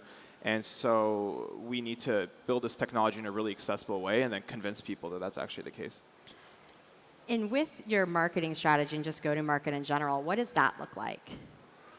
Well, to kind of dovetail off of what Devin was saying, I think when it comes down to creators, a lot of it boils down to revenue. They have a very predictable revenue stream from like their ads. It's not the majority of creators. I would say by far the majority of creators do not make enough to even cross the poverty line. But for the kind of community creators that we're talking about, it all boils down to what's the group of people, what's the interest, and who can we match up in our network to those groups of people. And the way that we're trying to go about it is a little more sophisticated by creating the waitlist application. It's not just a waitlist for the sake of a waitlist. It's to more intelligently place people into their specific interest groups, building a small mass of people, and then, like we said, matching up those creators with those groups of people and starting that virtuous cycle. Got it. And as far as what these creators are thinking in these conversations, are they thinking this is something that they're doing on the side of a full-time job? Are they envisioning this as something that they can do full-time? Like, how much of a believer do we have as this could be their full-time job? Yeah, a lot of the creators that we talk to, their number one thing is money. Like, it just costs a lot of money. If they're like community leaders, they do IRL meetups, they do whatever. They've only got a certain amount of budget. And then it's amount of time that they can actually put into this with just the allure of maybe they can participate in ad revenue, or like it might work out, or there's no purpose-built home for them to do this. They're hacking Instagram, they're hacking TikTok, just to try and get this word out. And that eats up a lot of time and that money, which is their most precious resources. So by giving them, I think, a purpose-built home, it's just going to make it even easier for them. Got it. And I guess, Chris, so as far as building during a bear market, it's been an interesting year. There's a lot that's been happening. What does it look like scaling right now and hiring? I'd love to tap into some of that. Yeah, it's never easy, right? I mean, attracting the right type of person to early stage startups is always like a delicate balance, and especially in the market now, everyone's looking for a little bit of stability. A lot of the people we run into say, well, my partner's in a startup, I gotta stay at something a little more stable. So it always presents its challenges, but I think the people that we do find really become like diamonds for us, right? Because they're the right ones are naturally being filtered out just by market conditions. So when they make their way to us, they're excited about the product, they're really good at what they do, and they're just excited to like be a part of what's coming next. And I think a lot of people realize that this is just going to be ubiquitous in the future. Definitely. And Zazen, as far as kind of the technical side of things, I know that's where your focus is more so, and for the technical people in the crowd, would you mind diving into a little bit about kind of how you built this and what that looked like? How we did what, sorry? Like the building process behind it. Yeah, definitely. So the most important thing is to validate that what we're building is actually useful before investing a lot of time in the technology. And I think a lot of ventures, especially in Web3, get really, really excited about the technology, and they dive into that first, and they say, look at our smart contracts, look at the scalability, without asking, are we building something that people actually need or will use or will enjoy? And for us, it was all about validating those hypotheses as early as possible. So can we get an app in our hands that feels good, that we enjoy using?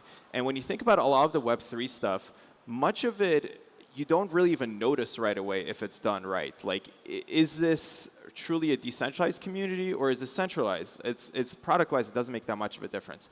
And so the way we've approached building is we start everything in a Web 2 way, validate the core app. Does this make sense? What is the right mechanism to invite people? What are the right ways to sign up? What is feed? How does Composer work?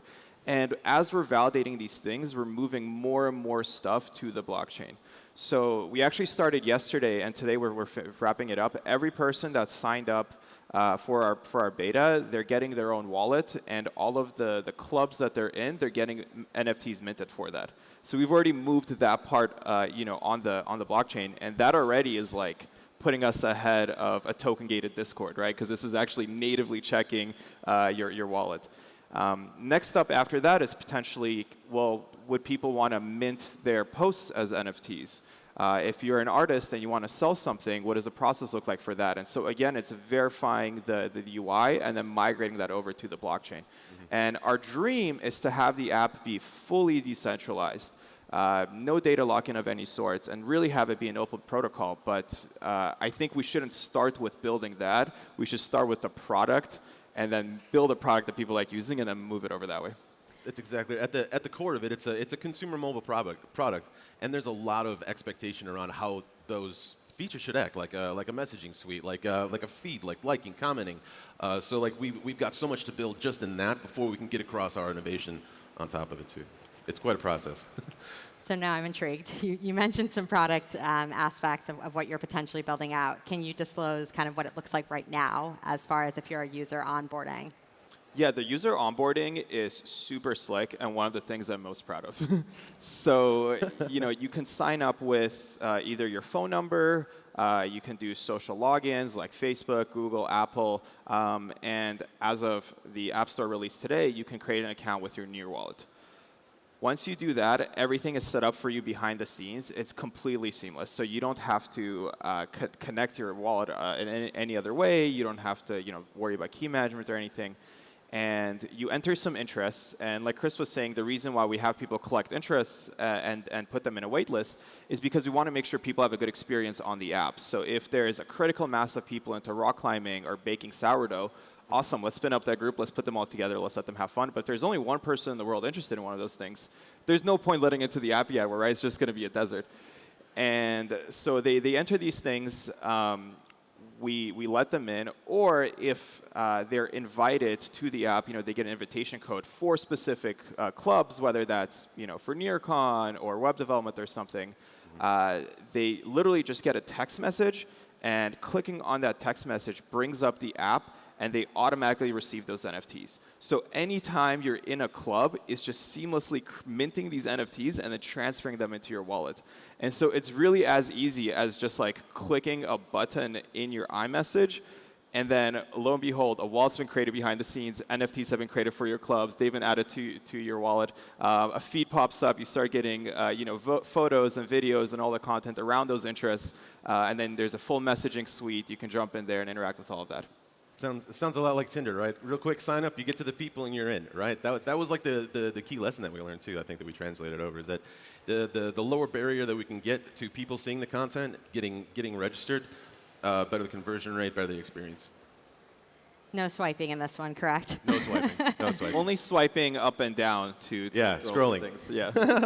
Got it. So I know we only have a few minutes left. I'd love to understand more of what this vision looks like 5, 10 years down the road, what these communities look like. Chris, please.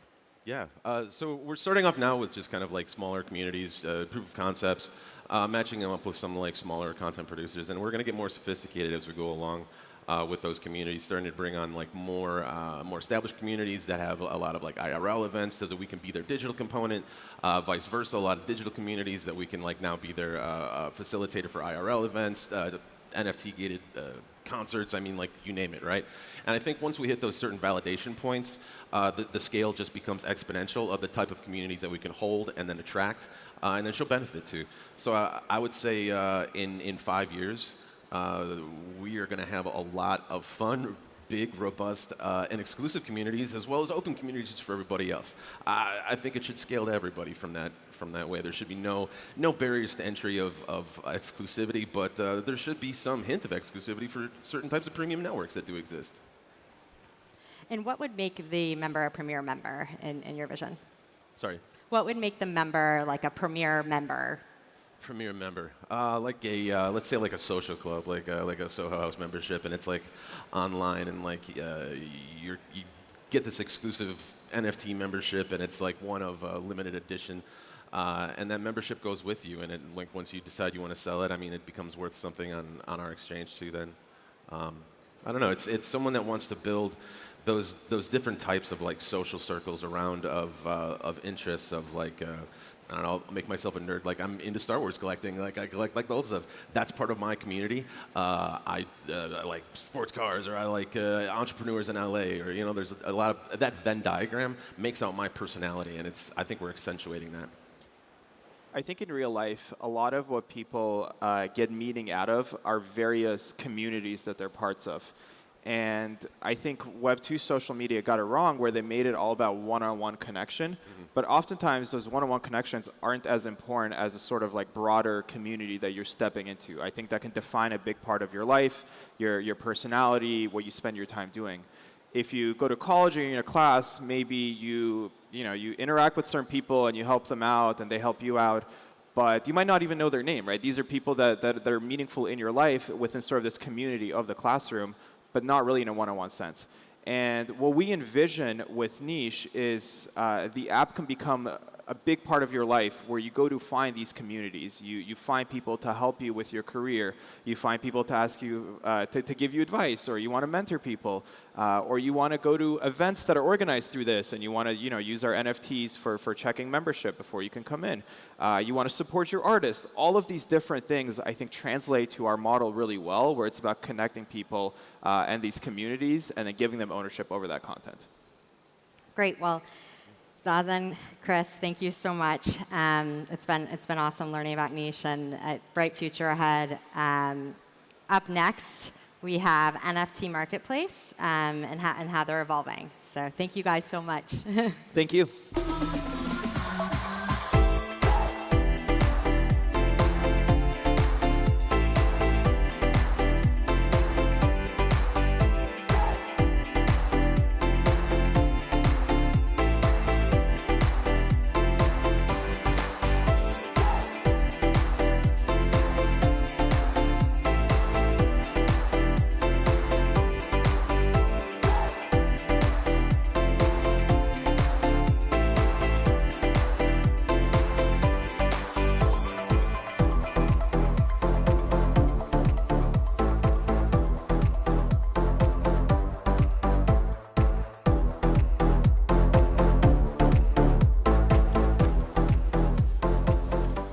Thank you so much to the niche team and our wonderful moderator for that previous panel. It was absolutely excellent. I think for many of us here today, it might be a little bit surreal to meet the people that you know online because you see their real faces and you don't see their NFT profile pictures. So up next, we've got a brilliant panel on how NFT marketplaces are evolving. We have Chris Gale from Few and Far, Nick Geyer from Mintbase, Shannon Wells from LivePeer, and our moderator, Dani Osorio from MetaWeb Ventures. Let's give it up for them!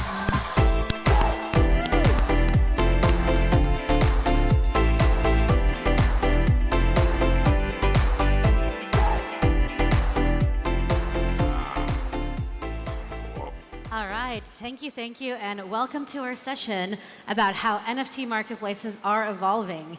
Today we have an all-star panel coming at you live here at NEARCON. So we'll start with Shannon. She is the head of ecosystem at LivePeer, a pretty OG Ethereum project that eventually went multi-chain and is here for revolutionizing how some of this technology works.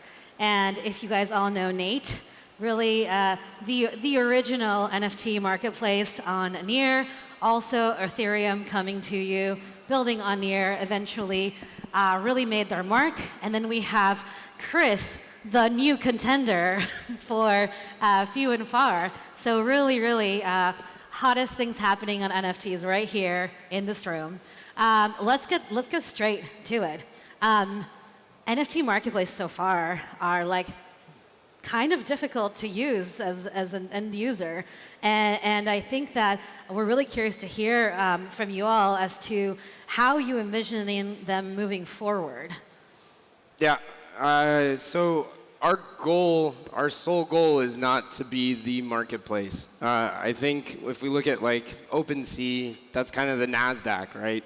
Our goal isn't to do that. Our goal is to enable everyone else to build their own really quick marketplaces as quick as possible, and then you guys figure out and solve all these problems of, hey, we can build a prettier marketplace, or hey, we don't really care about the minter, we'll just start using little pieces and components of the thing. So our sole goal is we built all these crazy things like the auction, the minter, the redeeming mechanism, deploy store, the organizer, the add minters, all these crazy things.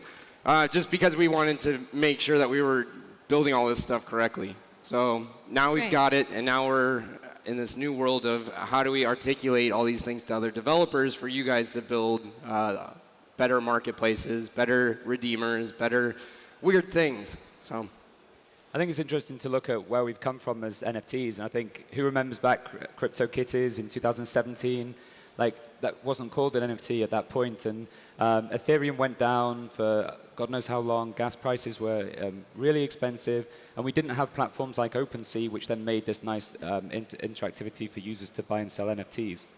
Where we're going now is very quickly towards PFP collections, big communities being built around utility around those NFTs. And that's really good at demonstrating what the potential and future power of NFTs can bring. And what we're doing at Few and Far is creating a really great user experience, a premier experience for communities, for projects, for companies to come in and list and launch NFTs, making it as seamless as possible that users don't really even care or have to require about what wallets they're using, what blockchain they're using. Okay, that's really interesting. Shannon, please. Yeah, I think it's important to remember where we came from, why NFT marketplaces exist, the value proposition behind them. You know, NFT marketplaces are leveraging blockchain technology protocols that have been around since 2017. The principles of openness and decentralization are really core to bringing more people in. And I think the expectation for what's different from a Web3 art marketplace versus a Web2 art marketplace is that you own your data, you own your content, you own your assets. And I think it's really important that as we look to the future, we educate developers, we educate creators coming in, that you have to be really critical about what's behind your NFT, and you have to be really critical about the infrastructure and the technology that you're using, because a big worry I have is that a lot of new marketplaces popping up are actually relying on Web2 centralized infrastructure. And if you look under the hood, you probably actually don't own your NFT in a lot of cases. So with LivePure, we're part of the Web3 infrastructure stack. As Dani mentioned, we've been around since 2017. We're an open and decentralized video protocol. Video takes up about 80% of bandwidth on the internet. If you want to put a video on the internet, you need to do something called transcode it, which means putting it in a format that can be viewed anywhere on any device in the world. That's computationally super intensive. So LivePure leverages decentralized compute networks to do transcoding through node operators who provide excess GPU capacity, which is the core ingredient to transcoding. Eyes glaze over. It's like super technical, but actually really important to know that if you're not operating on decentralized infrastructure, your application, the developer building the application that you're using to make your NFT, they're going to get locked into a provider. A really good example, if you're a Patreon creator, earlier this year, Patreon changed its business model, and for independent creators, they realized that there were really high bandwidth costs associated with an independent creator putting up lots of video. They slapped on a new annual fee for creators that now used to pay about $200 a year up to $7,000 a year to pay for those costs. And if they couldn't cover those costs, Patreon said, well, too bad, you have to get off the platform and we own your content. So it's examples like that we have to continue to be really critical about what's under the hood. Yeah, I fully agree. Under the hood, I mean, literally platforms have employees. Employees have access to all your things. Like these neat things that we're creating, these little NFTs are basically little blocks that should exist forever. So if an employee can go into the database and wipe all this stuff, you know, because he was angry, or she, yeah. So the promise is always, the platform shouldn't have any, you shouldn't have any reliance on us. It should only exist in the future as long as NEAR, Arweave, or IPFS continue to exist. So is that something you guys think about when you're building your different products? Do you think about the decentralization of the components? Yeah. For us, it's a big reason why we chose to build on NEAR. And I feel that the industry is at a pivotal moment at the moment where onboarding is difficult for Web3. MetaMask is a nightmare to use if you're not crypto native, and it takes a lot of research and learning to get up to speed. And the solution has been to bring on Web2 companies and big communities that aren't crypto native, is to lean towards a Web2 approach. But the danger to that is then, as you're both alluding to, is I've seen one NFT marketplace, I won't mention any names, that has a connect wallet button, and you click it, and it's sign on through Google or Facebook. And they then own that data. You can purchase an NFT with a credit card. Who knows if it's even on the blockchain or not. And you're then locked into this specific marketplace. You're locked in and logged into this platform, and you're not really owning your own assets. You're not being able to transport that freely around the internet. So we're going down that dangerous approach of trying to become really easy to onboard new users at a risk of then going back to just using Web2 onboarding flows. We also have to say hello to Ricky. Ricky from Paras should have been here, but I think he couldn't make it last minute. He's another one of those pioneers on NEAR. Had to give that out. Absolutely. So we were talking a little bit about what's being sold in these marketplaces, and some people have sort of referenced eBay as a model for what some of the NFT marketplaces look like right now, basically like sell and buy anything. But do you think as we progress, we might see some more specialization as to what they're selling, and what might that look like? Yeah, infrastructure. Once the infrastructure's there, it's like, okay, so Amazon was created, right? They built a system to ship books around the world and realized, hey, none of this infrastructure exists. We have to build Amazon Web Services in order to make this thing work. And as these things grew, then all the other startups started building the craziest things using that one thing, right? So we're in the same position where we're building kind of crazy infrastructure, and we're like, you guys need this too because it's super painful. So the evolution, which I'm really excited about, we're still going to be focusing on tickets and a few other things. But what I'm really excited about is to see how folks start using the infrastructure pieces where people can fire up a really weird business in 2 days. For us, it's about creating a market. So as a marketplace, we want liquidity, we want discoverability of these digital assets. So creating a community, being able to really help promote, whether it's games with NFTs integrated into games and gaming, whether it's specific utility around certain specific communities, we want to provide, and to be a marketplace, we can help support, provide the market. And that then creates a vibrant, thriving marketplace for our projects that we work with. That's great. Yeah. So, yeah. Oh, so Live here is at the infrastructure layer, but we are blockchain agnostic. We provide decentralized video transcoding in any smart contract environment. We hope to provide infrastructure for more video NFT projects in the Near ecosystem for sure. But we have really just scratched the surface of video. I mean, most NFTs are JPEGs. You can't really mint or play back anything longer than a 3-minute file.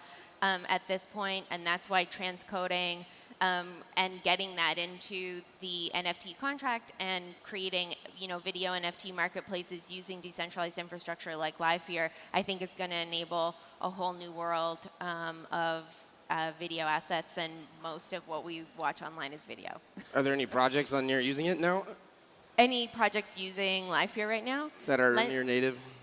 Yeah, we have LensTube, which is a Polygon-based project that's more short-form social content, but we also have a number of DJ projects that are using Live here, Rad Radio, The Lot Radio, Beam.xyz is kind of like a Netflix-type video project, but we would love to work with more people who are interested in video and Near. Mintbase will play with it. That's our promise is to play with everything as much as possible and hope to integrate. Wonderful. I'm loving the synergies here. Touching on a really important subject, this creator royalties are pretty hot right now. It's a big debate on crypto Twitter. And the idea is that because on Ethereum and on other protocols, the creator royalties are enforced by the marketplaces, right? Not at the protocol level. A lot of marketplaces are making the deliberate or maybe inadvertent choice to remove or change some of those. A big reason we've heard a lot of artists have come here recently is because Near implements creator royalties at the protocol level, which means it's not up to anyone else to modify those. But that really takes us to the idea of how do you view creator royalties, and then how do you think about standards and metadata on these marketplaces? Yeah, that was Mintbase's probably biggest contribution to the standards conversation. So there was blackbox.art Sparrow. She's an OG in the minting land. She came to us complaining how Ethereum, it's just a shit show, if I can say that, in the royalty land. So she pushed us. So if you go to the standards and you see a new file that says payouts, that was Thor, one of our Rust developers, along with a few of our folks that really made sure that was in there, because we knew getting that from the beginning would be a huge selling point. And some marketplaces are doing it well, even on Ethereum. Some of them are really upholding those rights, but there's others that we won't name that are marketing themselves as taking those rights away from creators. And so really good to hear that was baked in by this team? I think it's a really touchy point because, again, that's one of the promises of Web3 and NFTs, of being able to program royalties and being it locked into a smart contract that then cannot be changed further down the line. So again, a little bit to my previous point, if we start backtracking on our promises of what the values of Web3 is all about, we run a dangerous trap of wasting our time trying to build new technologies which are doing no different to technologies that we have today and that work today. With the marketplaces specifically, you end up getting into a race to the bottom of trying any way to differentiate yourself to your competitors, and it's a dangerous place to play in. NEAR's great because it can be programmed on a smart contract level, but you still do have flexibility in the contract to make changes in the future. So it goes back to that standards. We're part of the NFT vision group within working with the NEAR Foundation to really set those standards in stone, working with Mintbase and other partners in the ecosystem. And for us, we're about really working with making sure that the contracts execute. So on a technical level, the issues you can then run into is if there's too many royalties being paid, every transaction costs gas within the contract. That's difficult as a marketplace to then understand the requirements within each of those contracts without having specific standards. So the transaction fails, it looks like it's the marketplace's fault, but it's because it's deeply built into the contract.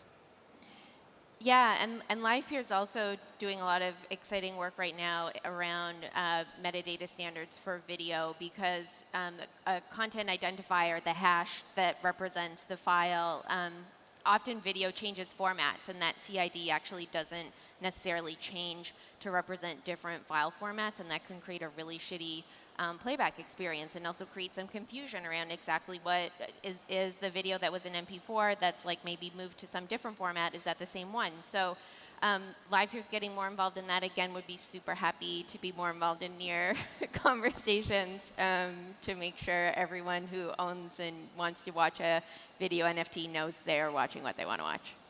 Amazing. And so let's dive deeper into the standards. How do those get made? Is it something that, like, in a decentralized ecosystem, does that come from someone somewhere? Is it Blood, people in a room? Tears. To be honest, Mintbase took a step back a little bit, probably the last, I would say, couple months, because we were in the No, I remember you and I were on the first conversation about NFT standards 2 years ago. Yeah, it's a full-time job, and if you're trying to run, all these other crazy things and standards, I don't have a solution. But yeah, it's a very, very hard, because you have all these different opinions, and then there's the technical groundwork, and I don't have a solution. They're working now. Our solution is by becoming the launch pad, having the templated minting contracts, becoming the marketplace. We can set the standards which work very well within our marketplace and make sure that then that's publicly available to our partners in the ecosystem.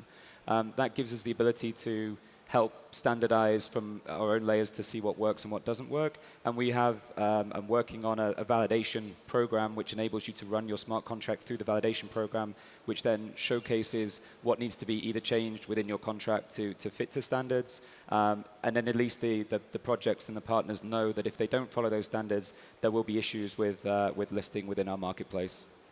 Yeah, I really think it has to be a collective industry effort. I mean, building in Web3, one NFT marketplace application needs to use, 3 to 10 different Web3 technologies. And we all need to be transparent and coordinating in that transparency to provide users and developers with a clear roadmap for the standards we want to put in place in our technologies. So I think that LivePeer from the video technology side, the storage players, whether it's Arweave, IPFS, Pinatas in the ecosystem. There's so much around decentralized identity. I know there's a lot happening in NEAR on that. I mean, we all need to be working together with marketplaces to put users first. Yep. So to give you an example, I would say August last year, we look at Froll when we were at NEARCon. We're like, guys, we need our indexers to be interoperable. We need to be able to list on Paras and Apollo and Few and Far, and they all just need to work together. So we all said we have to update the standards. We have to include logging. Then Mike jumped in, and I'm like, oh my God, this is going to take 2 months, jokingly. And then, all of a sudden it's December. I'm like, are we still talking about this? And so now, literally, just after the standards. UN Council of... Yeah. And then literally, as of last Friday, we finally, as of last year, getting the standards going. Now we actually have it implemented on our system, full interoperability. That's how long and painful these things are. It's years to get small little logging implemented. And Ben's now taking on, I think, a lot of those responsibilities. So thank you, sir.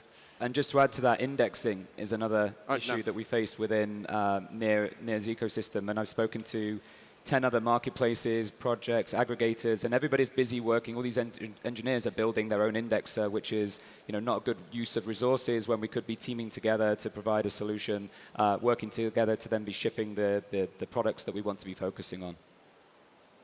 Yes, I have heard indexing is a challenge. I think, Nate, you spent the better part of an entire year trying to crack that. No longer into it. Till and Ben are cranking on it. I haven't touched the indexer in 6 months. It's pretty awesome. That's awesome. That's awesome. It's nice to see Graph is in the house as well, to the Graph to come and help us solve some of those issues for bringing on more projects. And you should also talk to Tableland. They've been looking at a lot of indexing work around and metadata for NFTs. And that's a brand new coming off, the presses. So pretty cool team working on that, Canadians. So let's talk about this. All of you sit pretty much in the heart of infrastructure and the cutting edge of marketplaces. So I bet you see a lot of alpha.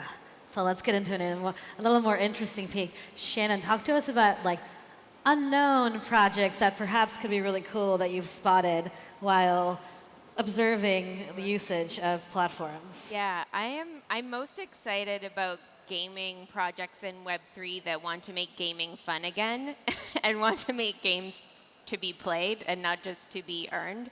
I think there's a lot of really cool stuff happening around just the video experience of, making a game so fun that you just want to watch it. You don't even want to play it. Super excited about that. Awesome, awesome. And Nate, what are you seeing kind of flying off the shelves, being put through? What do the APIs and the dashboards tell you from the control center? All the bit. I know there's several folks in the hackathon that are cranking on some bounties. SailGP has been messing around with our APIs. That's quite neat. And just moving forward, kind of talking with all the folks in the space. What's neat is we're now in this new world where basically, even if it's minted on MintBase, it doesn't mean you need to interact directly with us. It's all of our NFTs are kind of interactable from everywhere. So it's, yep. That's really cool. Have you found a particular type of NFT or category or subject or something that seems to be getting more distribution? Well, talk back to your previous question with Alpha, we had Oleg and Sweatcoin up announcing, big day for them with their TGE. I think the amount of wallets that they've onboarded, I think they're up to 13 million or so, is huge for not only NEAR and the ecosystem here, but in Web3 in general. That's the biggest decentralized application by far. And it's putting NEAR now on the map from having the most wallets. And the key to that is through onboarding and making it as smooth and seamless as possible as a gateway and a stepping into Web3.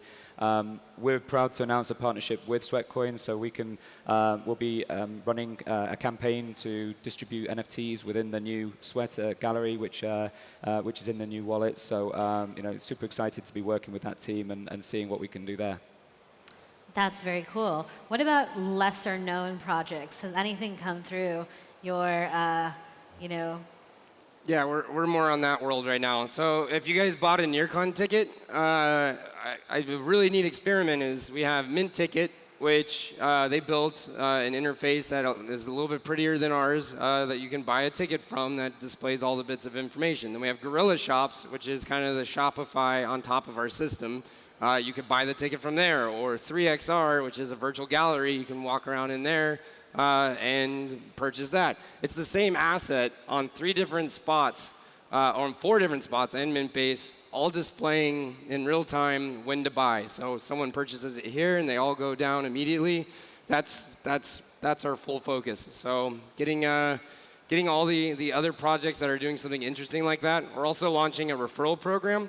Where you guys don't have to build your own market. You just add an extra little field that says we are mintticket.near, And instead of Mintbase's market fee going to us, it's going to go to you guys. So you have a built-in revenue model without having to build your own market, stupidly fast and easy. That's pretty cool. So one of the, obviously, hopes of the space is that there will be a lot of really cool utility to these NFTs that are purchased. And so the NFT marketplaces are similar to the exchanges, where the user enters and makes their first acquisition, a purchase or trades, and then something else happens, right? And I would love to hear your hot takes on where you think utility for NFTs is going, and what you're most excited about, or what your like dream application could be. Utility is gaming is a top focus, and we're seeing some great projects here at NEARCON. It's interesting about how you utilize NFTs within gaming, and they can be mutually exclusive, they can be integrated. We've been meeting some great projects that are building treasure hunt style NFTs within the gameplay, so you keep on playing addictively, going through the levels of the game to unlock a Bored Ape NFT, and it becomes a gamified approach of integrating NFTs. There's some really interesting stuff happening within traditional IP, within Hollywood, within sports management, who are now looking at monetizing their fan base.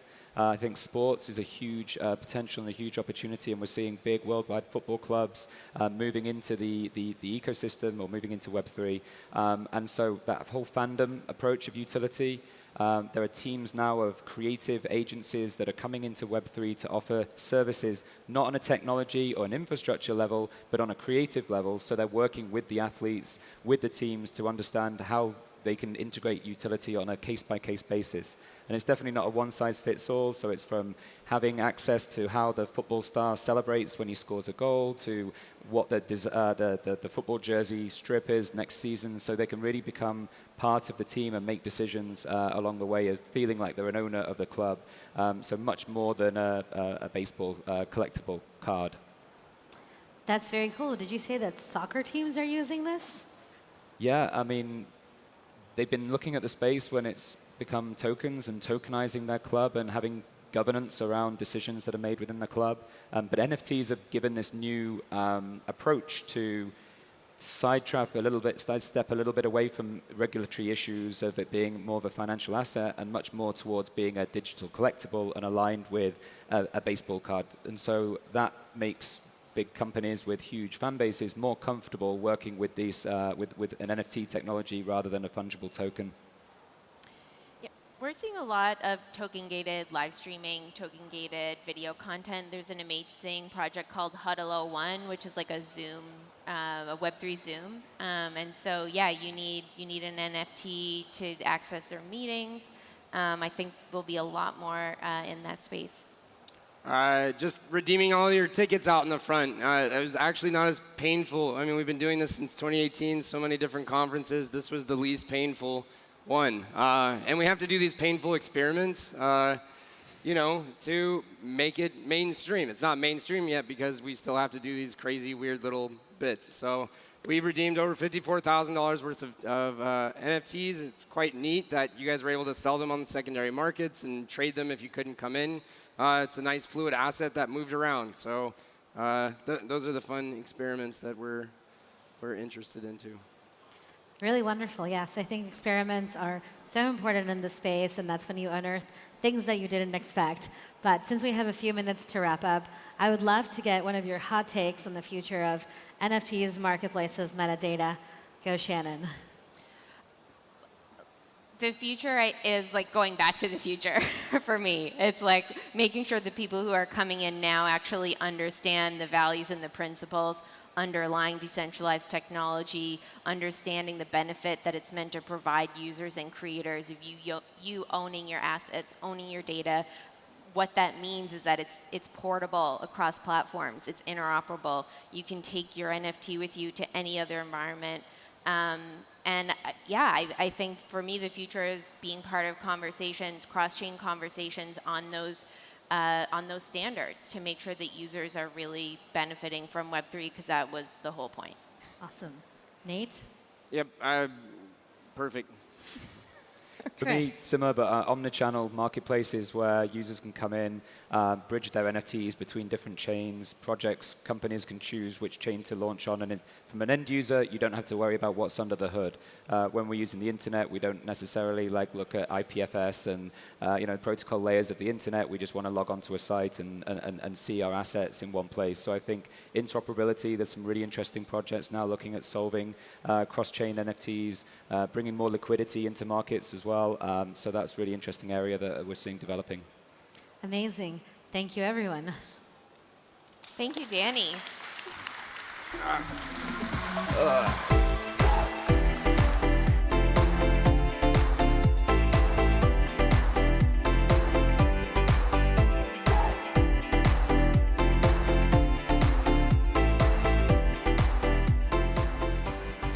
Okay, thank you so much to our wonderful panelists on the future of NFT marketplaces. We are going to take a quick break, and we're going to be back in here at 4:25 for one of our final talks of the evening, and then you can go get drunk. See you soon.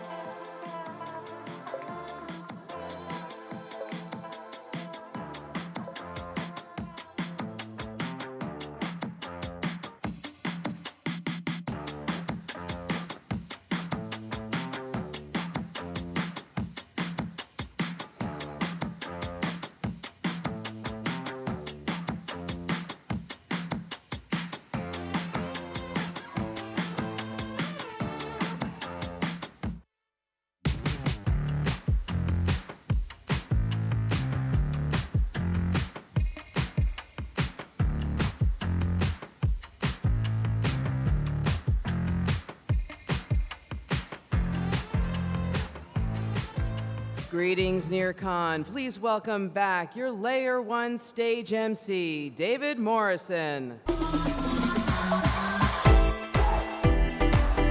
time? I hope so. Look, I know you're tired. I know you want to get to the pub and you want to have a drink and you want to head to the party. But don't leave just yet because we have an incredible talk from Sci-Fi author Stanley Chen on creators in a Web3 future. Let's hear it for Stanley. Woo.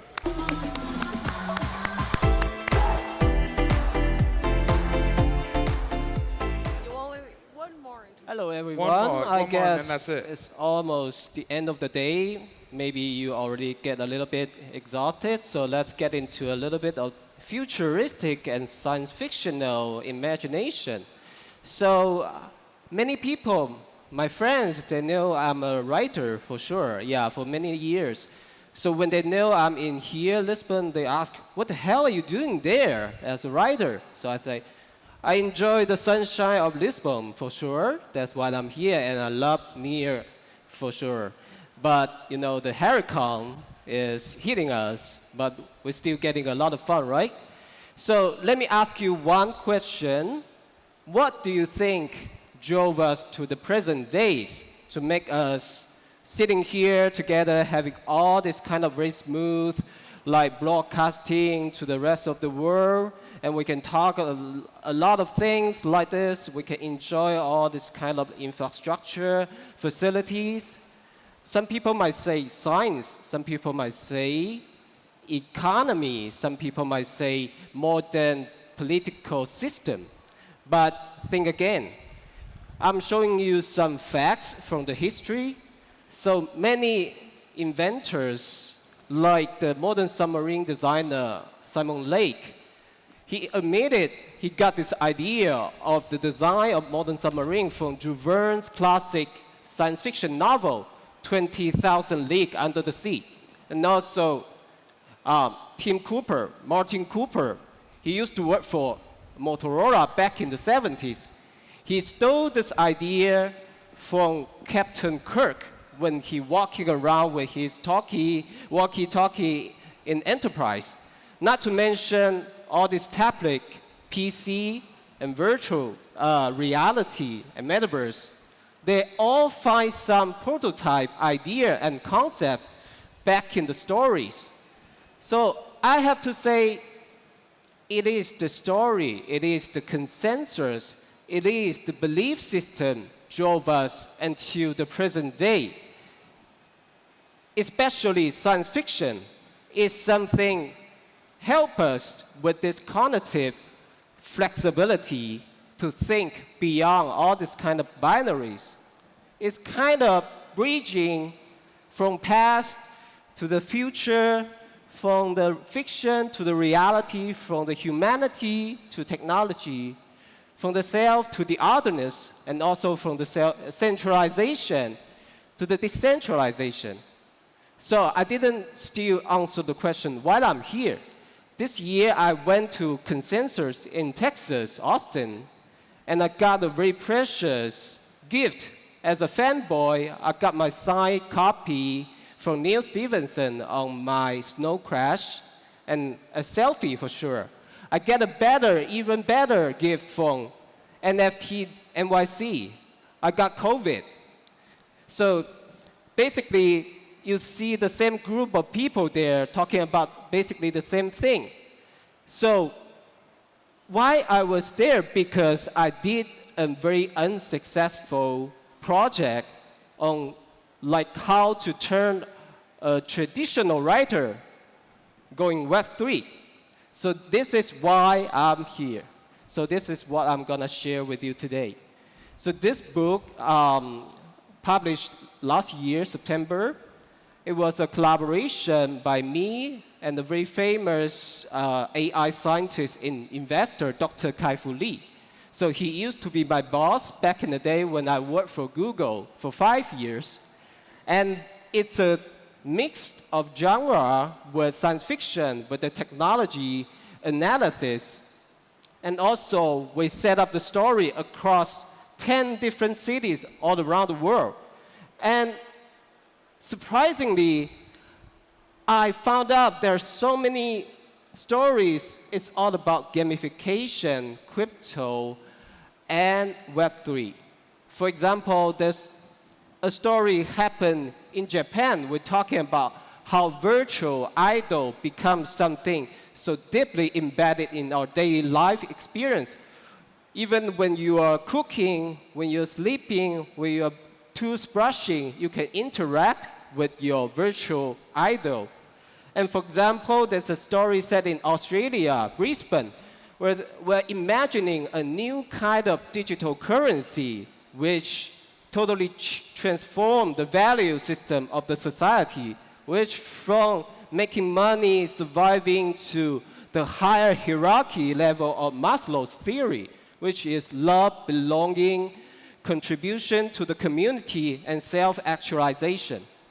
So all of this story is actually about one thing: how we can use technology such as AI to empowering the people, no matter as an individual or as a society, to confront all of those challenges ahead of us. Also, we have so many professional illustration artists and animation artists to help us to visualize the stories and we have the NFTs. We collaborate with 8 crypto artists around the world, and we launch different NFT on the platform, TR Lab. So we sold out all of those, but still, I think it's unsuccessful. Why? Even though, like, financially, we make it. We sold out all these cryptos. We even have our fandom engagement across different platforms, from AMA, from all this kind of Discord activities. We even have offline events, and we have online events for sure, Decentralization exhibition. But still, after all of these experiments, I'm thinking about if I'm not a creator already established, if not working with the famous collaborator, Dr. Kai-Fu Lee, if my book wasn't published by Penguin Random House, can I still get all of those opportunities? So this is definitely not the thing, not the spirit of Web3. So this is the picture I stole from NFT NYC. So you can see what is working on, what is the activity right now, and what is the future of NFT. So like fonts, books, movies, music, even the real world. But I have to say, if we didn't build up the infrastructure, the tool to help everyone, like ordinary people, to create, and we didn't even know how to build up the governance mechanism of DAO as a traditional author, and we don't know who owns the IP, how to tokenize the IP and distribute the IP. And even more important, I think the market is there. All of those traditional IPs in the books, in the movies, in the music, but the problem is the mindset, because we all know the traditional studios, publishers, industries, they're sharing the case. But now you're talking about we're gonna share a lot of interests with different people all around the world, and so distributed. That could create a huge problem for this old-fashioned mindsets. So what should we do? I started doing my own experiments from 2017. I started working with GPT-3 to co-generate some artificial human collaboration stories, and even it won a prize in China, which is also judged by another algorithm. And everyone knows right now it's a big hit. Like I play with the Midjourney, DALL-E 2 every day. So this is all the imagery create with prompt I input, and it seems to me almost professional enough to be the cover art and illustration in my book. So what if all of those technologies can be distributed evenly to each one of the creator in the future? What of those mechanisms and tools can be embedded to our service and applications as a daily basis conjunction of the minds?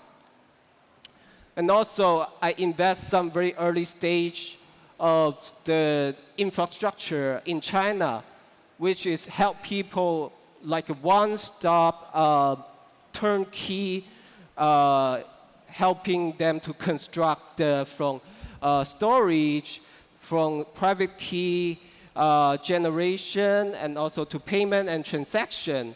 So because we try to build up the bridge across Web 2 to Web 3, and I heard a lot of people doing the same thing, sharing the same mind here.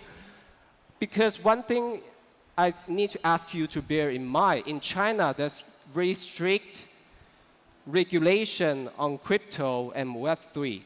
So the problem here is how to stay aligned with the regulation and the law enforcement here. So it creates a lot of challenges and risk when building this kind of platform. But I think it's worth it, because without this kind of trying, people in China, they couldn't use like new technologies such as blockchain and some other things to create their own story is not inclusive enough for the Web3 world.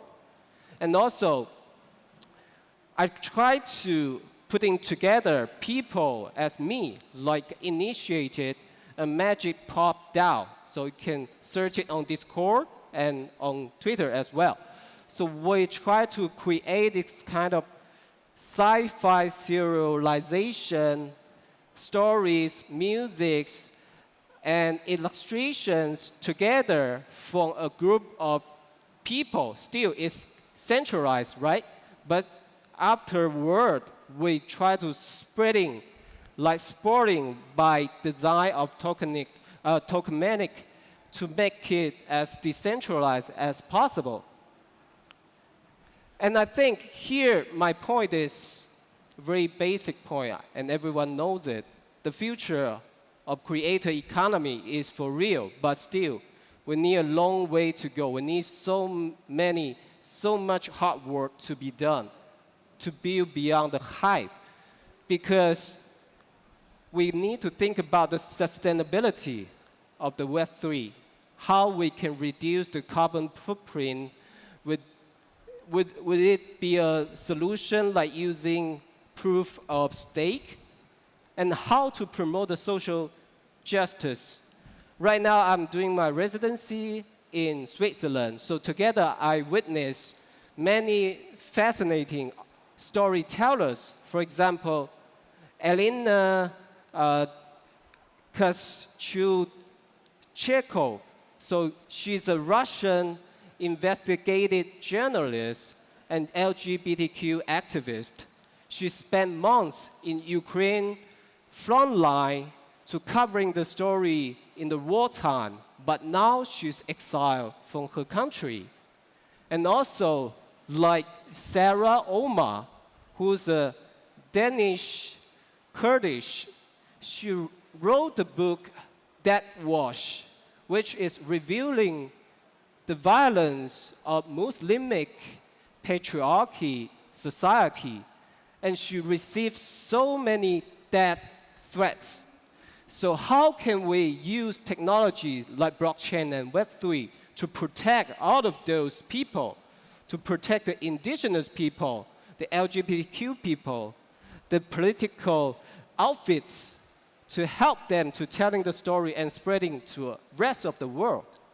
And how we can build up the system to redefine the jobs, how it's gonna change every one of us in this room and in the rest of the world. What if there is more pandemic in the future? How we gonna collaborate and sharing all this kind of interests across boundaries? And how we gonna reimagine our value system, like what I wrote in the story, Planitude, Dreaming of Planitude. So is that the way to get rid of this dead loop of late capitalism, to driving our civilization towards a more creativity, contribution, and co-living driven value system? So this is the question I raised today, and this is a question I would love to have all of your answers. So with every future we wish to live, we wish to create, we must first learn to imagine it. So that's the magic of storytelling, and that's the magic of narrative and creating. Thank you so much for being here with me. Thank you.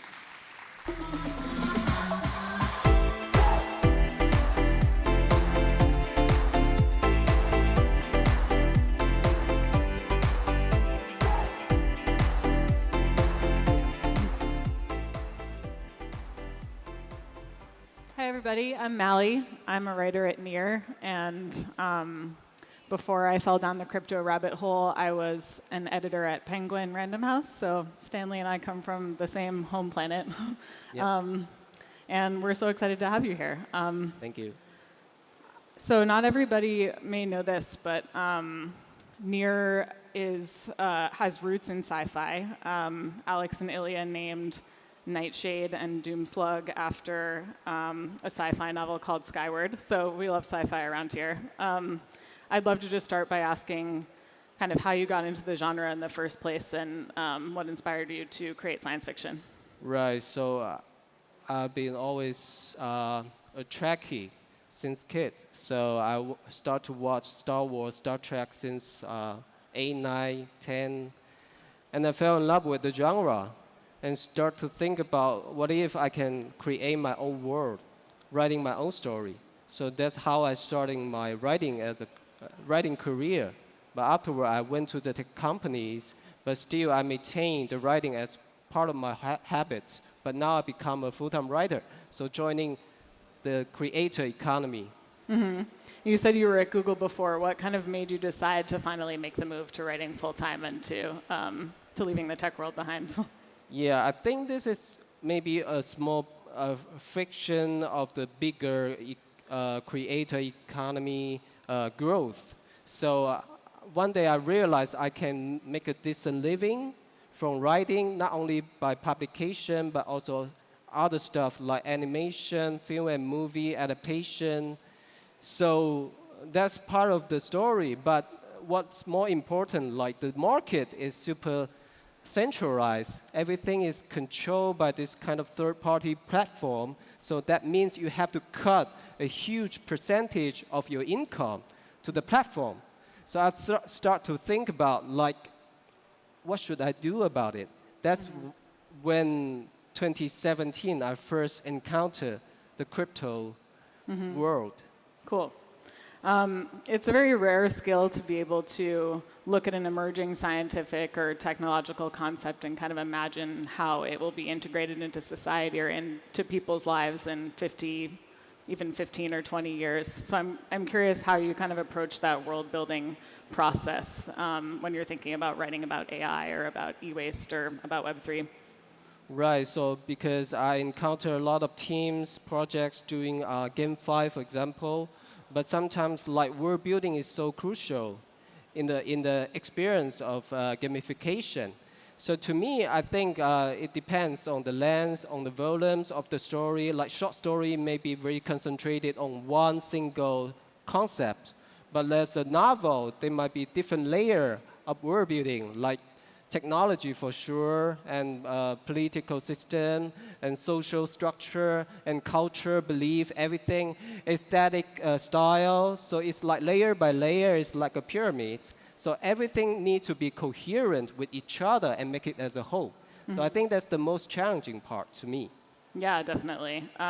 So how do you go about it? Do you start kind of with the characters in the top of the pyramid, or do you start with the high concept with kind of the world building and then narrow from there? Right, so I started from what if. So what if we change a little bit of this? What if time can flow in reversely? So what if we can understand what animal and plants talking? So concept like this is all from a very simple one. Cool, yeah. So you've been at NEARCON all week learning about what everybody here is building. I'm curious if anything is kind of snagged in your brain that's like making you start to think about a story or how you imagine Web3 being a part of our lives in 2041, for example, like your book. Yeah, I think in 2041, like AI just were running like electricity and gas as a infrastructure. But also I'm imagining maybe Web3, maybe decentralized infrastructure and information flow could be one of those.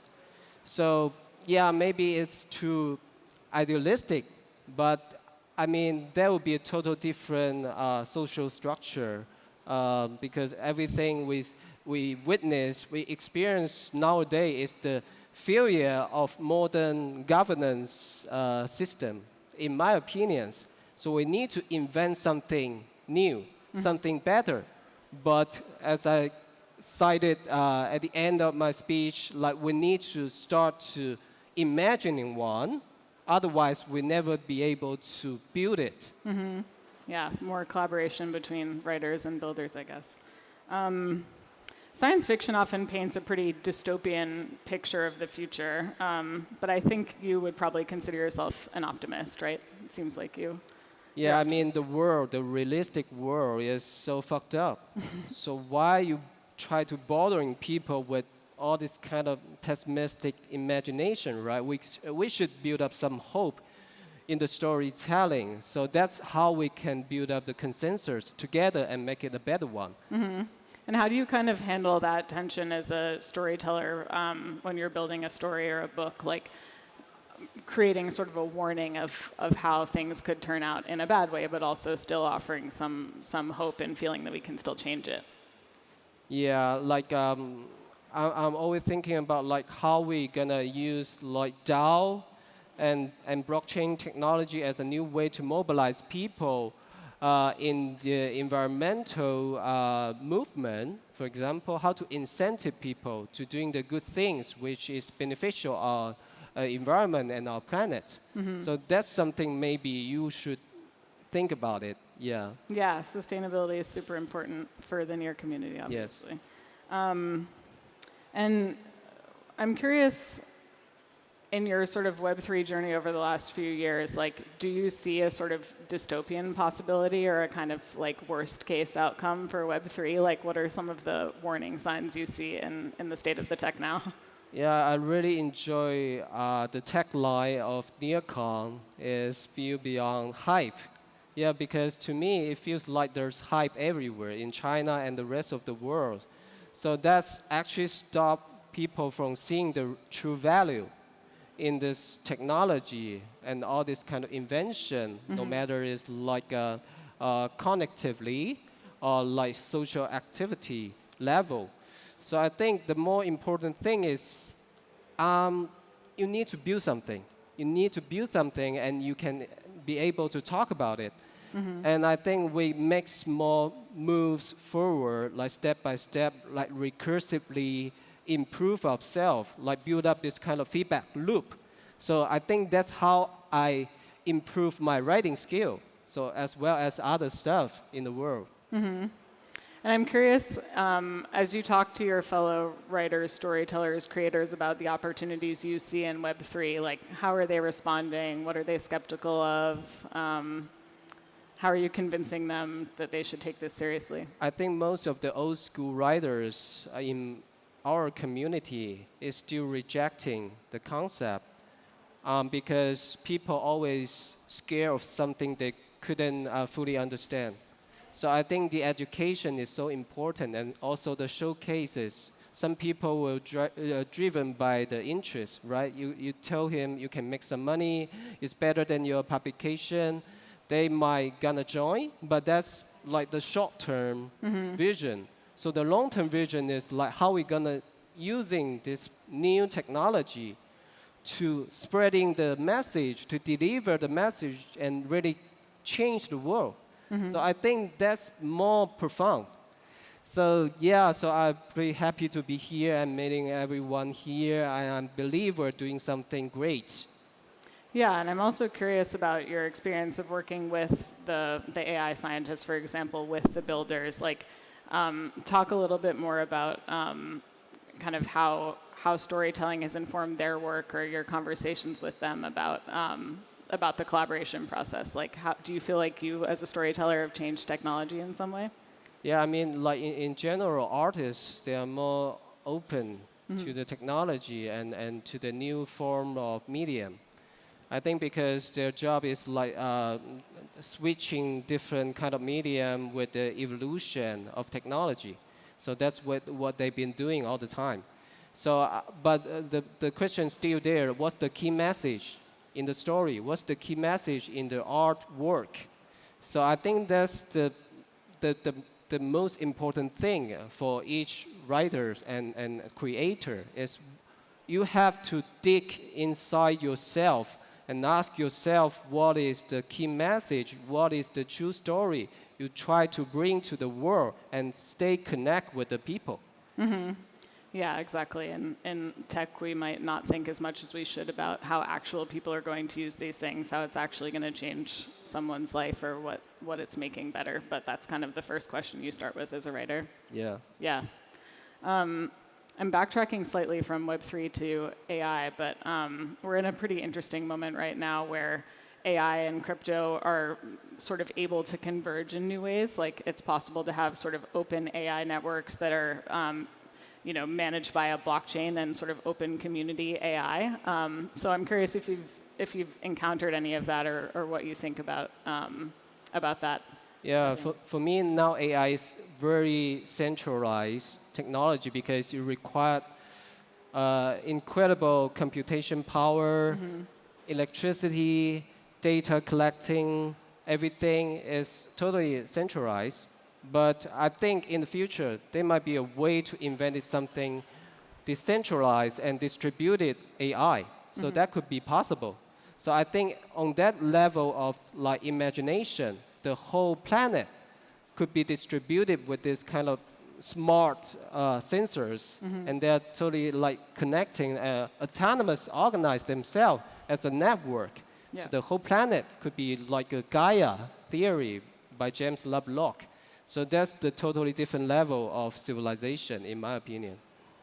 Is there a sort of flip side, like ethical risk or maybe some other kind of risk there of like everybody having access to these super powerful AIs? And is there kind of like a dystopian outcome you could also imagine? Yeah, I mean, like even like people right now talking about interspecies communication. So maybe in the future that could be possible. And all this kind of like different species, they can plug into the network and they can share the data. They can get beneficial from what we've been doing, the whole infrastructure right now. So that's totally changed everything. But it's very utopian, science fictional future, maybe. Yeah. Yeah, and those sort of extending the idea of open networks to publishing. Like, have you talked to any of the people in traditional publishing you've worked with about some of these experiments? Are you sharing it with them and trying to get them to embrace? Yes, totally. So right now we're talking to many traditional publishers in China and outside of China. So right now they're doing a lot of experiments, like simultaneously putting the story into NFT. And it could be a better way to engage with the readers and help them to interact with the community and build up this basically a DAO. But maybe in China they don't call it DAO. Maybe they call it like a readers club, maybe something like that. But it's like basically they're doing the same thing. Cool. I want to close with asking you to maybe drop some alpha about the next story you're working on, or do you have a kind of Web3 crypto novel in the works? Yes, right now I'm working on a novel actually talking about how to using Web3 and cryptonomic and metaverse to fighting against the climate change. So that's something always haunting me for such a long time. So I created this called Gaia DAO. So actually, in the reality, there's an organization sharing the same name but different value, maybe. So we're thinking about the whole structure and mechanism, how to incentive people like the environmental activists to doing the good thing. And it's like create a global network doing the good thing for our climate. So that's what I'm working on right now. Cool. And are you working with some Web3 builders, DAO thinkers on that? In some of the projects you shared with us? Sure. Cool. Yeah, thank you so much. Awesome, thank you. Thanks for being here. Thanks for coming.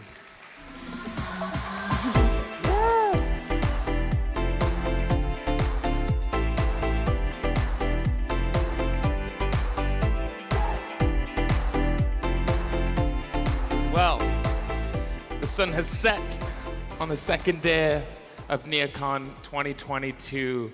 We've had more than 2,000 people here today, I think, which is absolutely incredible. Yeah, woo! All right. Now, this is probably the best thing you're going to hear all day. There is a happy hour out the back in the Sustainability Lounge.